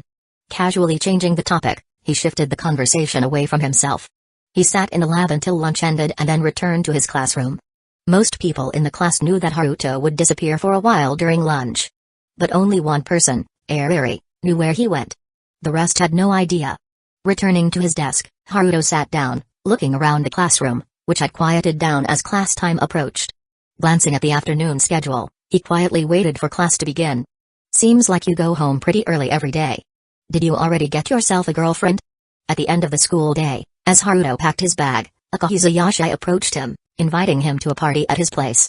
Besides himself and Yuji Sakamoto, Akahiza had also invited some other boys from the class, but most of them had turned him down.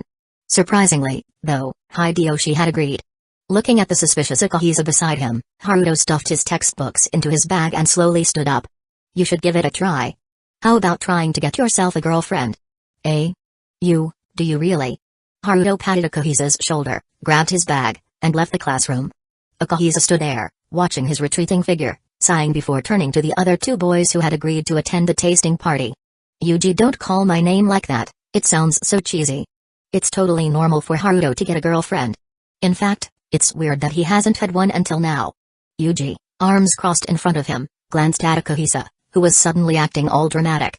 He showed no particular interest in the fact that people around him had relationships. Akahiza sighed and accepted the reality that Haruto was quite popular. Reality is cruel, huh? I'm glad you understand it so quickly. Yuji replied with a slight smile. Leaving school, Haruto was unaware of the conversation between Akahiza and Yuji after he left. He walked out of the school gate and paused at the intersection, thinking for a moment before heading toward the nearby shopping street. Due to its proximity to the school, Haruto could see several students in the school's uniform as he entered the shopping street. He wandered around, looking at the various shops, but didn't find anything that particularly caught his attention. As expected, small shopping streets like this don't have what I was hoping for. It was understandable, given the area's location near the school. If he wanted to find the shops he was looking for, he'd have to visit places like Shinjuku or Shibuya next time. After leaving the shopping street, he headed back to his apartment. His mind was preoccupied with the lingering feeling of something unsettling in the back of his mind. Once he managed to calm his thoughts, sitting at his desk, he abandoned most of the concerns about the real world. For a moment, he felt like his mind and body had been freed. He still had at least half a month before he could finish the initial draft of his work. He set down his pen and glanced at the calendar on his desk. The holiday in May was approaching. He wondered if Mitsuo would come to Tokyo as she had mentioned during their last call. It had been a long time since he last saw Mitsuo, and Haruto found himself missing her. If Mitsuo couldn't make it, and if there was nothing else to do, he thought maybe he could take Setsuna with him to Itomori for a while. At least his mother would be quite interested in Setsuna. During their last call, his mother had even mentioned her curiosity about Setsuna. It was strange. Haruto had always been virtuous man back in Itomari, but after arriving in Tokyo, he had agreed to start a relationship. This intrigued Mimizu Futaba, who had been curious about it. Similarly, Setsuna's mother, Mai, was equally interested in his relationship with her daughter. But if he were to go back to Itomori, he didn't plan to bring Mai along. He worried his mother might notice something. If Mitsuo came to Tokyo with him, there was no choice, but if he returned to Itomori, he didn't want his mother and Mai to meet. Thinking about the holiday, Haruto lost his focus on writing. He packed away his manuscript, walked to the fridge, and looked at the ingredients inside, preparing to make dinner. "Mom, dinner's ready." The sliding door opened, and Mitsuo, who had been sitting in the room, looked up from whatever she was reading. She called out to her mother, Mimizu Futaba. The frown on her face quickly disappeared as she turned to face Mitsuo. After a moment, she nodded gently. "Okay, you go ahead. I'll be there in a bit." "Got it." Although Mitsuo was curious about what her mother had been reading, she obediently shut the door and made her way back to the living room. As the sound of footsteps faded, Futaba lowered her gaze again, looking at the letter in her hands. "Looks like I'll have to go to Tokyo after all." Chapter 144, Join us. Hey, the holidays are just around the corner, Haruto. Got any plans for the break? The week had flown by in the blink of an eye. With April now behind them, May had quietly arrived. And with it came a 4-day mini-holiday. Class wasn't over yet, but Yashia Akahiza couldn't hold back the excitement bubbling inside him. During the break between periods, he leaned over and asked Haruto about his holiday plans. Not far away, Ayuri quietly perked up her ears. "Someone from my family is coming to Tokyo to check up on how I've been living on my own. So, I'll probably be spending most of the break with them. Doesn't seem like I'll have much free time. Damn, that's too bad. I was gonna invite you over to my place. We could have pulled an all-nighter gaming together." He hadn't expected much from Akahiza in the first place, but when he heard all-night gaming, Haruto couldn't help but give him a look, a disappointed one, like a parent staring at their hopeless kid. Akahiza winced. "Don't look at me like that. Like I'm some useless junior who can't get his act together. I'm traumatized enough from having to visit relatives every damn holiday. Don't make me relive that nightmare." Sakamoto Yuji walked over and patted Haruto's shoulder lightly, glancing at the now broken Akahiza. Cut him some slack. The only thing he's good at is gaming, after all. Yuji hooked his arm around Akahiza's shoulders and dragged him back to his seat. Left in the sudden calm, Haruto sat quietly, rethinking his holiday schedule. Just last night, he'd gotten a call from his mom. She was bringing Mitsuo and Yatsuo to Tokyo tomorrow, the first day of the holiday, to visit him, since he'd been living alone out here. The break would last from 3rd to 6th. They'd probably stay about 3 days, heading back to Itomori around the 5th or 6th. The details were still up in the air. His mother liked to play things by ear. His apartment wasn't big, but it could fit 4 people if needed. If he stashed the low table and made some bedding space on the floor, it would be tight but manageable. Worst case scenario, he could crash at the Kira place. He could bunk with Setsuna while letting his family use his apartment. 3 people in his place wouldn't be a problem. During the holiday break, please remember to stay safe. That's all. As always, Fukuhara-sensei's announcement was short and to the point. After his brief reminder, he packed up his teaching materials and left the classroom. The remaining students quickly gathered in excited little groups, chatting about their holiday plans. Haruto, however, had already packed his bag and was one of the first to leave the classroom. At the same time, a few girls who'd been planning to invite him to a group outing for the holidays looked around in confusion.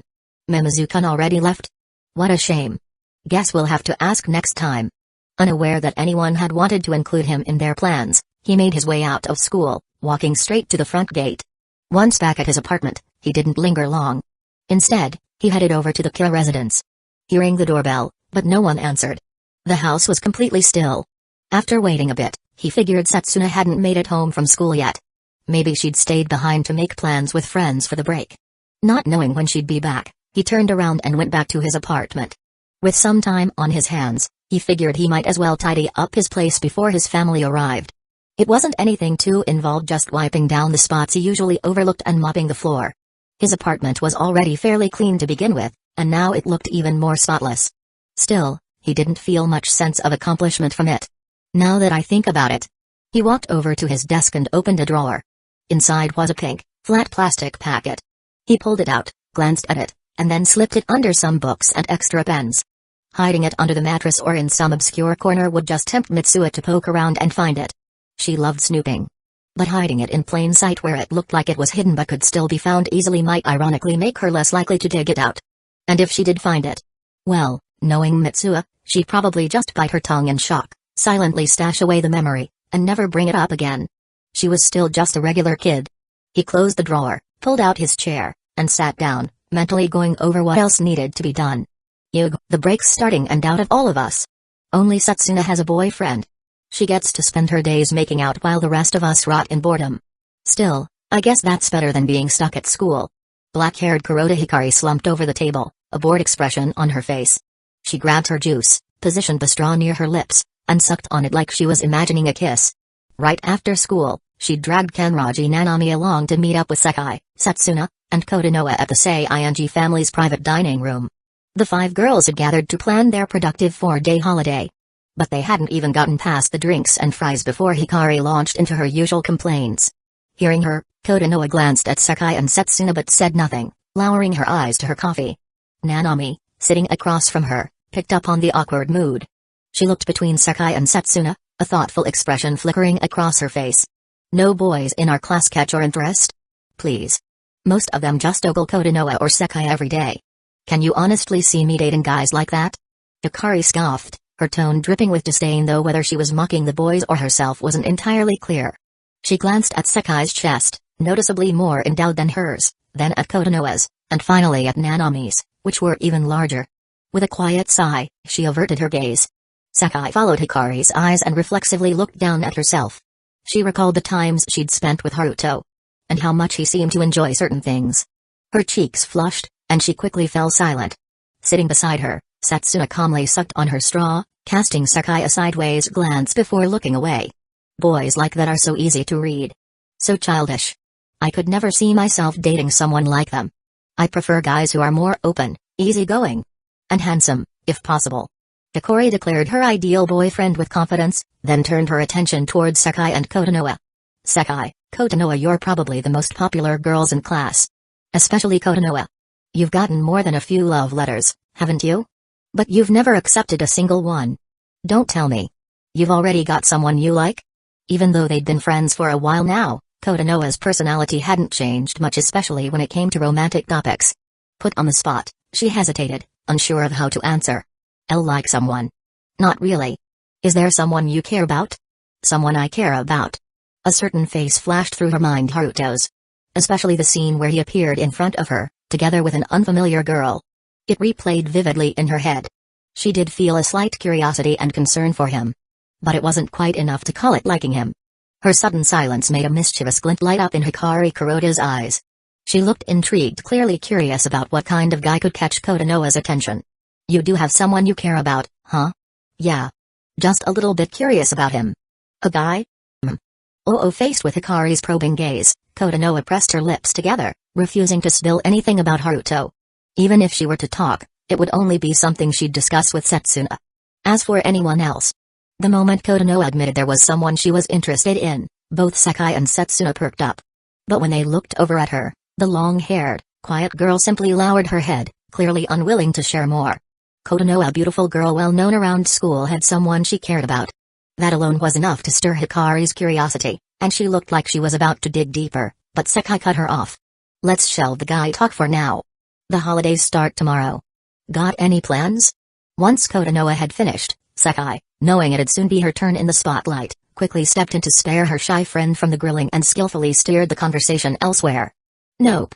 Ideally, I'd like to curl up in my boyfriend's warm embrace, listen to his sweet nothings, and drift off into a dreamy sleep. Hopeless. This one's beyond saving. The other girls exchanged knowing glances. That was their shared sentiment about Hikari. I've got club practice, Nanami said. Even during the break, I'll mostly be at school training. I won't have much time for anything else. The others might have plenty of free time to enjoy themselves, but as a student athlete, Nanami's schedule was packed. Training, competitions, earning rankings, that was her path forward. As for me, Hikari chimed in, I thought about joining a club, but nothing really fits. I was thinking about the tennis club, but the girls there are a little too intense. Definitely the predatory type, not really my vibe. If you've got nothing going on, you could always join the basketball club with me. Maybe as a team manager? Nanami offered the suggestion with a smile. But then I won't have time to meet the right guy and fall head over heels in love. You really are relentless when it comes to romance. Nanami didn't even try to hide her exasperation. She wanted to call Hikari a total love-obsessed airhead, but she also knew that despite all the complaints, Hikari always seemed to have a clearer sense of what she wanted than most. I'll be with my little sister over the break. Kotonoa spoke up softly. And I've got private tutoring as well. Of course. The princess always has her hands full. Nanami teased, amused by how quickly Kotonoa's face flushed red in response. Then she turned to the last two, Sekai and Setsuna, curious about their holiday plans. Sekai noticed Nanami's glance and shook her head after a moment of thought.